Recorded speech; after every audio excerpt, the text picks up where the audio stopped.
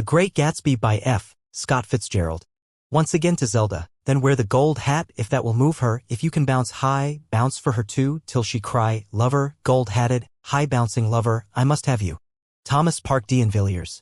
Part 1. In my younger and more vulnerable years, my father gave me some advice that I've been turning over in my mind ever since. Whenever you feel like criticizing anyone, he told me, just remember that all the people in this world haven't had the advantages that you've had. He didn't say any more, but we've always been unusually communicative in a reserved way, and I understood that he meant a great deal more than that. In consequence, I'm inclined to reserve all judgments, a habit that has opened up many curious natures to me and also made me the victim of not a few veteran bores. The abnormal mind is quick to detect and attach itself to this quality when it appears in a normal person, and so it came about that in college I was unjustly accused of being a politician because I was privy to the secret griefs of wild, unknown men. Most of the confidences were unsought. Frequently I have feigned sleep, preoccupation, or a hostile levity when I realized by some unmistakable sign that an intimate revelation was quivering on the horizon. For the intimate revelations of young men, or at least the terms in which they express them, are usually plagiaristic and marred by obvious suppressions. Reserving judgments is a matter of infinite hope. I am still a little afraid of missing something if I forget that, as my father snobbishly suggested, and I snobbishly repeat, a sense of the fundamental decencies is parceled out unequally at birth. And, after boasting this way of my tolerance, I come to the admission that it has a limit. Conduct may be founded on the hard rock or the wet marshes, but after a certain point I don't care what it's founded on. When I came back from the East last autumn, I felt that I wanted the world to be in uniform and at a sort of moral attention forever. I wanted no more riotous excursions with privileged glimpses into the human heart.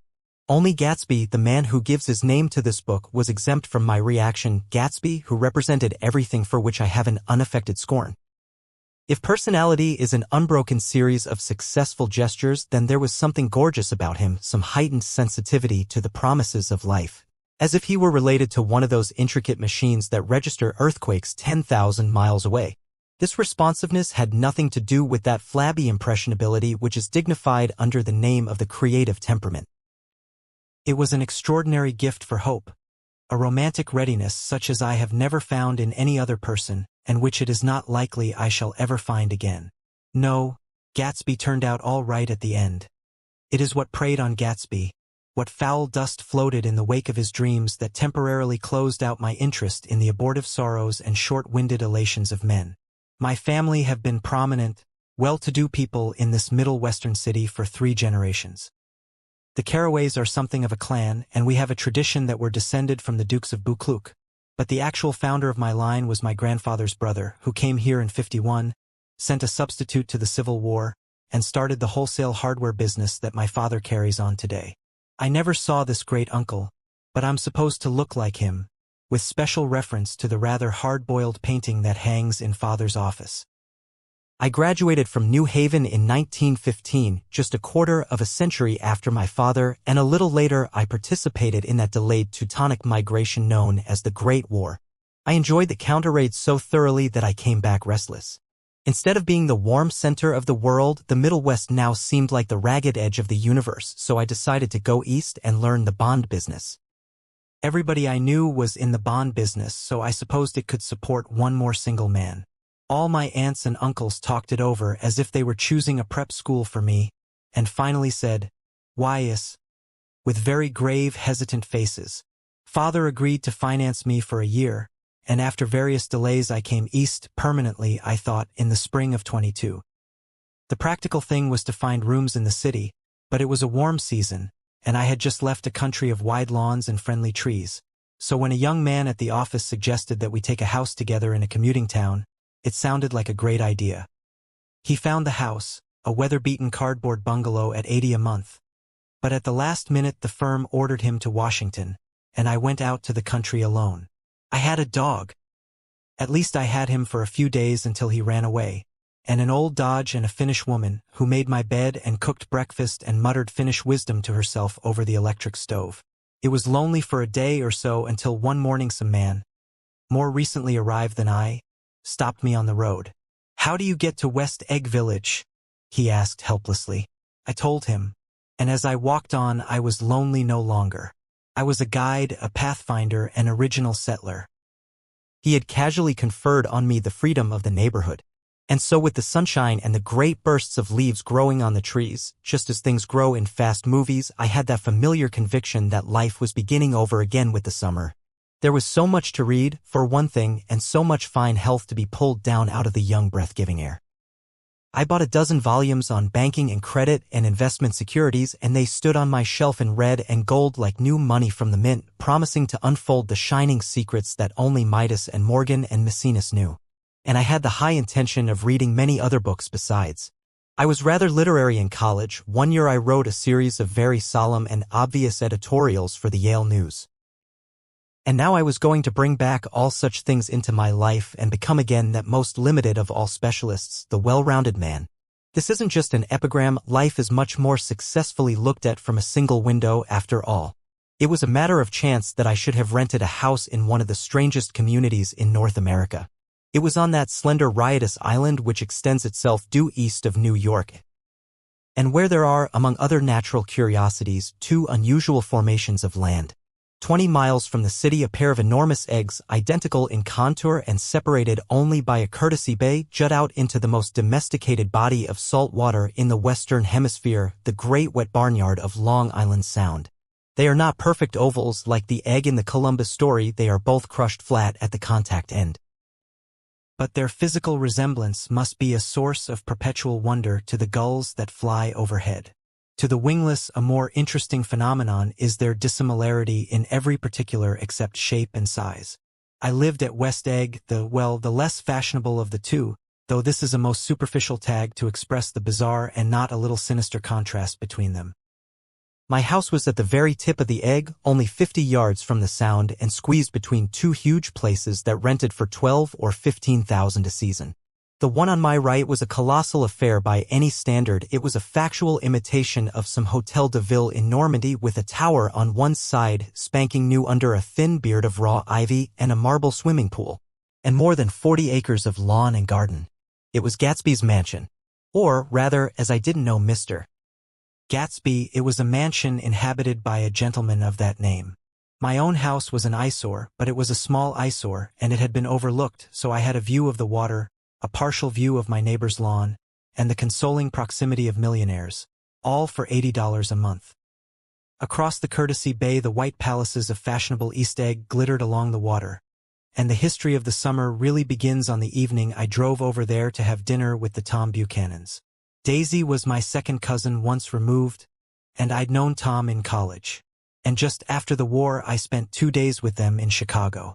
Her husband, among various physical accomplishments, had been one of the most powerful ends that ever played football at New Haven. A national figure in a way, one of those men who reach such an acute limited excellence at 21 that everything afterward savors of anticlimax. His family were enormously wealthy. Even in college his freedom with money was a matter for reproach. But now he'd left Chicago and come east in a fashion that rather took your breath away. For instance, he'd brought down a string of polo ponies from Lake Forest. It was hard to realize that a man in my own generation was wealthy enough to do that. Why they came east I don't know. They had spent a year in France for no particular reason and then drifted here and there unrestfully wherever people played polo and were rich together. This was a permanent move, said Daisy over the telephone, but I didn't believe it. I had no sight into Daisy's heart, but I felt that Tom would drift on forever seeking, a little wistfully, for the dramatic turbulence of some irrecoverable football game. And so it happened that, on a warm, windy evening, I drove over to East Egg to see two old friends whom I scarcely knew at all. Their house was even more elaborate than I expected. A cheerful red and white Georgian colonial mansion, overlooking the bay. The lawn started at the beach and ran towards the front door for a quarter of a mile, jumping over sundials and brick walks and burning gardens. Finally, when it reached the house, drifting up the side in bright vines, as though from the momentum of its run.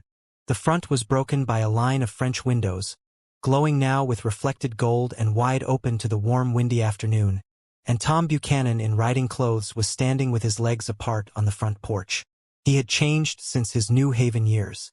Now he was a sturdy, straw-haired man of 30, with a rather hard mouth and a supercilious manner. Two shining, arrogant eyes had established dominance over his face and gave him the appearance of always leaning aggressively forward. Not even the effeminate swank of his riding clothes could hide the enormous power of that body. He seemed to fill those glistening boots until he strained the top lacing, and you could see a great pack of muscle shifting when his shoulder moved under his thin coat. It was a body capable of enormous leverage, a cruel body. His speaking voice, a gruff husky tenor, added to the impression of fractiousness he conveyed. There was a touch of paternal contempt in it, even toward people he liked, and there were men at New Haven who had hated his guts. "Now, don't think my opinion on these matters is final," he seemed to say. "Just because I'm stronger and more of a man than you are." We were in the same senior society, and while we were never intimate, I always had the impression that he approved of me and wanted me to like him with some harsh, defiant wistfulness of his own. We talked for a few minutes on the sunny porch. "I've got a nice place here," he said, his eyes flashing about restlessly.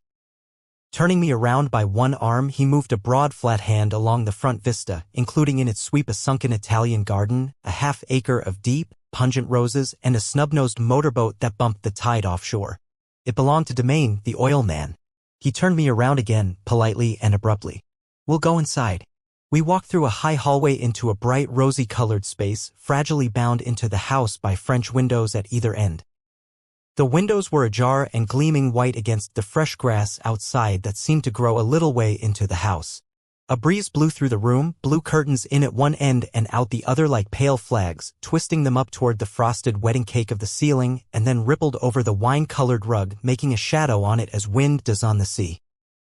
The only completely stationary object in the room was an enormous couch on which two young women were buoyed up as though upon an anchored balloon. They were both in white, and their dresses were rippling and fluttering as if they had just been blown back in after a short flight around the house. I must have stood for a few moments listening to the whip and snap of the curtains and the groan of a picture on the wall. Then there was a boom as Tom Buchanan shut the rear windows and the caught wind died out about the room and the curtains and the rugs, and the two young women ballooned slowly to the floor. The younger of the two was a stranger to me. She was extended full length at her end of the divan, completely motionless and with her chin raised a little as if she were balancing something on it which was quite likely to fall. If she saw me out of the corner of her eyes, she gave no hint of it. Indeed, I was almost surprised into murmuring an apology for having disturbed her by coming in. The other girl, Daisy, made an attempt to rise. She leaned slightly forward with a conscientious expression. Then she laughed, an absurd, charming little laugh, and I laughed too and came forward into the room. "I'm paralyzed with happiness." She laughed again as if she said something very witty and held my hand for a moment, looking up into my face, promising that there was no one in the world she so much wanted to see. That was a way she had. She hinted in a murmur that the surname of the balancing girl was Baker. I've heard it said that Daisy's murmur was only to make people lean toward her, an irrelevant criticism that made it no less charming. At any rate, Miss Baker's lips fluttered, she nodded at me almost imperceptibly and then quickly tipped her head back again. The object she was balancing had obviously tottered a little and given her something of a fright. Again a sort of apology arose to my lips. Almost any exhibition of complete self-sufficiency draws a stunned tribute from me. I looked back at my cousin, who began to ask me questions in her low, thrilling voice. It was the kind of voice that the ear follows up and down as if each speech is an arrangement of notes that will never be played again. Her face was sad and lovely with bright things in it, bright eyes and a bright, passionate mouth, but there was an excitement in her voice that men who had cared for her found difficult to forget. A singing compulsion, a whispered listen, a promise that she had done gay, exciting things just a while since and that there were gay, exciting things hovering in the next hour. I told her how I had stopped off in Chicago for a day on my way east and how a dozen people had sent their love through me. "Do they miss me?" she cried ecstatically. "The whole town is desolate. All the cars have the left rear wheel painted black as a mourning wreath, and there's a persistent wail all night along the North Shore. How gorgeous! Let's go back, Tom. Tomorrow." Then she added irrelevantly, "You ought to see the baby." "I'd like to. She's asleep. She's 3 years old. Haven't you ever seen her?" "Never." "Well, you ought to see her. She's—" Tom Buchanan, who had been hovering restlessly about the room, stopped and rested his hand on my shoulder. "What you doing, Nick?" "I'm a bondman." "Who with?" I told him. "Never heard of them," he remarked decisively. This annoyed me. "You will," I answered shortly. You will if you stay in the East. Oh, I'll stay in the East, don't you worry, he said, glancing at Daisy and then back at me as if he were alert for something more. I'd be a goddamned fool to live anywhere else. At this point Miss Baker said, absolutely, with such suddenness that I started. It was the first word she had uttered since I came into the room. Evidently it surprised her as much as it did me, for she yawned and with a series of rapid, deft movements stood up into the room. I'm stiff, she complained. I've been lying on that sofa for as long as I can remember. Don't look at me, Daisy retorted. I've been trying to get you to New York all afternoon. No thanks, said Miss Baker to the 4 cocktails just in from the pantry. I'm absolutely in training. Her host looked at her incredulously. You are. He took down his drink as if it were a drop in the bottom of a glass. How you ever get anything done is beyond me. I looked at Miss Baker, wondering what it was she got done. I enjoyed looking at her. She was a slender, small-breasted girl with an erect carriage which she accentuated by throwing her body backward at the shoulders like a young cadet. Her gray, sun-strained eyes looked back at me with polite reciprocal curiosity out of a wan, charming, discontented face. It occurred to me now that I had seen her, or a picture of her, somewhere before. You live in West Egg, she remarked contemptuously.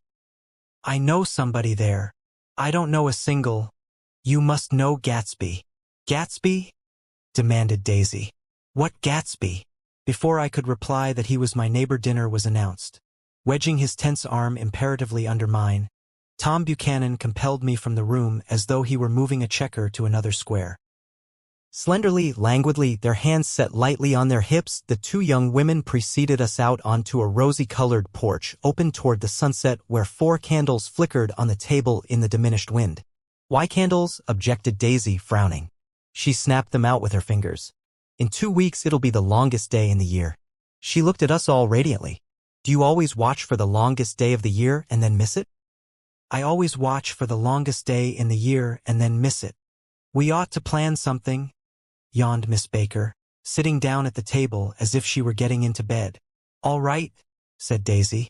What'll we plan? She turned to me helplessly. What do people plan? Before I could answer, her eyes fastened with an odd expression on her little finger. Look, she complained. I heard it. We all looked. The knuckle was black and blue. You did it, Tom, she said accusingly. I know you didn't mean to, but you did do it. That's what I get for marrying a brute of a man, a great, big, hulking physical specimen of a— I hate that word, hulking, objected Tom crossly, even in kidding. Hulking, insisted Daisy. Sometimes she and Miss Baker talked at once, unobtrusively and with a bantering inconsequence that was never quite chatter, that was as cool as their white dresses and their impersonal eyes in the absence of all desire. They were here, and they accepted Tom and me, making only a polite, pleasant effort to entertain or to be entertained. They knew that presently dinner would be over and a little later the evening too would be over and casually put away. It was sharply different from the West, where an evening was hurried from phase to phase towards its close in a continually disappointed anticipation or else in sheer nervous dread of the moment itself. You make me feel uncivilized, Daisy, I confessed on my second glass of corky but rather impressive claret. Can't you talk about crops or something? I meant nothing in particular by this remark, but it was taken up in an unexpected way. Civilization's going to pieces, broke out Tom violently. I've gotten to be a terrible pessimist about things. Have you read The Rise of the Colored Empires by this man Goddard? Why, no, I answered, rather surprised by his tone. Well, it's a fine book, and everybody ought to read it. The idea is if we don't look out, the white race will be utterly submerged. It's all scientific stuff. It's been proved. Tom's getting very profound, said Daisy, with an expression of unthoughtful sadness. He reads deep books with long words in them. What was that word Well, these books are all scientific, insisted Tom, glancing at her impatiently. This fellow has worked out the whole thing. It's up to us, who are the dominant race, to watch out, or these other races will have control of things. We've got to beat them down, whispered Daisy, winking ferociously toward the fervent sun. You ought to live in California, began Miss Baker, but Tom interrupted her by shifting heavily in his chair. This idea is that we're Nordics. I am, and you are, and after an infinitesimal hesitation he included Daisy with a slight nod, and she winked at me again. And we've produced all the things that go to make civilization, science and art and all that. Do you see? There was something pathetic in his concentration, as if his complacency, more acute than of old, was not enough to him anymore. When, almost immediately, the telephone rang inside and the butler left the porch, Daisy seized upon the momentary interruption and leaned towards me. "I'll tell you a family secret," she whispered enthusiastically. "It's about the butler's nose." "Do you want to hear about the butler's nose? That's why I came over tonight." "Well, he wasn't always a butler. He used to be the silver polisher for some people in New York that had a silver service for 200 people. He had to polish it from morning till night, until finally it began to affect his nose." "Things went from bad to worse," suggested Miss Baker. "Yes, things went from bad to worse until finally he had to give up his position." For a moment the last sunshine fell with romantic affection upon her glowing face. Her voice compelled me forward breathlessly as I listened. Then the glow faded, each light deserting her with lingering regret, like children leaving a pleasant street at dusk. The butler came back and murmured something close to Tom's ear, whereupon Tom frowned, pushed back his chair, and without a word went inside. As if his absence quickened something within her, Daisy leaned forward again, her voice glowing and singing. "I love to see you at my table, Nick. You remind me of a rose, an absolute rose." "Doesn't he?" She turned to Miss Baker for confirmation. "An absolute rose?" This was untrue. "I am not even faintly like a rose." She was only extemporizing, but a stirring warmth flowed from her, as if her heart was trying to come out to you, concealed in one of those breathless, thrilling words. Then suddenly she threw her napkin on the table and excused herself and went into the house. Miss Baker and I exchanged a short glance, consciously devoid of meaning. I was about to speak when she sat up alertly and said, "Sh," in a warning voice. A subdued, impassioned murmur was audible in the room beyond, and Miss Baker leaned forward unashamed, trying to hear. The murmur trembled on the verge of coherence, sank down, mounted excitedly, and then ceased altogether. "This Mr. Gatsby you spoke of is my neighbor," I began. "Don't talk. I want to hear what happens." "Is something happening?" I inquired innocently. "You mean to say you don't know?" said Miss Baker, honestly surprised. "I thought everybody knew." "I don't." "Why?" she said hesitantly. "Tom's got some woman in New York." "Got some woman?" I repeated blankly. Miss Baker nodded. "She might have the decency not to telephone him at dinner time. Don't you think?" Almost before I had grasped her meaning, there was the flutter of a dress and the crunch of leather boots, and Tom and Daisy were back at the table. "It couldn't be helped," cried Daisy with tense gaiety. She sat down, glanced searchingly at Miss Baker and then at me, and continued, "I looked outdoors for a minute, and it's very romantic outdoors. There's a bird on the lawn that I think must be a nightingale come over on the Cunard or White Star Line. He's singing away," her voice sang. "It's romantic, isn't it, Tom?" "Very romantic," he said, and then miserably to me, "If it's light enough after dinner, I want to take you down to the stables." The telephone rang inside, startlingly, and as Daisy shook her head decisively at Tom, the subject of the stables, in fact all subjects, vanished into air. Among the broken fragments of the last 5 minutes at table, I remember the candles being lit again, pointlessly, and I was conscious of wanting to look squarely at everyone and yet to avoid all eyes. I couldn't guess what Daisy and Tom were thinking, but I doubt if even Miss Baker, who seemed to have mastered a certain hearty skepticism, was able utterly to put this fifth guest's shrill metallic urgency out of mind. To a certain temperament the situation might have seemed intriguing. My own instinct was to telephone immediately for the police. The horses, needless to say, were not mentioned again. Tom and Miss Baker, with several feet of twilight between them, strolled back into the library, as if to a vigil beside a perfectly tangible body, while, trying to look pleasantly interested and a little deaf, I followed Daisy around a chain of connecting verandas to the porch in front. In its deep gloom we sat down side by side on a wicker settee.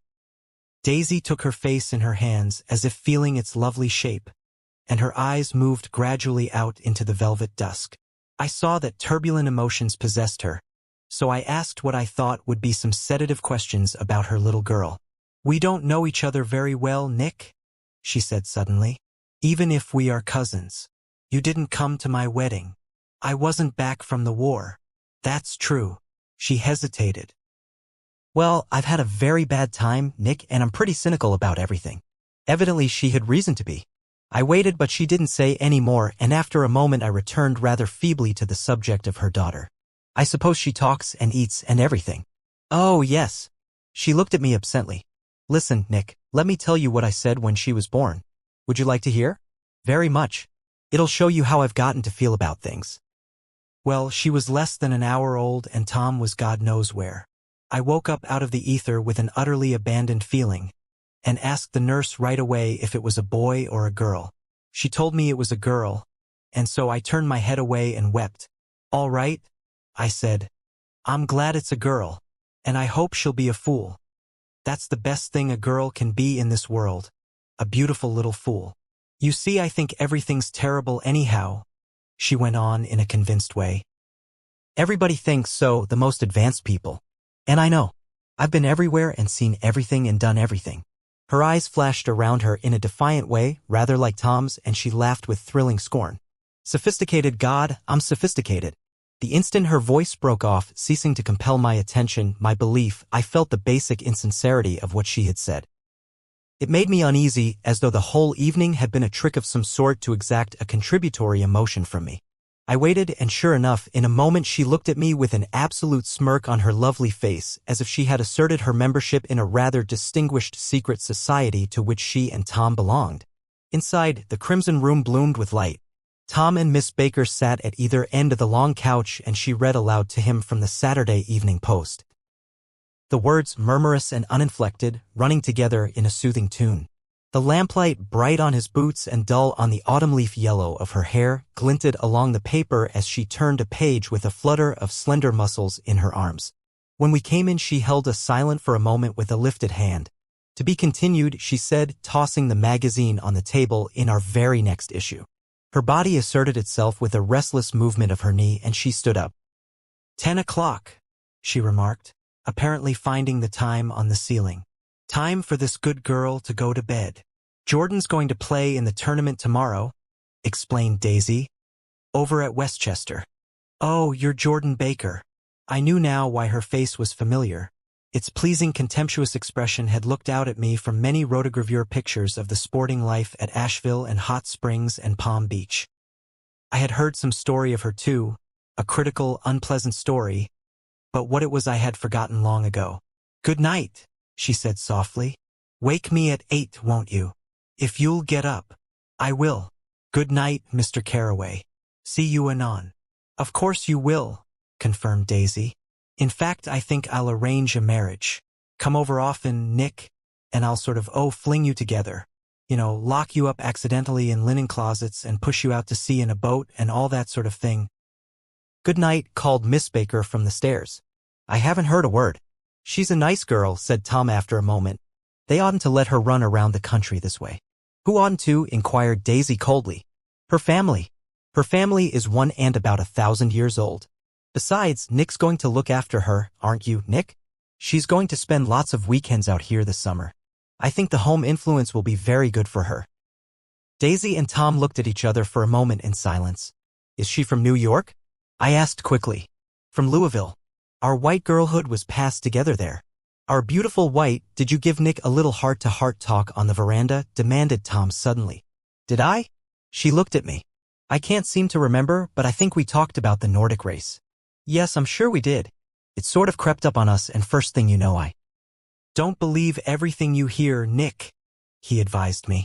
I said lightly that I had heard nothing at all, and a few minutes later I got up to go home. They came to the door with me and stood side by side in a cheerful square of light. As I started my motor, Daisy peremptorily called, Wait, I forgot to ask you something, and it's important. We heard you were engaged to a girl out west. That's right, corroborated Tom kindly. We heard that you were engaged. It's a libel. I'm too poor. But we heard it, insisted Daisy, surprising me by opening up again in a flower-like way. We heard it from 3 people, so it must be true. Of course I knew what they were referring to, but I wasn't even vaguely engaged. The fact that gossip had published the banns was one of the reasons I had come east. You can't stop going with an old friend on account of rumors, and on the other hand I had no intention of being rumored into marriage. Their interest rather touched me and made them less remotely rich. Nevertheless, I was confused and a little disgusted as I drove away. It seemed to me that the thing for Daisy to do was to rush out of the house, child in arms, but apparently there were no such intentions in her head. As for Tom, the fact that he had some woman in New York was really less surprising than that he had been depressed by a book.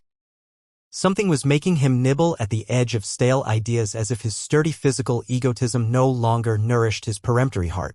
Already it was deep summer on roadhouse roofs and in front of wayside garages where new red petrol pumps sat out in pools of light, and when I reached my estate at West Egg I ran the car under its shed and sat for a while on an abandoned grass roller in the yard.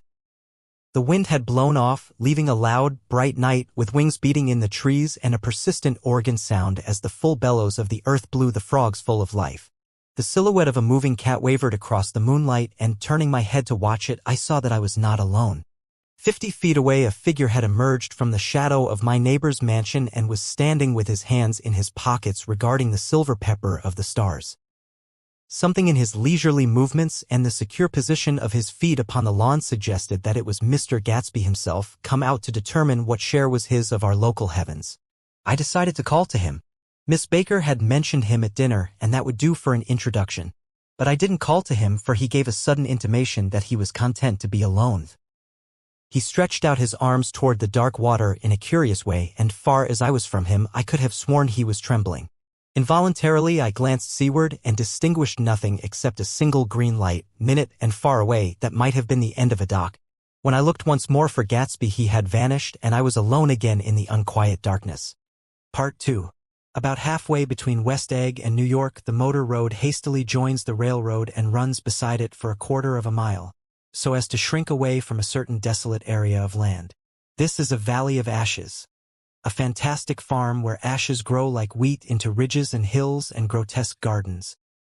Where ashes take the forms of houses and chimneys and rising smoke and, finally, with a transcendent effort, of ash-gray men, who move dimly and already crumbling through the powdery air. Occasionally a line of gray cars crawls along an invisible track, gives out a ghastly creak, and comes to rest, and immediately the ash-gray men swarm up with leaden spades and stir up an impenetrable cloud, which screens their obscure operations from your sight. But above the gray land and the spasms of bleak dust which drift endlessly over it, you perceive, after a moment, the eyes of Dr. T. J. Eckelberg. The eyes of Dr. T. J. Eckelberg are blue and gigantic. Their retinas are 1 yard high. They look out of no face, but, instead, from a pair of enormous yellow spectacles which pass over a non-existent nose. Evidently some wild wag of an oculist set them there to fatten his practice in the borough of Queens, and then sank down himself into eternal blindness, or forgot them and moved away. But his eyes, dimmed a little by many paintless days, under sun and rain, brood on over the solemn dumping ground. The Valley of Ashes is bounded on one side by a small foul river, and when the drawbridge is up to let barges through, the passengers on waiting trains can stare at the dismal scene for as long as half an hour.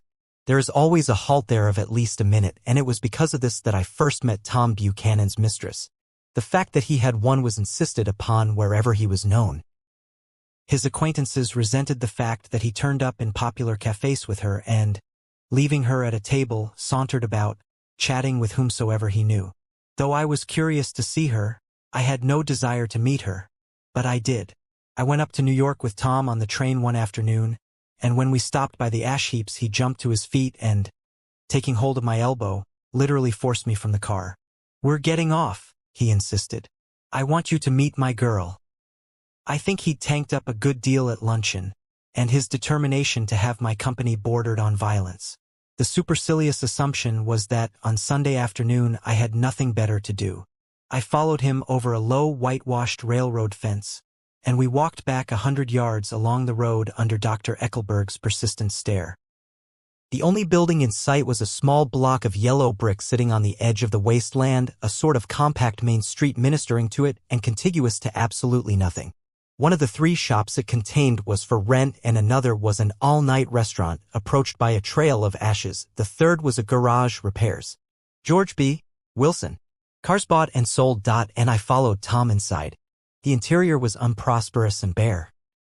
The only car visible was the dust-covered wreck of a Ford which crouched in a dim corner. It had occurred to me that this shadow of a garage must be a blind.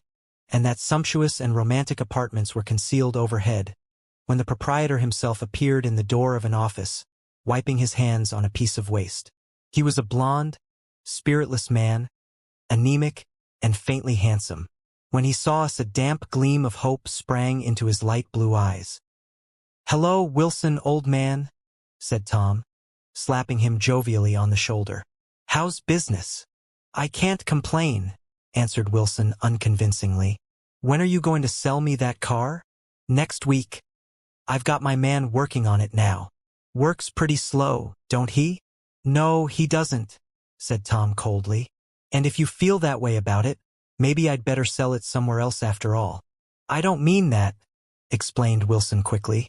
"I just meant—" His voice faded off and Tom glanced impatiently around the garage. Then I heard footsteps on a stairs, and in a moment the thickish figure of a woman blocked out the light from the office door. She was in the middle 30s and faintly stout, but she carried her flesh sensuously as some women can. Her face, above a spotted dress of dark blue crepe de chine, contained no facet or gleam of beauty, but there was an immediately perceptible vitality about her, as if the nerves of her body were continually smoldering. She smiled slowly and, walking through her husband as if he were a ghost, shook hands with Tom, looking him flush in the eye. Then she wet her lips and, without turning around, spoke to her husband in a soft, coarse voice. "Get some chairs, why don't you, so somebody can sit down?" "Oh, sure," agreed Wilson hurriedly and went toward the little office, mingling immediately with the cement color of the walls. A white ashen dust veiled his dark suit and his pale hair, as it veiled everything in the vicinity except his wife, who moved close to Tom. "I want to see you," said Tom intently. "Get on the next train." "All right. I'll meet you by the newsstand on the lower level." She nodded and moved away from him just as George Wilson emerged with 2 chairs from his office door. We waited for her down the road and out of sight. It was a few days before the 4th of July, and a gray, scrawny Italian child was setting torpedoes in a row along the railroad track. "Terrible place, isn't it?" said Tom, exchanging a frown with Dr. Eckelberg. "Awful. It does her good to get away." "Doesn't her husband object?" "Wilson? He thinks she goes to see her sister in New York. He's so dumb he doesn't know he's alive." So Tom Buchanan and his girl and I went up together to New York. Or not quite together, for Mrs. Wilson sat discreetly in another car. Tom deferred that much to the sensibilities of those East Eggers who might be on the train. She had changed her dress to a brown-figured muslin, which stretched tight over her rather wide hips as Tom helped her to the platform in New York. At the newsstand she bought a copy of Town Tattle and a moving picture magazine, and in the station drugstore some cold cream and a small flask of perfume. Upstairs, in the solemn echoing drive, she let 4 taxicabs drive away before she selected a new one, lavender-colored with gray upholstery, and in this we slid out from the mass of the station into the glowing sunshine. But immediately she turned sharply from the window and, leaning forward, tapped on the front glass. "I want to get one of those dogs," she said earnestly. "I want to get one for the apartment. They're nice to have, a dog." We backed up to a gray old man who bore an absurd resemblance to John D. Rockefeller. In a basket swung from his neck cowered a dozen very recent puppies of an indeterminate breed. "What kind are they?" asked Mrs. Wilson eagerly, as he came to the taxi window. "All kinds." "What kind do you want, lady?" "I'd like to get one of those police dogs." "I don't suppose you got that kind." The man peered doubtfully into the basket, plunged in his hand, and drew one up, wriggling by the back of the neck. "That's no police dog," said Tom. "No, it's not exactly a police dog," said the man with disappointment in his voice. "It's more of an Airedale." He passed his hand over the brown wash rag of a back. "Look at that coat." "Some coat. That's a dog that'll never bother you with catching cold." "I think it's cute," said Mrs. Wilson enthusiastically. "How much is it?" "That dog." He looked at it admiringly. "That dog will cost you $10. The Airedale, undoubtedly there was an Airedale concerned in it somewhere, though its feet were startlingly white, changed hands and settled down into Mrs. Wilson's lap, where she fondled the weatherproof coat with rapture. "Is it a boy or a girl?"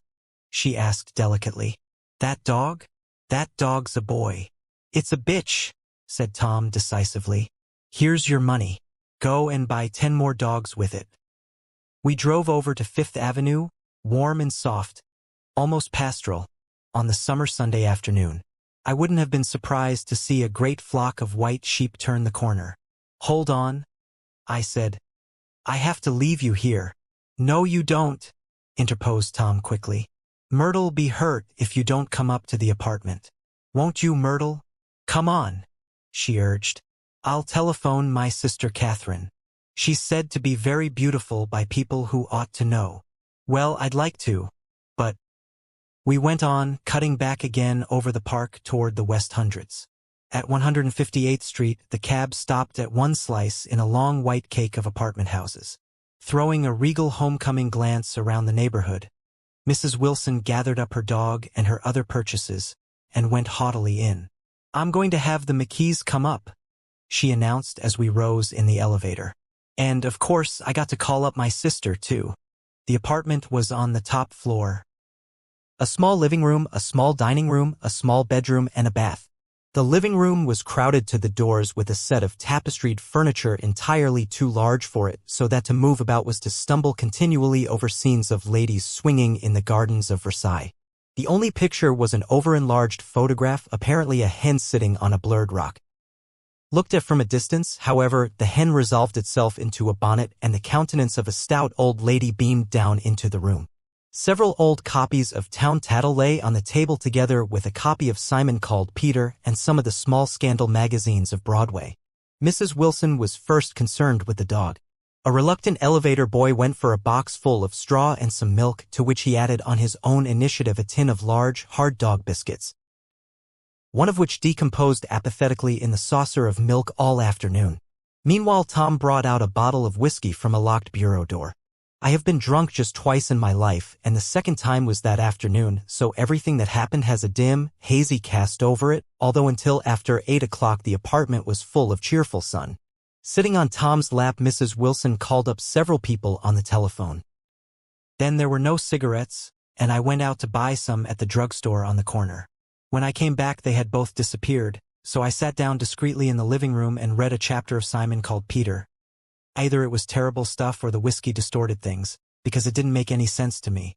Just as Tom and Myrtle, after the first drink, Mrs. Wilson and I called each other by our first names, reappeared, company commenced to arrive at the apartment door. The sister, Catherine, was a slender, worldly girl of about 30, with a solid, sticky bob of red hair and a complexion powdered milky white. Her eyebrows had been plucked and then drawn on again at a more rakish angle, but the efforts of nature toward the restoration of the old alignment gave a blurred air to her face. When she moved about there was an incessant clicking as innumerable pottery bracelets jingled up and down upon her arms. She came in with such a proprietary haste and looked around so possessively at the furniture that I wondered if she lived here. But when I asked her she laughed immoderately, repeated my question aloud, and told me she lived with a girlfriend at a hotel. Mr. McKee was a pale, feminine man from the flat below. He had just shaved, for there was a white spot of lather on his cheekbone, and he was most respectful in his greeting to everyone in the room. He informed me that he was in the artistic game, and I gathered later that he was a photographer and had made the dim enlargement of Mrs. Wilson's mother, which hovered like an ectoplasm on the wall. His wife was shrill, languid, handsome, and horrible. She told me with pride that her husband had photographed her 127 times since they had been married. Mrs. Wilson had changed her costume some time before and was now attired in an elaborate afternoon dress of cream-colored chiffon, which gave out a continual rustle as she swept about the room. With the influence of the dress, her personality had also undergone a change. The intense vitality that had been so remarkable in the garage was converted into impressive hauteur. Her laughter, her gestures, her assertions became more violently affected moment by moment, and as she expanded the room grew smaller around her until she seemed to be revolving on a noisy, creaking pivot through the smoky air. "My dear," she told her sister in a high, mincing shout, "most of these fellas will cheat you every time. All they think of is money. I had a woman up here last week to look at my feet, and when she gave me the bill you'd have thought she had my appendicitis out." "What was the name of the woman?" asked Mrs. McKee. "Mrs. Eberhardt. She goes around looking at people's feet in their own homes." "I like your dress," remarked Mrs. McKee. "I think it's adorable." Mrs. Wilson rejected the compliment by raising her eyebrow in disdain. "It's just a crazy old thing," she said. "I just slip it on sometimes when I don't care what I look like." But it looks wonderful on you, if you know what I mean, pursued Mrs. McKee. If Chester could only get you in that pose, I think he could make something of it. We all looked in silence at Mrs. Wilson, who removed a strand of hair from over her eyes and looked back at us with a brilliant smile. Mr. McKee regarded her intently with his head on one side, and then moved his hand back and forth slowly in front of his face. I should change the light, he said after a moment. I'd like to bring out the modeling of the features, and I'd try to get hold of all the back hair. I wouldn't think of changing the light, cried Mrs. McKee. I think it's, her husband said, Sach. And we all looked at the subject again, whereupon Tom Buchanan yawned audibly and got to his feet. You McKees have something to drink, he said. Get some more ice and mineral water, Myrtle, before everybody goes to sleep. I told that boy about the ice. Myrtle raised her eyebrows in despair at the shiftlessness of the lower orders. These people, you have to keep after them all the time. She looked at me and laughed pointlessly. Then she flounced over to the dog, kissed it with ecstasy, and swept into the kitchen, implying that a dozen chefs awaited her orders there. I've done some nice things out on Long Island, asserted Mr. McKee. Tom looked at him blankly. 2 of them we have framed downstairs. 2 what? Demanded Tom. 2 studies. One of them I call Montauk Point, the gulls, and the other I call Montauk Point, the sea. The sister Catherine sat down beside me on the couch. Do you live down on Long Island too? She inquired. I live at West Egg. Really? I was down there at a party about a month ago. At a man named Gatsby's. Do you know him? I live next door to him. Well, they say he's a nephew or a cousin of Kaiser Wilhelm's. That's where all his money comes from. Really? She nodded. I'm scared of him. I'd hate to have him get anything on me. This absorbing information about my neighbor was interrupted by Mrs. McKee's pointing suddenly at Catherine. Chester, I think you could do something with her, she broke out. But Mr. McKee only nodded in a bored way and turned his attention to Tom. I'd like to do more work on Long Island, if I could get the entry. All I ask is that they should give me a start. Ask Myrtle, said Tom, breaking into a short shout of laughter as Mrs. Wilson entered with a tray. She'll give you a letter of introduction, won't you, Myrtle? Do what? She asked, startled. You'll give McKee a letter of introduction to your husband, so he can do some studies of him. His lips moved silently for a moment as he invented, George B.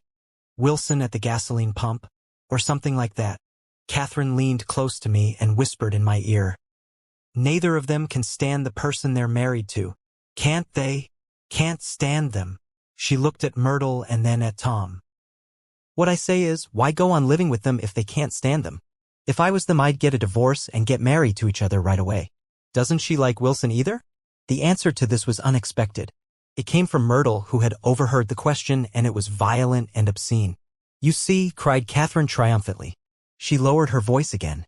It's really his wife that's keeping them apart. She's a Catholic and they don't believe in divorce. Daisy was not a Catholic, and I was a little shocked at the elaborateness of the lie. When they do get married, continued Catherine, they're going west to live for a while until it blows over. It'd be more discreet to go to Europe. Oh, do you like Europe? She exclaimed surprisingly. I just got back from Monte Carlo. Really? Just last year. I went over there with another girl. Stay long? No, we just went to Monte Carlo and back. We went by way of Marseilles. We had over $1,200 when we started, but we got gypped out of it all in 2 days in the private rooms. We had an awful time getting back, I can tell you. God, how I hated that town. The late afternoon sky bloomed in the window for a moment like the blue honey of the Mediterranean. Then the shrill voice of Mrs. McKee called me back into the room. I almost made a mistake too, she declared vigorously. I almost married a little kike who'd been after me for years. I knew he was below me. Everybody kept saying to me, Lucille, that man's way below you. But if I hadn't met Chester, he'd have got me sure. Yes, but listen, said Myrtle Wilson, nodding her head up and down. At least you didn't marry him. I know I didn't. Well, I married him, said Myrtle ambiguously. And that's the difference between your case and mine. Why did you, Myrtle? Demanded Catherine. Nobody forced you to. Myrtle considered. I married him because I thought he was a gentleman, she said finally. I thought he knew something about breeding, but he wasn't fit to lick my shoe. You were crazy about him for a while, said Catherine. Crazy about him, cried Myrtle incredulously. Who said I was crazy about him? I never was any more crazy about him than I was about that man there. She pointed suddenly at me, and everyone looked at me accusingly. I tried to show by my expression that I expected no affection. The only crazy I was when I married him. I knew right away I made a mistake. He borrowed somebody's best suit to get married in, and never even told me about it. And the man came after it one day when he was out. "Oh, is that your suit?" I said. "This is the first I ever heard about it." But I gave it to him, and then I lay down and cried to beat the band all afternoon. "She really ought to get away from him," resumed Catherine to me. "They've been living over that garage for 11 years. And Tom's the first sweetie she ever had." The bottle of whiskey, a second one, was now in constant demand by all present, excepting Catherine, who felt just as good on nothing at all. Tom rang for the janitor and sent him for some celebrated sandwiches, which were a complete supper in themselves. I wanted to get out and walk eastward toward the park through the soft twilight, but each time I tried to go I became entangled in some wild, strident argument which pulled me back, as if with ropes, into my chair. Yet high over the city our line of yellow windows must have contributed their share of human secrecy to the casual watcher in the darkening streets, and I saw him too, looking up and wondering. I was within and without, simultaneously enchanted and repelled by the inexhaustible variety of life. Myrtle pulled her chair close to mine, and suddenly her warm breath poured over me the story of her first meeting with Tom. It was on the two little seats facing each other that are always the last ones left on the train. I was going up to New York to see my sister and spend the night. He had on a dress suit and patent leather shoes, and I couldn't keep my eyes off him, but every time he looked at me I had to pretend to be looking at the advertisement over his head. When we came into the station he was next to me, and his white shirt front pressed against my arm, and so I told him I'd have to call a policeman, but he knew I lied. I was so excited that when I got into a taxi with him, I didn't hardly know I wasn't getting into a subway train. All I kept thinking about, over and over, was, "You can't live forever. You can't live forever." She turned to Mrs. McKee, and the room rang full of her artificial laughter. "My dear," she cried, "I'm going to give you this dress as soon as I'm through with it. I've got to get another one tomorrow. I'm going to make a list of all the things I've got to get. A massage and a wave, and a collar for the dog, and one of those cute little ashtrays where you touch a spring, and a wreath with a black silk bow for Mother's grave that'll last all summer. I got to write down a list so I won't forget all the things I got to do." It was 9 o'clock. Almost immediately afterward I looked at my watch and found it was 10. Mr. McKee was asleep on a chair with his fists clenched in his lap, like a photograph of a man of action. Taking out my handkerchief, I wiped from his cheek the spot of dried lather that had worried me all the afternoon. The little dog was sitting on the table looking with blind eyes through the smoke, and from time to time groaning faintly. People disappeared, reappeared, made plans to go somewhere, and then lost each other, searched for each other, found each other a few feet away. Sometime toward midnight Tom Buchanan and Mrs. Wilson stood face to face discussing, in impassioned voices, whether Mrs. Wilson had any right to mention Daisy's name. "Daisy! Daisy! Daisy!" shouted Mrs. Wilson. "I'll say it whenever I want to. Daisy!" Making a short deft movement, Tom Buchanan broke her nose with his open hand. Then there were bloody towels upon the bathroom floor, and women's voices scolding, and high over the confusion a long broken wail of pain. Mr. McKee awoke from his doze and started in a daze toward the door. When he had gone halfway he turned around and stared at the scene. His wife and Catherine scolding and consoling as they stumbled here and there among the crowded furniture with articles of aid, and the despairing figure on the couch, bleeding fluently and trying to spread a copy of Town Tattle over the tapestry scenes of Versailles. Then Mr. McKee turned and continued on out the door. Taking my hat from the chandelier, I followed. "Come to lunch someday," he suggested as we groaned down in the elevator. "Where?" "Anywhere." "Keep your hands off the lever," snapped the elevator boy. "I beg your pardon," said Mr. McKee with dignity. "I didn't know I was touching it." "All right," I agreed. "I'll be glad to." I was standing beside his bed and he was sitting up between the sheets, clad in his underwear with a great portfolio in his hands. Beauty and the Beast. Loneliness. Old Grocery Horse. Brookenbridge. Then I was lying half asleep in the cold lower level of the Pennsylvania station, staring at the Morning Tribune and waiting for the 4 o'clock train. Part 3. There was music from my neighbor's house through the summer nights. In his blue gardens men and girls came and went like moths among the whisperings and the champagne and the stars. At high tide in the afternoon I watched his guests diving from the tower of his raft or taking the sun on the hot sand of his beach while his 2 motorboats slit the waters of the Sound, drawing aquaplanes over cataracts of foam. On weekends his Rolls-Royce became an omnibus bearing parties to and from the city between 9 in the morning and long past midnight, while his station wagon scampered like a brisk yellow bug to meet all trains.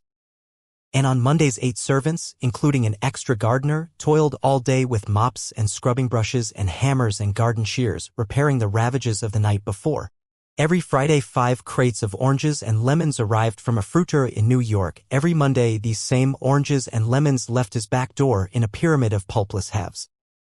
There was a machine in the kitchen which could extract the juice of 200 oranges in half an hour if a little button was pressed 200 times by a butler's thumb. At least once a fortnight a corps of caterers came down with several hundred feet of canvas and enough colored lights to make a Christmas tree of Gatsby's enormous garden. On buffet tables, garnished with glistening hors d'oeuvre, spiced baked hams crowded against salads of harlequin designs and pastry pigs and turkeys bewitched to a dark gold. In the main hall a bar with a real brass rail was set up and stocked with gins and liquors and with cordials so long forgotten that most of his female guests were too young to know one from another. By 7 o'clock the orchestra has arrived. No thin 5-piece affair, but a whole pitful of oboes and trombones and saxophones and viols and cornets and piccolos, and low and high drums. The last swimmers have come in from the beach now and are dressing upstairs. The cars from New York are parked 5 deep in the drive, and already the halls and salons and verandas are gaudy with primary colors, and hair bobbed in strange new ways, and shawls beyond the dreams of Castile. The bar is in full swing, and floating rounds of cocktails permeate the garden outside, until the air is alive with chatter and laughter, and casual innuendo and introductions forgotten on the spot, and enthusiastic meetings between women who never knew each other's names. The lights grow brighter as the earth lurches away from the sun, and now the orchestra is playing yellow cocktail music, and the opera of voices pitches a key higher. Laughter is easier minute by minute, spilled with prodigality, tipped out at a cheerful word. The groups change more swiftly, swell with new arrivals, dissolve and form in the same breath. Already there are wanderers, confident girls who weave here and there among the stouter and more stable, become for a sharp, joyous moment the center of a group, and then, excited with triumph, glide on through the sea change of faces and voices and color under the constantly changing light. Suddenly one of these gypsies, in trembling opal, seizes a cocktail out of the air, dumps it down for courage and, moving her hands like Frisco, dances out alone on the canvas platform. A momentary hush, the orchestra leader varies his rhythm obligingly for her, and there is a burst of chatter as the erroneous news goes around that she is Gilda Gray's understudy from the Follies. The party has begun. I believe that on the first night I went to Gatsby's house I was one of the few guests who had actually been invited. People were not invited, they went there. They got into automobiles which bore them out to Long Island, and somehow they ended up at Gatsby's door. Once there they were introduced by somebody who knew Gatsby, and after that they conducted themselves according to the rules of behavior associated with an amusement park. Sometimes they came and went without having met Gatsby at all, came for the party with a simplicity of heart that was its own ticket of admission. I had been actually invited. A chauffeur in a uniform of robin's egg blue crossed my lawn early that Saturday morning with a surprisingly formal note from his employer. The honor would be entirely Gatsby's, it said, if I would attend his little party that night. He had seen me several times and had intended to call on me long before, but a peculiar combination of circumstances had prevented it. Signed J. Gatsby in a majestic hand. Dressed up in white flannels I went over to his lawn a little after 7 and wandered around rather ill at ease among swirls and eddies of people I didn't know, though here and there was a face I had noticed on the commuting train. I was immediately struck by the number of young Englishmen dotted about. All well-dressed, all looking a little hungry, and all talking in low, earnest voices to solid and prosperous Americans. I was sure that they were selling something, bonds or insurance or automobiles. They were at least agonizingly aware of the easy money in the vicinity and convinced that it was theirs for a few words in the right key. As soon as I arrived, I made an attempt to find my host, but the 2 or 3 people of whom I asked his whereabouts stared at me in such an amazed way, and denied so vehemently any knowledge of his movements, that I slunk off in the direction of the cocktail table, the only place in the garden where a single man could linger without looking purposeless and alone. I was on my way to get roaring drunk from sheer embarrassment when Jordan Baker came out of the house and stood at the head of the marble steps, leaning a little backward and looking with contemptuous interest down into the garden. Welcome or not, I found it necessary to attach myself to someone before I should begin to address cordial remarks to the passers-by. "Hello," I roared, advancing toward her. My voice seemed unnaturally loud across the garden. "I thought you might be here," she responded absently as I came up. "I remembered you lived next door to—" She held my hand impersonally, as a promise that she'd take care of me in a minute, and gave ear to 2 girls in twin yellow dresses, who stopped at the foot of the steps. "Hello!" they cried together. "Sorry you didn't win. That was for the golf tournament." She had lost in the finals the week before. "You don't know who we are," said one of the girls in yellow, "but we met you here about a month ago." "You've dyed your hair since then," remarked Jordan, and I started, but the girls had moved casually on and her remark was addressed to the premature moon, produced like the supper, no doubt, out of a caterer's basket. With Jordan's slender golden arm resting in mine, we descended the steps and sauntered about the garden. A tray of cocktails floated at us through the twilight, and we sat down at a table with the 2 girls in yellow and 3 men, each one introduced to us as Mr. Mumble. "Do you come to these parties often?" inquired Jordan of the girl beside her. "The last one was the one I met you at," answered the girl in an alert, confident voice. She turned to her companion. "Wasn't it for you, Lucille?" "It was for Lucille too." "I like to come," Lucille said. "I never care what I do, so I always have a good time. When I was here last I tore my gown on a chair, and he asked me my name and address. Inside of a week I got a package from Courier's with a new evening gown in it." "Did you keep it?" asked Jordan. "Sure I did. I was going to wear it tonight, but it was too big in the bust and had to be altered. It was gas blue with lavender beads. $265. "There's something funny about a fellow that'll do a thing like that," said the other girl eagerly. "He doesn't want any trouble with anybody." "Who doesn't?" I inquired. "Gatsby. Somebody told me." The 2 girls and Jordan leaned together confidentially. "Somebody told me they thought he killed a man once." A thrill passed over all of us. The 3 Mr. Mumbles bent forward and listened eagerly. "I don't think it's so much that," argued Lucille skeptically. "It's more that he was a German spy during the war." One of the men nodded in confirmation. "I heard that from a man who knew all about him, grew up with him in Germany," he assured us positively.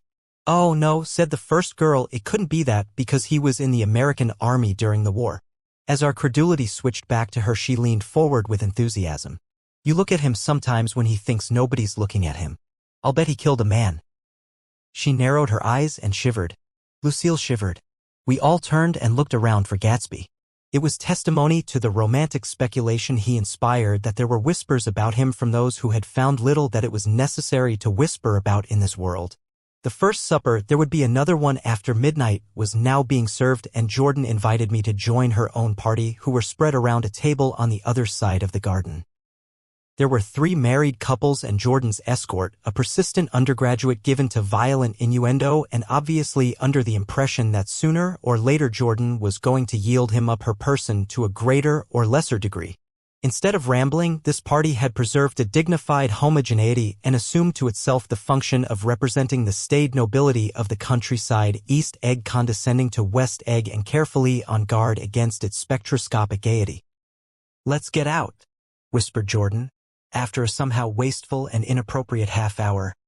"This is much too polite for me." We got up, and she explained that we were going to find the host. "I had never met him," she said, "and it was making me uneasy."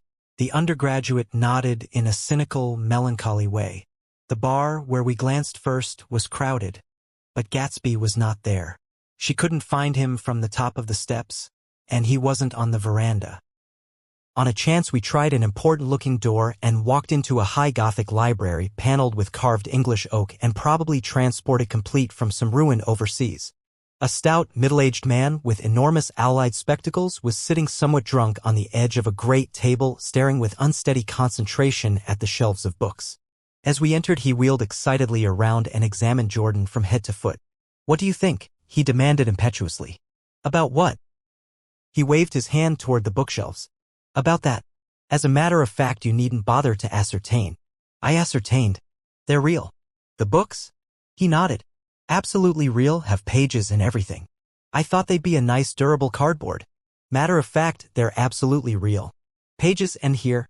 Let me show you." Taking our skepticism for granted, he rushed to the bookcases and returned with volume 1 of the Stoddard Lectures. "See," he cried triumphantly.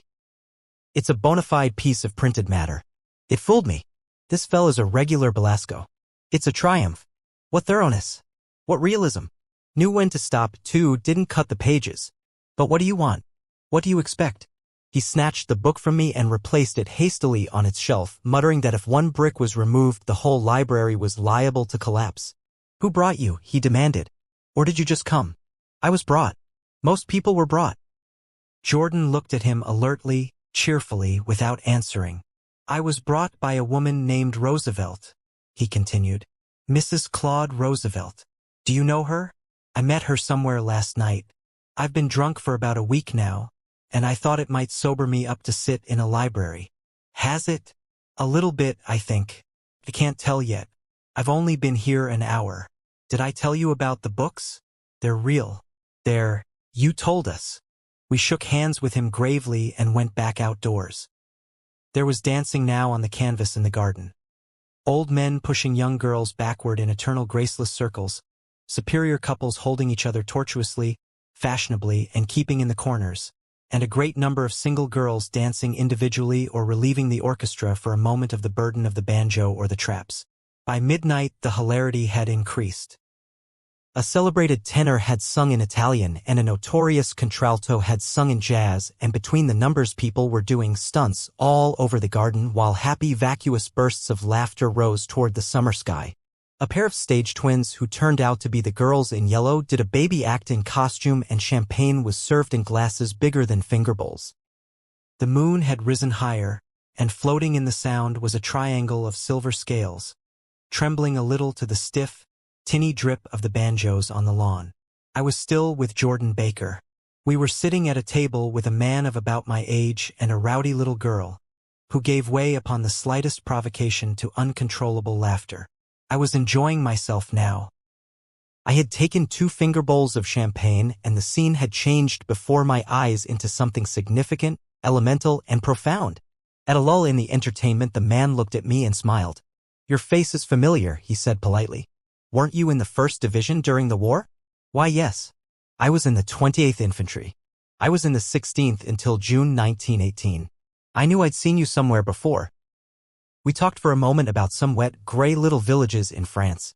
Evidently he lived in this vicinity, for he told me that he had just bought a hydroplane and was going to try it out in the morning. "Want to go with me, old sport? Just near the shore along the Sound." "What time?" "Any time that suits you best." It was on the tip of my tongue to ask his name when Jordan looked around and smiled. "Having a gay time now?" she inquired. "Much better." I turned again to my new acquaintance. "This is an unusual party for me. I haven't even seen the host. I live over there."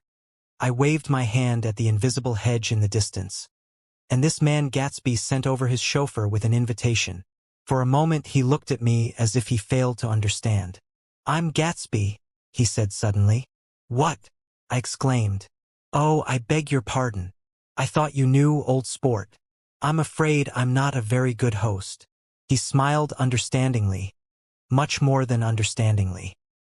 It was one of those rare smiles with a quality of eternal reassurance in it that you may come across 4 or 5 times in life. It faced, or seemed to face, the whole eternal world for an instant and then concentrated on you with an irresistible prejudice in your favor. It understood you just so far as you wanted to be understood, believed in you as you would like to believe in yourself, and assured you that it had precisely the impression of you that, at your best, you hoped to convey. Precisely at that point it vanished, and I was looking at an elegant young roughneck, a year or two over 30, whose elaborate formality of speech just missed being absurd. Some time before he introduced himself, I'd got a strong impression that he was picking his words with care. Almost at the moment when Mr. Gatsby identified himself, a butler hurried toward him with the information that Chicago was calling him on the wire. He excused himself with a small bow that included each of us in turn. "If you want anything, just ask for it, old sport," he urged me. "Excuse me. I will rejoin you later." When he was gone, I turned immediately to Jordan, constrained to assure her of my surprise. I had expected that Mr. Gatsby would be a florid and corpulent person in his middle years. "Who is he?" I demanded. "Do you know? He's just a man named Gatsby." "Where's he from, I mean? And what does he do?" "Now you're started on the subject," she answered with a wan smile. "Well, he told me once he was an Oxford man."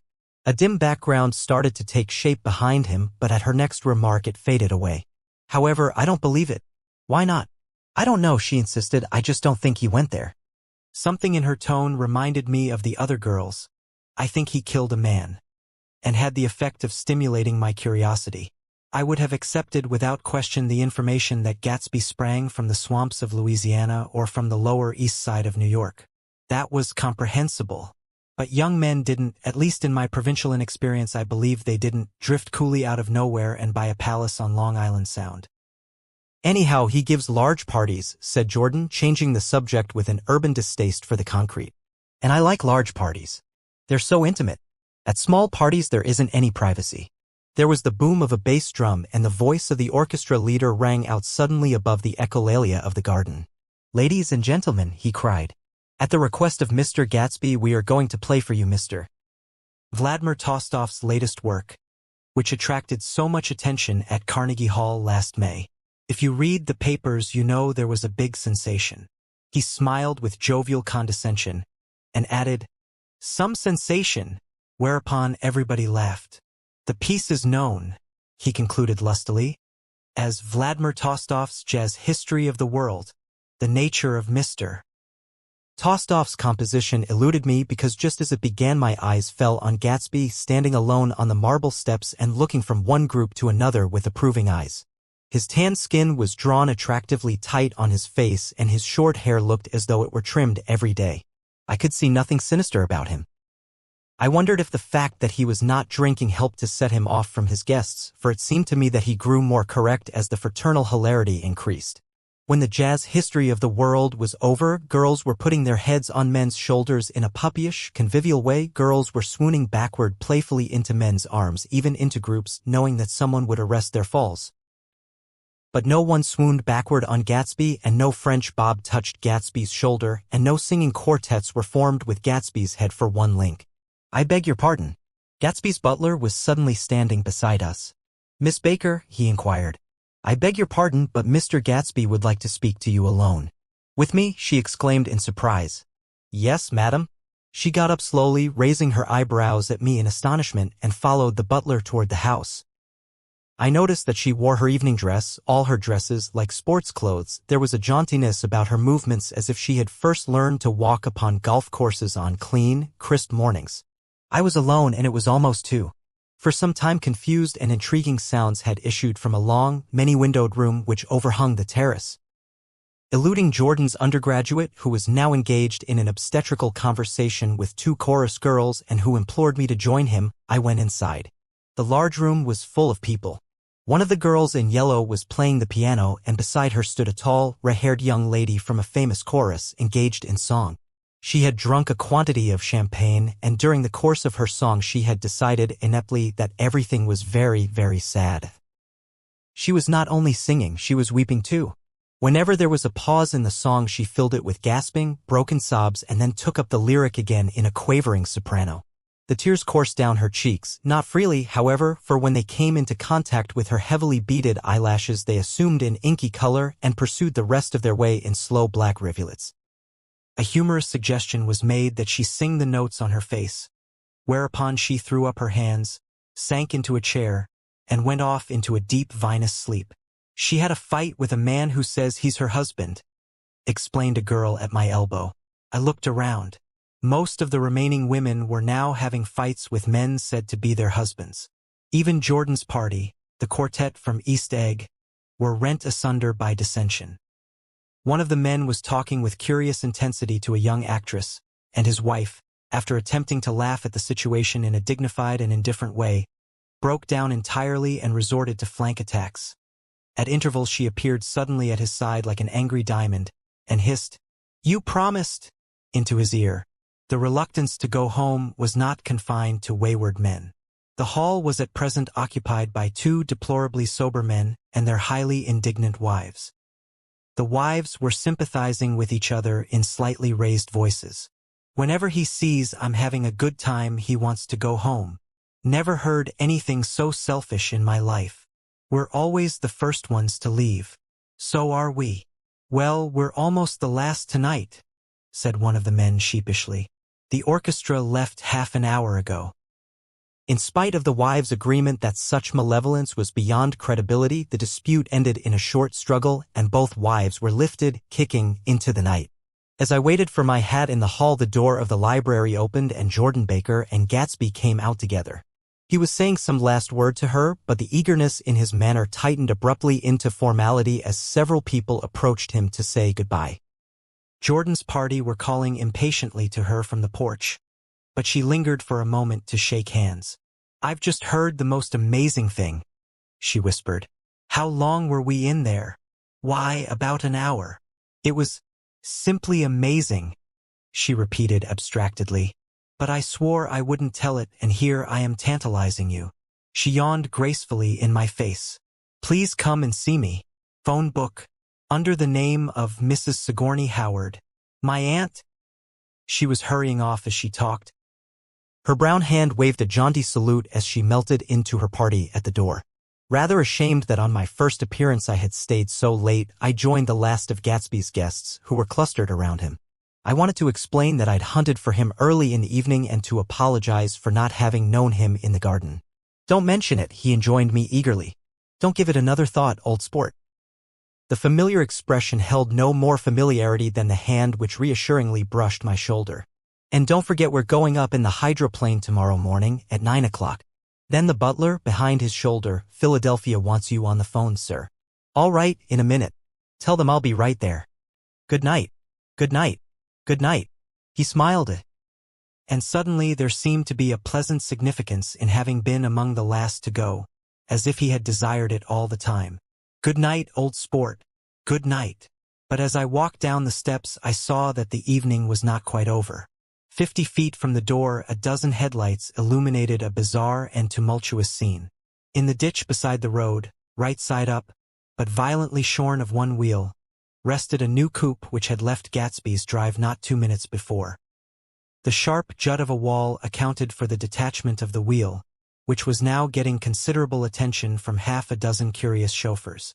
However, as they had left their cars blocking the road, a harsh, discordant din from those in the rear had been audible for some time, and added to the already violent confusion of the scene. A man in a long duster had dismounted from the wreck and now stood in the middle of the road, looking from the car to the tire and from the tire to the observers in a pleasant, puzzled way. "See," he explained. "It went in the ditch." The fact was infinitely astonishing to him, and I recognized first the unusual quality of wonder, and then the man. It was the late patron of Gatsby's library. "How'd it happen?" He shrugged his shoulders. "I know nothing whatever about mechanics," he said decisively. "But how did it happen? Did you run into the wall?" "Don't ask me," said All Eyes, washing his hands of the whole matter. "I know very little about driving, next to nothing. It happened, and that's all I know." "Well, if you're a poor driver, you oughtn't to try driving at night." "But I wasn't even trying," he explained indignantly. "I wasn't even trying." An odd hush fell upon the bystanders. "Do you want to commit suicide?" "You're lucky it was just a wheel. A bad driver and not even trying." "You don't understand," explained the criminal. "I wasn't driving. There's another man in the car." The shock that followed this declaration found voice in a sustained IHH as the door of the coupe swung slowly open. The crowd, it was now a crowd, stepped back involuntarily, and when the door had opened wide there was a ghostly pause. Then, very gradually, part by part, a pale, dangling individual stepped out of the wreck, pawing tentatively at the ground with a large, uncertain dancing shoe. Blinded by the glare of the headlights and confused by the incessant groaning of the horns, the apparition stood swaying for a moment before he perceived the man in the duster. "What's matter?" he inquired calmly. "Did we run out of gas?" "Look." Half a dozen fingers pointed at the amputated wheel. He stared at it for a moment and then looked upward as though he suspected that it had dropped from the sky. "It came off," someone explained. He nodded. "At first I didn't notice we'd stopped." A pause. Then, taking a long breath and straightening his shoulders, he remarked in a determined voice, "Wonder if tell me where there's a gas line station?" At least a dozen men, some of them a little better off than he was, explained to him that wheel and car were no longer joined by any physical bond. "Back out," he suggested after a moment. "Put her in reverse." "But the wheel's off." He hesitated. "No harm in trying," he said. The caterwauling horns had reached a crescendo and I turned away and cut across the lawn toward home. I glanced back once. A wafer of a moon was shining over Gatsby's house, making the night fine as before, and surviving the laughter and the sound of his still glowing garden.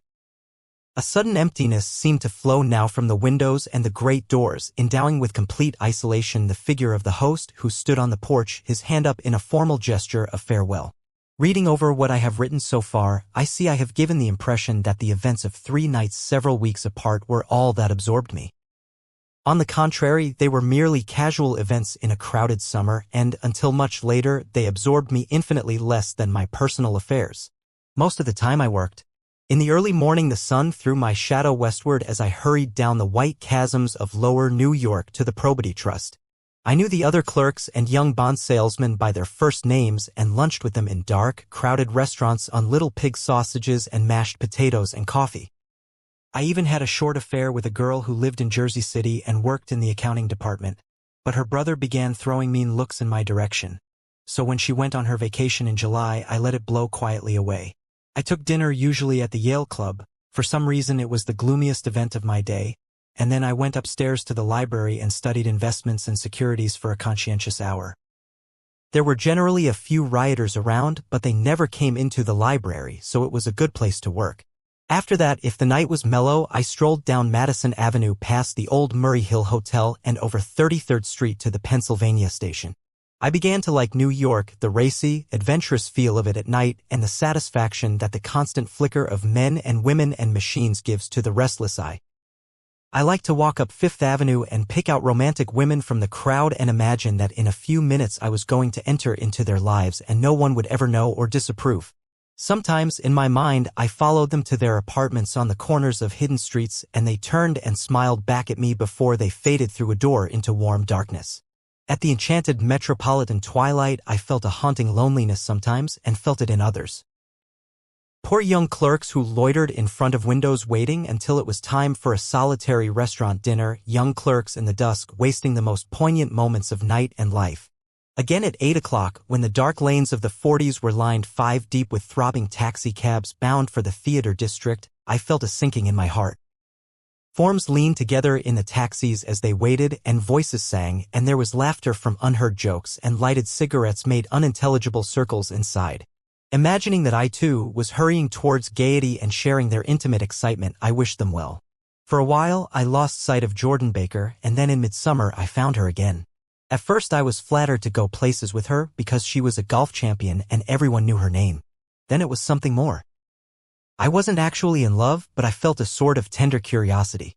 The bored, haughty face that she turned to the world concealed something. Most affectations conceal something eventually, even though they don't in the beginning, and one day I found what it was.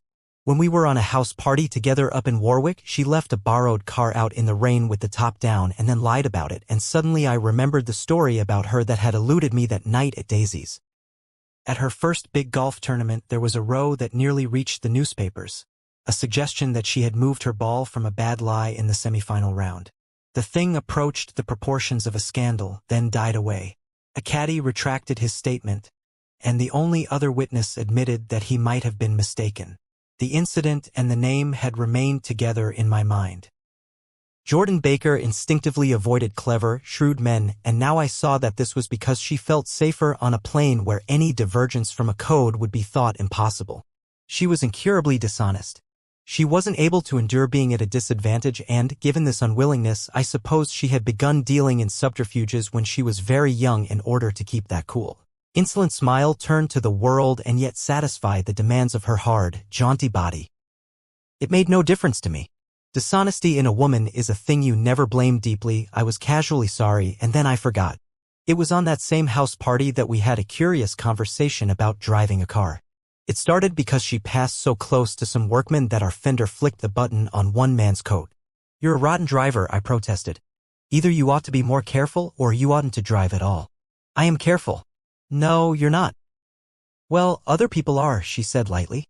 "What's that got to do with it?" "They'll keep out of my way," she insisted. "It takes two to make an accident. Suppose you met somebody just as careless as yourself." "I hope I never will," she answered. "I hate careless people. That's why I like you." Her gray, sun-strained eyes stared straight ahead, but she had deliberately shifted our relations, and for a moment I thought I loved her. But I am slow-thinking and full of interior rules that act as brakes on my desires, and I knew that first I had to get myself definitely out of that tangle back home. I'd been writing letters once a week and signing them, "Love, Nick," and all I could think of was how, when that certain girl played tennis, a faint mustache of perspiration appeared on her upper lip. Nevertheless, there was a vague understanding that had to be tactfully broken off before I was free. Everyone suspects himself of at least one of the cardinal virtues, and this is mine. I am one of the few honest people that I have ever known. Part 4. On Sunday morning, while church bells rang in the villages alongshore, the world and its mistress returned to Gatsby's house and twinkled hilariously on his lawn. "He's a bootlegger," said the young ladies, moving somewhere between his cocktails and his flowers. "One time he killed a man who had found out that he was nephew to von Hindenburg and second cousin to the devil. Reach me a rose, honey, and pour me a last drop into that there crystal glass." Once I wrote down on the empty spaces of a timetable the names of those who came to Gatsby's house that summer. It is an old timetable now, disintegrating at its folds, and headed "This schedule in effect July 5, 1922. But I can still read the gray names, and they will give you a better impression than my generalities of those who accepted Gatsby's hospitality and paid him the subtle tribute of knowing nothing whatever about him. From East Egg, then, came the Chester Beckers and the Leaches and a man named Bunsen, whom I knew at Yale, and Dr. Webster Civet, who was drowned last summer up in Maine. And the Hornbeams and the Willie Voltaires, and a whole clan named Blackbuck, who always gathered in a corner and flipped up their noses like goats at whosoever came near. And the Ismays and the Christies, or rather Hubert Auerbach and Mr. Christie's wife, and Edgar Beaver, whose hair, they say, turned cotton white one winter afternoon for no good reason at all. Clarence Endive was from East Egg, as I remember. He came only once, in white knickerbockers, and had a fight with a bum named Eddie in the garden. From farther out on the island came the Cheadles and the O.R.P. Schraders and the Stonewall Jackson Abrams of Georgia, and the Fishguards and the Ripley Snells. Snell was there 3 days before he went to the penitentiary, so drunk out on the gravel drive that Mrs. Ulysses Sweat's automobile ran over his right hand. The Danceys came too, and S.B. Whitebait, who was well over 60, and Maurice A. Flink and the Hammerheads, and Beluga the tobacco importer, and Beluga's girls. From West Egg came the Poles and the Mulreadys and Cecil Roebuck and Cecil Schoen and Gulick the state senator and Newton Orchid, who controlled films par excellence, and Eckhost and Clyde Cohen and Don S. Schwartz, the son, and Arthur McCarty, all connected with the movies in one way or another. And the Catlips and the Bembergs and G. Earl Muldoon, brother to that Muldoon who afterwards strangled his wife. De Fontano the promoter came there, and Ed Legros and James B. Rotgut, Farrett and the De Jongs and Ernest Lilly, they came to gamble, and when Farrett wandered into the garden it meant he was cleaned out and Associated Traction would have to fluctuate profitably next day. A man named Klipspringer was there so often that he became known as the Boarder. I doubt if he had any other home. Of theatrical people there were Gus Weyes and Horace Odenaven and Lester Meyer and George Duckweed and Francis Bull. Also from New York were the Chromes and the Backhissons and the Denekers and Russell Betty and the Corrigans and the Kellegers and the Dewars and the Scullys and S. W. Belcher and the Smirks and the Young Quins, divorced now, and Henry L. Palmetto, who killed himself by jumping in front of a subway train in Times Square. Benny McClenahan arrived always with 4 girls. They were never quite the same ones in physical person, but they were so identical one with another that it inevitably seemed they had been there before. I have forgotten their names, Jacqueline, I think, or else Consuela or Gloria or Judy or June, and their last names were either the melodious names of flowers and months or the sterner ones of the great American capitalists whose cousins, if pressed, they would confess themselves to be. In addition to all these, I can remember that Faustina O'Brien came there at least once, and the Baedeker girls and young Brewer, who had his nose shot off in the war, and Mr. Albruxberger and Miss Hogg, his fiancée, and Ardita Fitzpeters and Mr. P. Jewett, once head of the American Legion, and Miss Claudia Hipp, with a man reputed to be her chauffeur, and a prince of something whom we called Duke, and whose name, if I ever knew it, I have forgotten. All these people came to Gatsby's house in the summer. At 9 o'clock, one morning late in July, Gatsby's gorgeous car lurched up the rocky drive to my door and gave out a burst of melody from its three-noted horn. It was the first time he had called on me, though I had gone to 2 of his parties, mounted in his hydroplane, and, at his urgent invitation, made frequent use of his beach. "Good morning, old sport. You're having lunch with me today, and I thought we'd ride up together." He was balancing himself on the dashboard of his car with that resourcefulness of movement that is so peculiarly American, that comes, I suppose, with the absence of lifting work in youth and, even more, with the formless grace of our nervous, sporadic games. This quality was continually breaking through his punctilious manner in the shape of restlessness. He was never quite still. There was always a tapping foot somewhere or the impatient opening and closing of a hand.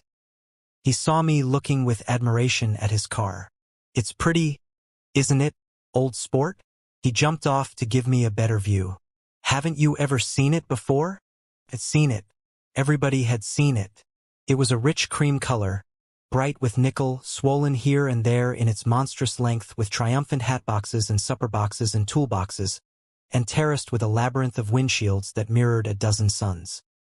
Sitting down behind many layers of glass in a sort of green leather conservatory, we started to town. I had talked with him perhaps half a dozen times in the past month and found, to my disappointment, that he had little to say.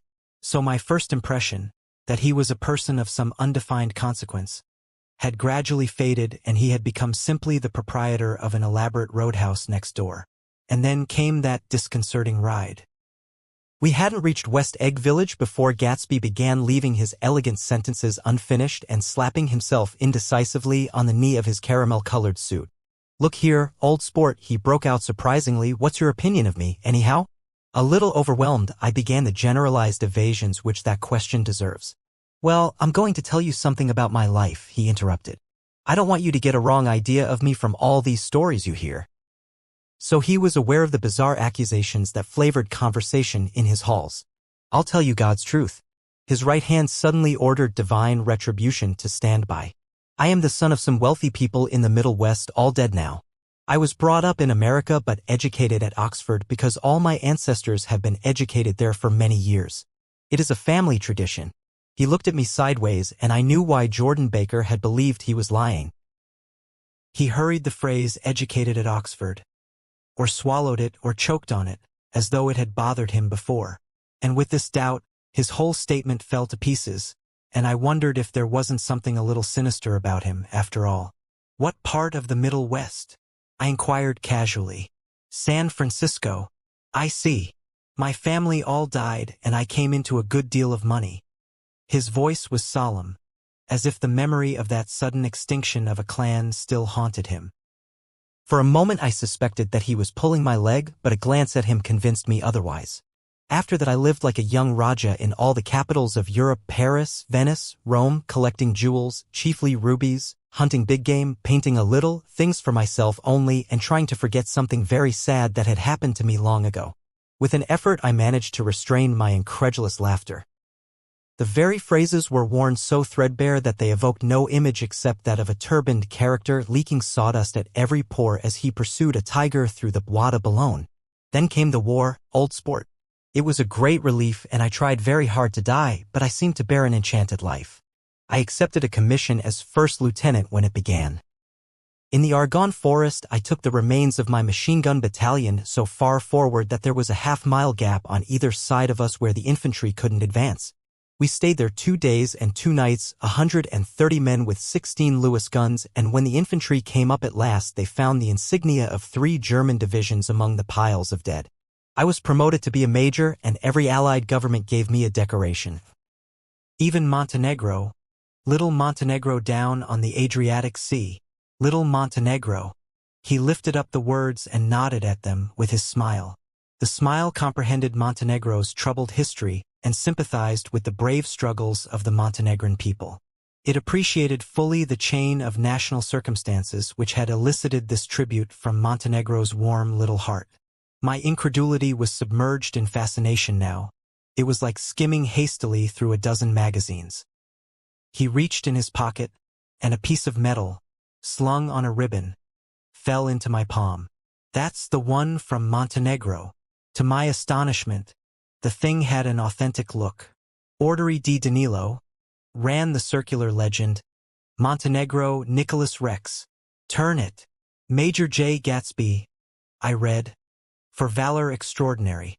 Here's another thing I always carry, a souvenir of Oxford days. It was taken in Trinity Quad. The man on my left is now the Earl of Doncaster." It was a photograph of half a dozen young men in blazers loafing in an archway through which were visible a host of spires. There was Gatsby looking a little, not much, younger, with a cricket bat in his hand. Then it was all true. I saw the skins of tigers flaming in his palace on the Grand Canal. I saw him opening a chest of rubies to ease, with their crimson-lighted depths, the gnawings of his broken heart. "I'm going to make a big request of you today," he said, pocketing his souvenirs with satisfaction, "so I thought you ought to know something about me. I didn't want you to think I was just some nobody. You see, I usually find myself among strangers because I drift here and they're trying to forget the sad things that happened to me." He hesitated. "You'll hear about it this afternoon." "At lunch?" "No, this afternoon. I happen to find out that you're taking Miss Baker to tea." "Do you mean you're in love with Miss Baker?" "No, old sport, I'm not. But Miss Baker has kindly consented to speak to you about this matter." I hadn't the faintest idea what this matter was, but I was more annoyed than interested. I hadn't asked Jordan to tea in order to discuss Mr. J. Gatsby. I was sure the request would be something utterly fantastic, and for a moment I was sorry I'd ever set foot upon his overpopulated lawn. He wouldn't say another word. His correctness grew on him as we neared the city. We passed Port Roosevelt, where there was a glimpse of red-belted ocean-going ships, and sped along a cobbled slum lined with the dark, undeserted saloons of the faded gilt 1900s. Then the Valley of Ashes opened out on both sides of us, and I had a glimpse of Mrs. Wilson straining at the garage pump with panting vitality as we went by. With fenders spread like wings, we scattered light through half Astoria. Only half, for as we twisted among the pillars of the elevated, I heard the familiar jug-jug spat of a motorcycle, and a frantic policeman rode alongside. "All right, old sport," called Gatsby. We slowed down. Taking a white card from his wallet, he waved it before the man's eyes. "Right you are," agreed the policeman, tipping his cap. "Know you next time, Mr. Gatsby?" "Excuse me, what was that?" I inquired. "The picture of Oxford?" "I was able to do the commissioner a favor once, and he sends me a Christmas card every year. Over the Great Bridge, with the sunlight through the girders making a constant flicker upon the moving cars, with the city rising up across the river in white heaps and sugar lumps all built with a wish out of non-olfactory money. The city scene from the Queensboro Bridge is always the city scene for the first time, in its first wild promise of all the mystery and the beauty in the world. A dead man passed us in a hearse heaped with blooms, followed by 2 carriages with drawn blinds and by more cheerful carriages for friends. The friends looked out at us with the tragic eyes and short upper lips of southeastern Europe, and I was glad that the sight of Gatsby's splendid car was included in their somber holiday. As we crossed Blackwell's Island, a limousine passed us, driven by a white chauffeur, in which sat 3 modish Negroes, 2 bucks, and a girl. I laughed aloud as the yolks of their eyeballs rolled toward us in haughty rivalry. Anything can happen now that we've slid over this bridge, I thought. Anything at all, even Gatsby could happen without any particular wonder. Roaring noon. In a well-fanned 42nd Street cellar, I met Gatsby for lunch. Blinking away the brightness of the street outside, my eyes picked him out obscurely in the anteroom, talking to another man. "Mr. Carraway, this is my friend Mr. Wolfsham." A small, flat-nosed Jew raised his large head and regarded me with 2 fine growths of hair which luxuriated in either nostril.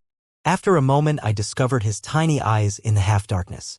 "So I took one look at him," said Mr. Wolfsham, shaking my hand earnestly, "and what do you think I did?" "What?" I inquired politely. But evidently he was not addressing me, for he dropped my hand and covered Gatsby with his expressive nose. I handed the money to Catspaw and I said, "All right, Catspaw, don't pay him a penny till he shuts his mouth." He shut it then and there. Gatsby took an arm of each of us and moved forward into the restaurant, whereupon Mr. Wolfsheim swallowed a new sentence he was starting and lapsed into a somnambulatory abstraction. "Highballs?" asked the headwaiter. "This is a nice restaurant here," said Mr. Wolfsheim, looking at the Presbyterian nymphs on the ceiling. "But I like across the street better." "Yes, highballs," agreed Gatsby. And then to Mr. Wolfsheim, "It's too hot over there." "Hot and small, yes," said Mr. Wolfsheim, "but full of memories." "What place is that?" I asked. "The old Metropole." "The old Metropole," brooded Mr. Wolfsheim gloomily, "filled with faces dead and gone. Filled with friends gone now forever. I can't forget so long as I live the night they shot Rosie Rosenthal there. It was 6 of us at the table, and Rosie had eat and drunk a lot all evening. When it was almost morning, the waiter came up to him with a funny look and says somebody wants to speak to him outside. "All right," says Rosie, and begins to get up, and I pulled him down in his chair. "Let the bastards come in here if they want you, Rosie. But don't you, so help me, move outside this room." It was 4 o'clock in the morning then, and if we'd have raised the blinds we'd have seen daylight. "Did he go?" I asked innocently. "Sure he went, Mr." Wolfsheim's nose flashed at me indignantly. He turned around in the door and says, "Don't let that waiter take away my coffee." Then he went out on the sidewalk, and they shot him 3 times in his full belly and drove away. 4 of them were electrocuted, I said, remembering. 5 with Becker. His nostrils turned to me in an interested way. "I understand you're looking for a business connection." The juxtaposition of these 2 remarks was startling. Gatsby answered for me. "Oh, no," he exclaimed, "this isn't the man." "No?" Mr. Wolfsheim seemed disappointed. "This is just a friend. I told you we'd talk about that some other time." "I beg your pardon," said Mr. Wolfsheim, "I had a wrong man." A succulent hash arrived, and Mr. Wolfsheim, forgetting the more sentimental atmosphere of the old metropole, began to eat with ferocious delicacy. His eyes, meanwhile, roved very slowly all around the room. He completed the arc by turning to inspect the people directly behind. I think that, except for my presence, he would have taken one short glance beneath our own table. "Look here, old sport," said Gatsby, leaning toward me, "I'm afraid I made you a little angry this morning in the car." There was the smile again, but this time I held out against it. "I don't like mysteries," I answered, "and I don't understand why you won't come out frankly and tell me what you want." "Why has it all got to come through Miss Baker?" "Oh, it's nothing underhand," he assured me. "Miss Baker's a great sportswoman, you know, and she'd never do anything that wasn't all right." Suddenly he looked at his watch, jumped up, and hurried from the room, leaving me with Mr. Wolfsheim at the table. "He has to telephone," said Mr. Wolfsheim, following him with his eyes. "Fine fellow, isn't he? Handsome to look at and a perfect gentleman." "Yes. He's an Oxford man." "Oh." "He went to Oxford College in England." "You know Oxford College?" "I've heard of it. It's one of the most famous colleges in the world." "Have you known Gatsby for a long time?" I inquired. "Several years," he answered in a gratified way. "I made the pleasure of his acquaintance just after the war. But I knew I had discovered a man of fine breeding after I talked with him an hour. I said to myself, there's the kind of man you'd like to take home and introduce to your mother and sister." He paused. "I see you're looking at my cuff buttons." I hadn't been looking at them, but I did now. They were composed of oddly familiar pieces of ivory. Finest specimens of human molars, he informed me. Well, I inspected them. "That's a very interesting idea." "Yeah." He flipped his sleeves up under his coat. "Yeah, Gatsby's very careful about women. He would never so much as look at a friend's wife." When the subject of this instinctive trust returned to the table and sat down, Mr. Wolfsheim drank his coffee with a jerk and got to his feet. "I have enjoyed my lunch," he said, "and I'm going to run off from you 2 young men before I outstay my welcome." "Don't hurry, Meyer," said Gatsby without enthusiasm. Mr. Wolfsheim raised his hand in a sort of benediction. "You're very polite, but I belong to another generation," he announced solemnly. "You sit here and discuss your sports and your young ladies and your—" he supplied an imaginary noun with another wave of his hand. "As for me, I am 50 years old and I won't impose myself on you any longer." As he shook hands and turned away, his tragic nose was trembling. I wondered if I had said anything to offend him. "He becomes very sentimental sometimes," explained Gatsby. "This is one of his sentimental days. He's quite a character around New York, a denizen of Broadway." "Who is he, anyhow, an actor?" "No, a dentist?" "Meyer Wolfsheim?" No, he's a gambler. Gatsby hesitated, then added coolly. He's the man who fixed the World Series back in 1919. Fixed the World Series? I repeated. The idea staggered me. I remembered, of course, that the World Series had been fixed in 1919, but if I had thought of it at all, I would have thought of it as a thing that merely happened, the end of some inevitable chain. It never occurred to me that one man could start to play with the faith of 50 million people with the single-mindedness of a burglar blowing a safe. How did he happen to do that? I asked after a minute. He just saw the opportunity. Why isn't he in jail? They can't get him, old sport. He's a smart man. I insisted on paying the check.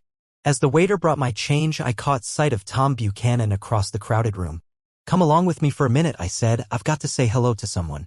When he saw us, Tom jumped up and took half a dozen steps in our direction.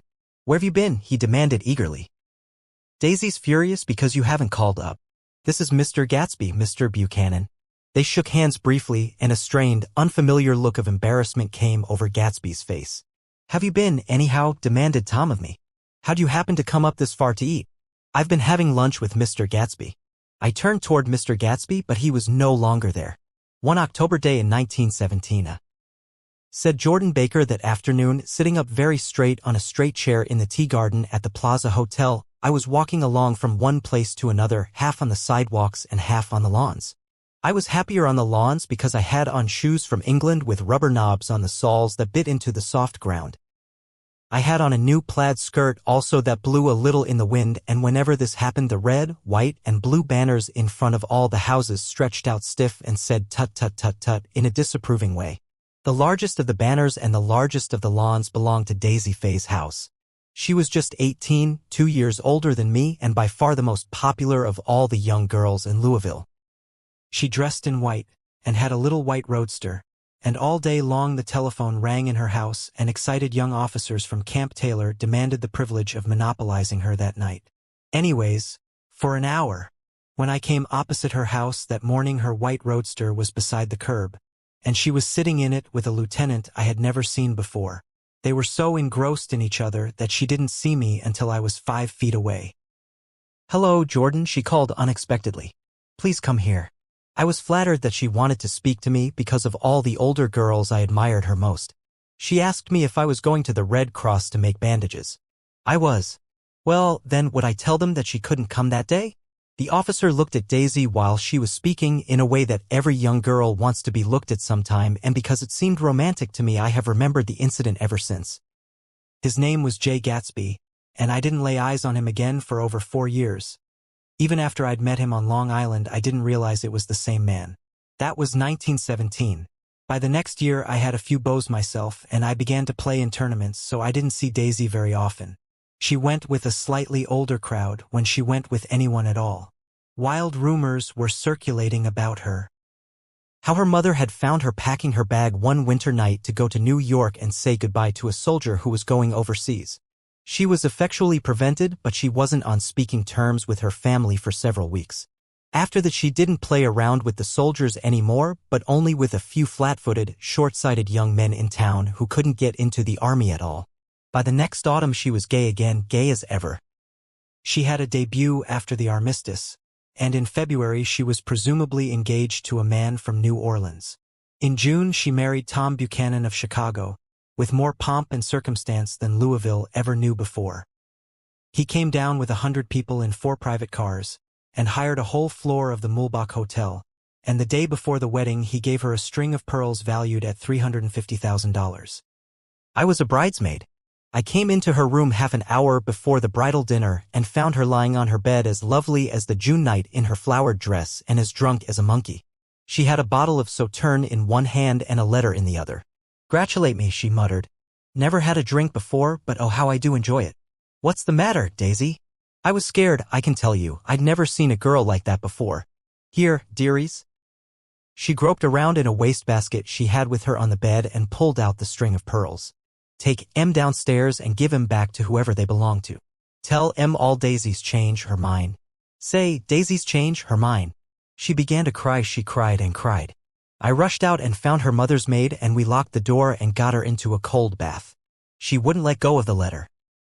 She took it into the tub with her and squeezed it up in a wet ball and only let me leave it in the soap dish when she saw that it was coming to pieces like snow. But she didn't say another word. We gave her spirits of ammonia and put ice on her forehead and hooked her back into her dress, and half an hour later, when we walked out of the room, the pearls were around her neck and the incident was over. Next day at 5 o'clock she married Tom Buchanan without so much as a shiver and started off on a 3-month trip to the South Seas. I saw them in Santa Barbara when they came back, and I thought I'd never seen a girl so mad about her husband. If he left the room for a minute, she'd look around uneasily and say, "Where's Tom gone?" and wear the most abstracted expression until she saw him coming in the door. She used to sit on the sand with his head in her lap by the hour, rubbing her fingers over his eyes and looking at him with unfathomable delight. It was touching to see them together. It made you laugh in a hushed, fascinated way. That was in August. A week after I left Santa Barbara, Tom ran into a wagon on the Ventura Road one night and ripped a front wheel off his car. The girl who was with him got into the papers, too, because her arm was broken. She was one of the chambermaids in the Santa Barbara hotel.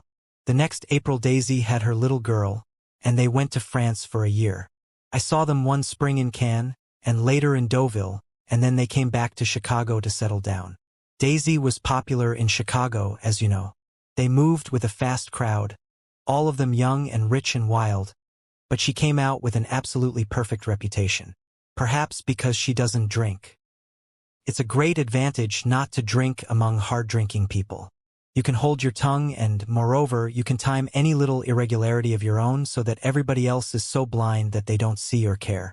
Perhaps Daisy never went in for a more at all. And yet there's something in that voice of hers. Well, about 6 weeks ago, she heard the name Gatsby for the first time in years. It was when I asked you, do you remember? If you knew Gatsby in West Egg. After you had gone home, she came into my room and woke me up and said, "What Gatsby?" And when I described him, I was half asleep. She said in the strangest voice that it must be the man she used to know. It wasn't until then that I connected this Gatsby with the officer in her white car. When Jordan Baker had finished telling all this, we had left the plaza for half an hour and were driving in a Victoria through Central Park. The sun had gone down behind the tall apartments of the movie stars in the West 50s, and the clear voices of children, already gathered like crickets on the grass, rose through the hot twilight. "I'm the Sheik of Araby. Your love belongs to me. At night when you're asleep into your tent I'll creep." It was a strange coincidence, I said. But it wasn't a coincidence at all. Why not? Gatsby bought that house so that Daisy would be just across the bay.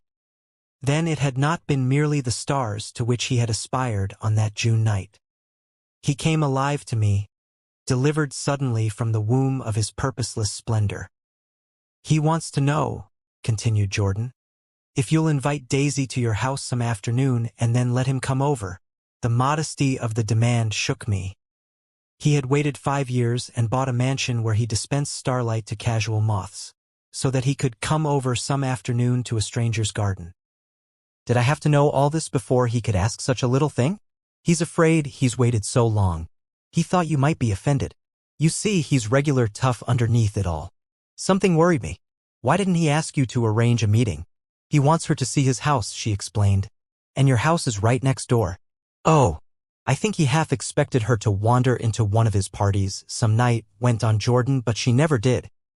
Then he began asking people casually if they knew her, and I was the first one he found. It was that night he sent for me at his dance. And you should have heard the elaborate way he worked up to it.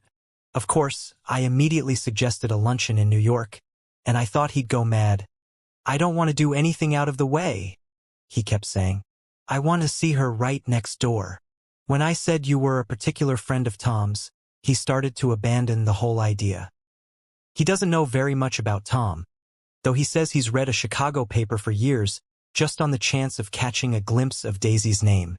It was dark now, and as we dipped under a little bridge, I put my arm around Jordan's golden shoulder and drew her toward me and asked her to dinner. Suddenly I wasn't thinking of Daisy and Gatsby anymore, but of this clean, hard, limited person who dealt in universal skepticism and who leaned back jauntily just within the circle of my arm. A phrase began to beat in my ears with a sort of heady excitement. "There are only the pursued, the pursuing, the busy, and the tired. And Daisy ought to have something in her life," murmured Jordan to me. "Does she want to see Gatsby? She's not to know about it." Gatsby doesn't want her to know. You're just supposed to invite her to tea. We passed a barrier of dark trees, and then the facade of 59th Street, a block of delicate pale light, beamed down into the park. Unlike Gatsby and Tom Buchanan, I had no girl whose disembodied face floated along the dark cornices and blinding signs, and so I drew up the girl beside me, tightening my arms. Her wan, scornful mouth smiled, and so I drew her up again closer, this time to my face. Part 5. When I came home to West Egg that night, I was afraid for a moment that my house was on fire. 2 o'clock and the whole corner of the peninsula was blazing with light, which fell unreal on the shrubbery and made thin, elongating glints upon the roadside wires. Turning a corner, I saw that it was Gatsby's house, lit from tower to cellar. At first I thought it was another party, a wild rout that had resolved itself into hide-and-go-seek or sardines in the box, with all the house thrown open to the game. But there wasn't a sound. Only wind in the trees, which blew the wires and made the lights go off and on again as if the house had winked into the darkness. As my taxi groaned away, I saw Gatsby walking toward me across his lawn. "Your place looks like the World's Fair," I said. "Does it?" He turned his eyes toward it absently. "I have been glancing into some of the rooms. Let's go to Coney Island, Old Sport." "In my car." "It's too late." "Well, suppose we take a plunge in the swimming pool?" "I haven't made use of it all summer. I've got to go to bed." "All right." He waited, looking at me with suppressed eagerness. "I talked with Miss Baker," I said after a moment. "I'm going to call up Daisy tomorrow and invite her over here to tea." "Oh, that's all right," he said carelessly. "I don't want to put you to any trouble." "What day would suit you?" "What day would suit you?" he corrected me quickly. "I don't want to put you to any trouble, you see." "How about the day after tomorrow?" He considered for a moment. Then, with reluctance, "I want to get the grass cut," he said. We both looked down at the grass. There was a sharp line where my ragged lawn ended and the darker, well-kept expanse of his began. I suspected that he meant my grass. "There's another little thing," he said uncertainly, and hesitated. "Would you rather put it off for a few days?" I asked. "Oh, it isn't about that. At least," he fumbled with a series of beginnings. "Why, I thought, why, look here, old sport, you don't make much money, do you?" "Not very much."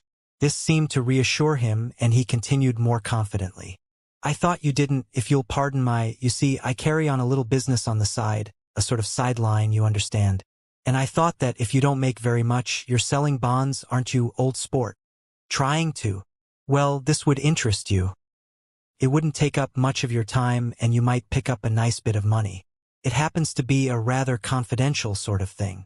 I realize now that, under different circumstances, that conversation might have been one of the crises of my life. But, because the offer was obviously and tactlessly for a service to be rendered, I had no choice except to cut him off there. "I've got my hands full," I said. "I'm much obliged, but I couldn't take on any more work." "You wouldn't have to do any business with Wolfsheim." Evidently he thought that I was shying away from the connection mentioned at lunch, but I assured him he was wrong. He waited a moment longer, hoping I'd begin a conversation, but I was too absorbed to be responsive, so he went unwillingly home. The evening had made me light-headed and happy. I think I walked into a deep sleep as I entered my front door. So I don't know whether or not Gatsby went to Coney Island, or for how many hours he glanced into rooms, while his house blazed gaudily on. I called up Daisy from the office next morning, and invited her to come to tea. "Don't bring Tom," I warned her. "What? Don't bring Tom." "Who is Tom?"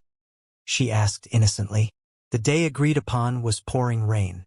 At 11 o'clock a man in a raincoat, dragging a lawnmower, tapped at my front door and said that Mr. Gatsby had sent him over to cut my grass. This reminded me that I had forgotten to tell my Finn to come back. So I drove into West Egg Village to search for her among soggy whitewashed alleys and to buy some cups and lemons and flowers.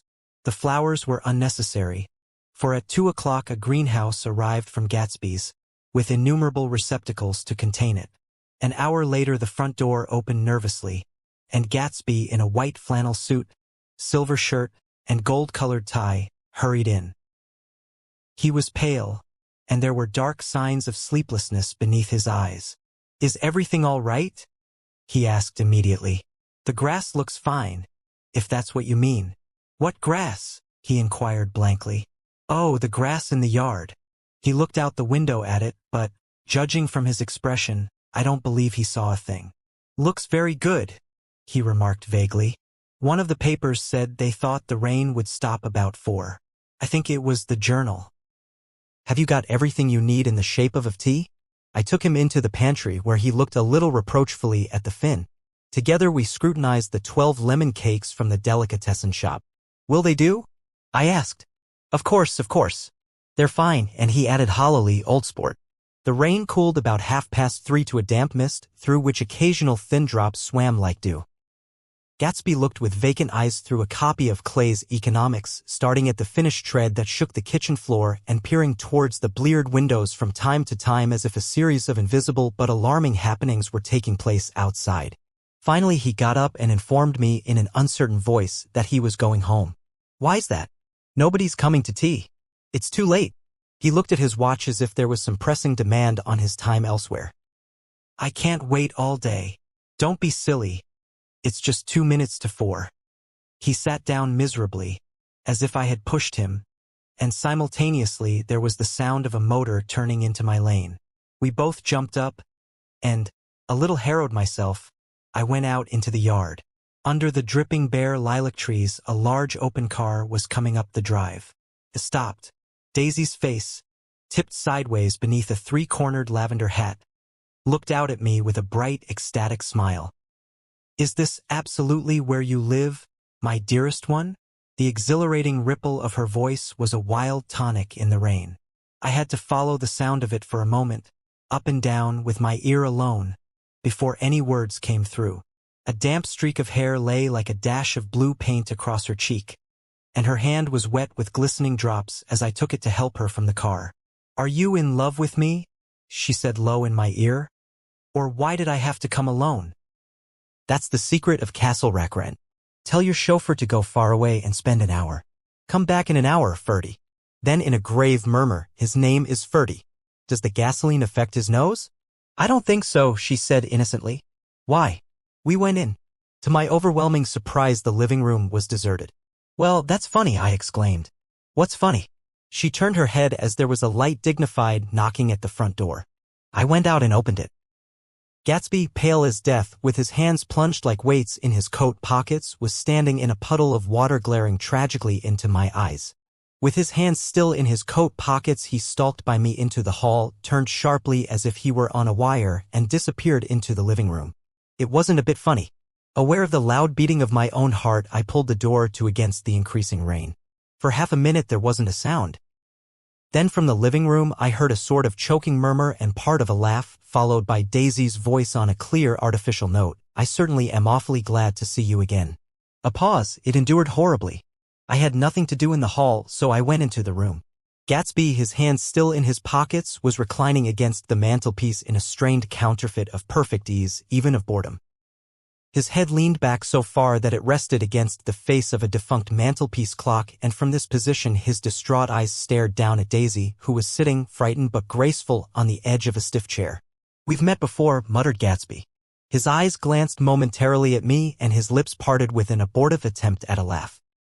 Luckily the clock took this moment to tilt dangerously at the pressure of his head, whereupon he turned and caught it with trembling fingers, and set it back in place.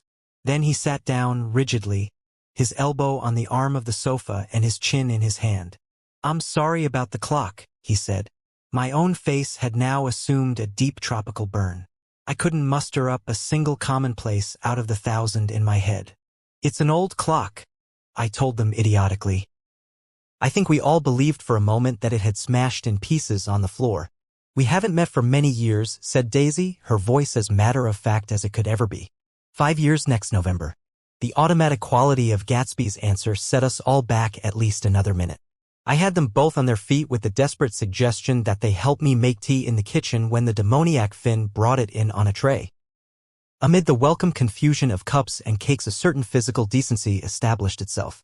Gatsby got himself into a shadow and, while Daisy and I talked, looked conscientiously from one to the other of us with tense, unhappy eyes. However, as calmness wasn't an end in itself, I made an excuse at the first possible moment and got to my feet. "Where are you going?" demanded Gatsby in immediate alarm. "I'll be back. I've got to speak to you about something before you go."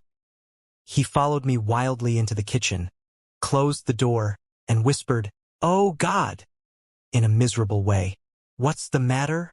"This is a terrible mistake," he said, shaking his head from side to side. "A terrible, terrible mistake. You're just embarrassed, that's all." And luckily I added, "Daisy's embarrassed too." "She's embarrassed?" he repeated incredulously. "Just as much as you are. Don't talk so loud. You're acting like a little boy," I broke out impatiently. "Not only that, but you're rude. Daisy's sitting in there all alone." He raised his hand to stop my words, looked at me with unforgettable reproach, and opening the door cautiously, went back into the other room. I walked out the back way, just as Gatsby had when he had made his nervous circuit of the house half an hour before, and ran for a huge black knotted tree whose mass leaves made a fabric against the rain. Once more it was pouring, and my irregular lawn, well shaved by Gatsby's gardener, abounded in small muddy swamps and prehistoric marshes. There was nothing to look at from under the tree except Gatsby's enormous house, so I stared at it like Kant at his church steeple for half an hour. A brewer had built it early in the period craze, a decade before, and there was a story that he'd agreed to pay 5 years' taxes on all the neighboring cottages if the owners would have their roofs thatched with straw. Perhaps their refusal took the heart out of his plan to found a family. He went into an immediate decline. His children sold his house with the black wreath still on the door. Americans, while willing, even eager, to be serfs, have always been obstinate about being peasantry. After half an hour, the sun shone again, and the grocer's automobile rounded Gatsby's drive with the raw material for his servant's dinner. I felt sure he wouldn't eat a spoonful. A maid began opening the upper windows of his house, appeared momentarily in each, and, leaning from the large central bay, spat meditatively into the garden. It was time I went back. While the rain continued, it had seemed like the murmur of their voices, rising and swelling a little now and then with gusts of emotion. But in the new silence, I felt that silence had fallen within the house too. I went in, after making every possible noise in the kitchen, short of pushing over the stove, but I don't believe they heard a sound. They were sitting at either end of the couch, looking at each other as if some question had been asked, or was in the air, and every vestige of embarrassment was gone. Daisy's face was smeared with tears, and when I came in she jumped up and began wiping at it with her handkerchief before a mirror. But there was a change in Gatsby that was simply confounding. He literally glowed. Without a word or a gesture of exultation, a new well-being radiated from him and filled the little room.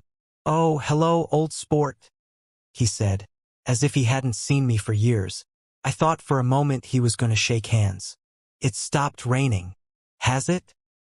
When he realized what I was talking about, that there were twinkle bells of sunshine in the room, he smiled like a weatherman, like an ecstatic patron of recurrent light, and repeated the news to Daisy. "What do you think of that? It stopped raining." "I'm glad, Jay." Her throat, full of aching, grieving beauty, told only of her unexpected joy. "I want you and Daisy to come over to my house," he said. "I'd like to show her around." "You're sure you want me to come?" "Absolutely, old sport." Daisy went upstairs to wash her face, too late I thought with humiliation of my towels, while Gatsby and I waited on the lawn. "My house looks well, doesn't it?" he demanded. "See how the whole front of it catches the light?" I agreed that it was splendid. "Yes." His eyes went over it, every arched door and square tower. "It took me just 3 years to earn the money that bought it." "I thought you inherited your money." "I did, old sport," he said automatically, "but I lost most of it in the big panic, the panic of the war." I think he hardly knew what he was saying, for when I asked him what business he was in, he answered, "That's my affair," before he realized that it wasn't an appropriate reply. "Oh, I've been in several things," he corrected himself. "I was in the drug business and then I was in the oil business. But I'm not in either one now." He looked at me with more attention.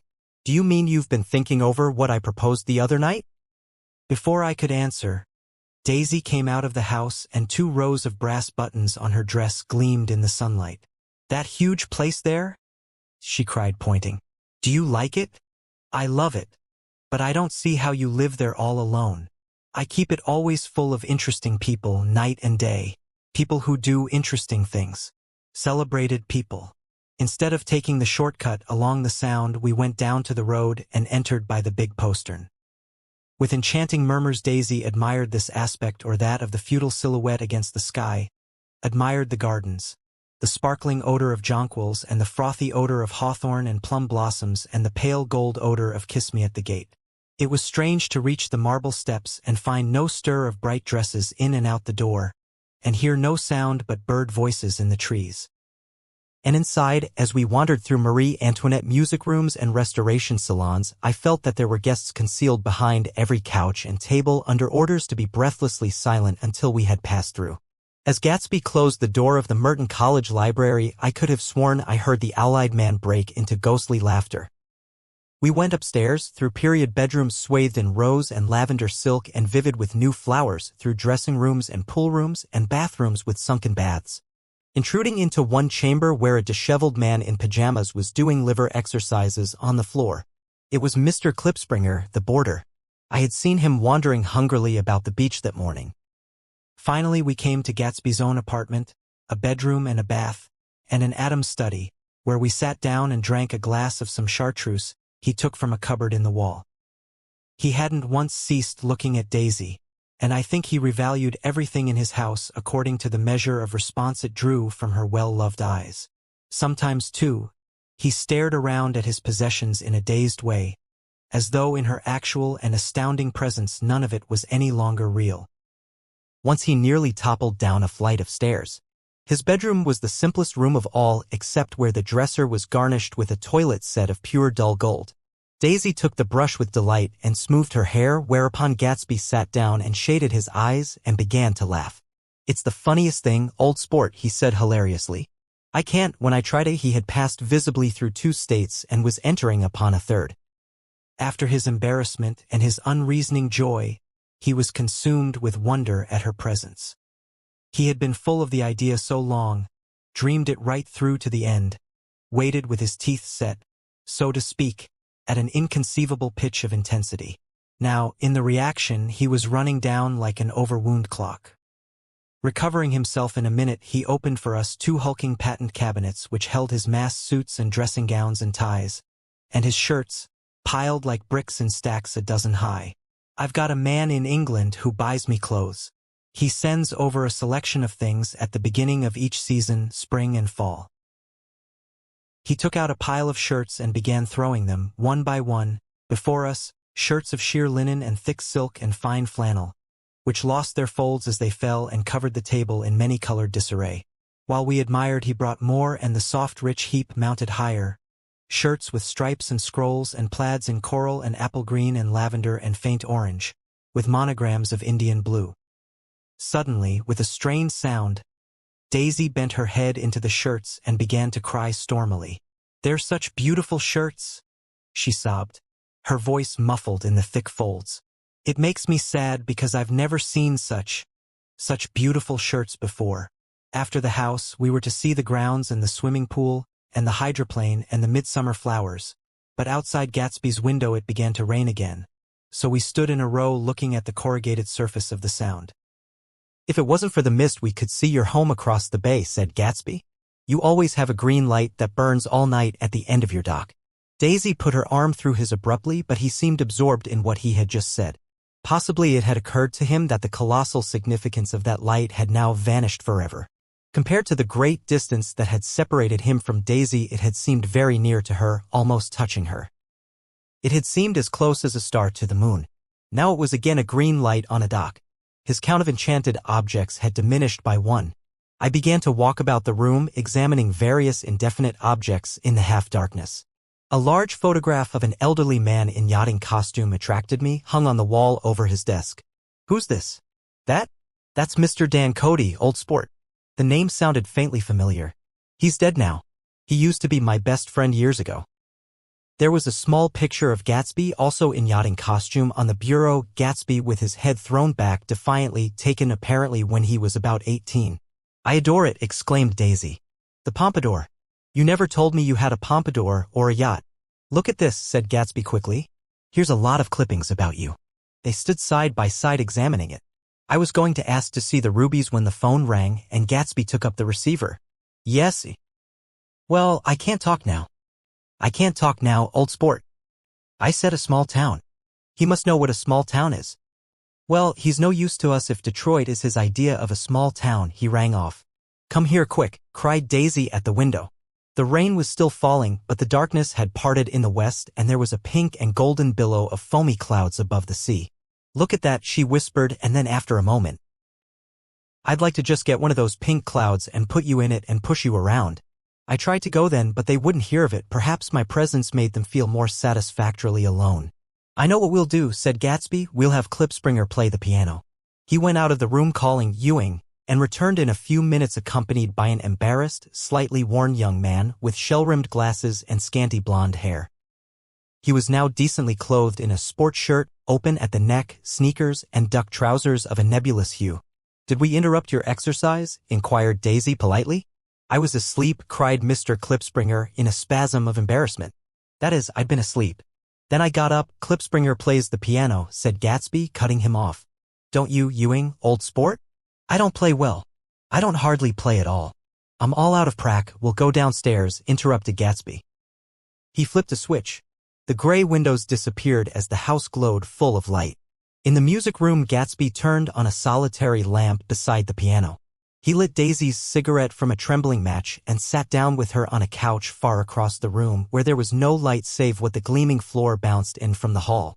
When Klipspringer had played The Love Nest, he turned around on the bench and searched unhappily for Gatsby in the gloom. I'm all out of practice, you see. I told you I couldn't play. I'm all out of prac. Don't talk so much, old sport, commanded Gatsby. Play. In the morning, in the evening, ain't we got fun? Outside the wind was loud and there was a faint flow of thunder along the sound. All the lights were going on in West Egg now. The electric trains, men carrying, were plunging home through the rain from New York. It was the hour of a profound human change, and excitement was generating on the air. One thing's sure and nothing's sure: the rich get richer and the poor get children. In the meantime, in between time, as I went over to say goodbye, I saw that the expression of bewilderment had come back into Gatsby's face, as though a faint doubt had occurred to him as to the quality of his present happiness. Almost 5 years. There must have been moments even that afternoon when Daisy tumbled short of his dreams. Not through her own fault, but because of the colossal vitality of his illusion. It had gone beyond her, beyond everything. He had thrown himself into it with a creative passion, adding to it all the time, decking it out with every bright feather that drifted his way. No amount of fire or freshness can challenge what a man can store up in his ghostly heart. As I watched him, he adjusted himself a little, visibly. His hand took hold of hers, and as she said something low in his ear, he turned toward her with a rush of emotion. I think that voice held him most, with its fluctuating, feverish warmth, because it couldn't be overdreamed. That voice was a deathless song. They had forgotten me, but Daisy glanced up and held out her hand. Gatsby didn't know me now at all. I looked once more at them, and they looked back at me, remotely, possessed by intense life. Then I went out of the room and down the marble steps into the rain, leaving them there together. Part 6. About this time, an ambitious young reporter from New York arrived one morning at Gatsby's door and asked him if he had anything to say. Anything to say about what? Inquired Gatsby politely. Why, any statement to give out. It transpired after a confused 5 minutes that the man had heard Gatsby's name around his office in a connection which he either wouldn't reveal or didn't fully understand. This was his day off, and with laudable initiative he had hurried out to see. It was a random shot, and yet the reporter's instinct was right. Gatsby's notoriety, spread about by the hundreds who had accepted his hospitality and so become authorities upon his past, had increased all summer until he fell just short of being news. Contemporary legends such as the underground pipeline to Canada attached themselves to him, and there was one persistent story that he didn't live in a house at all, but in a boat that looked like a house and was moved secretly up and down the Long Island shore. Just why these inventions were a source of satisfaction to James Gatz of North Dakota isn't easy to say.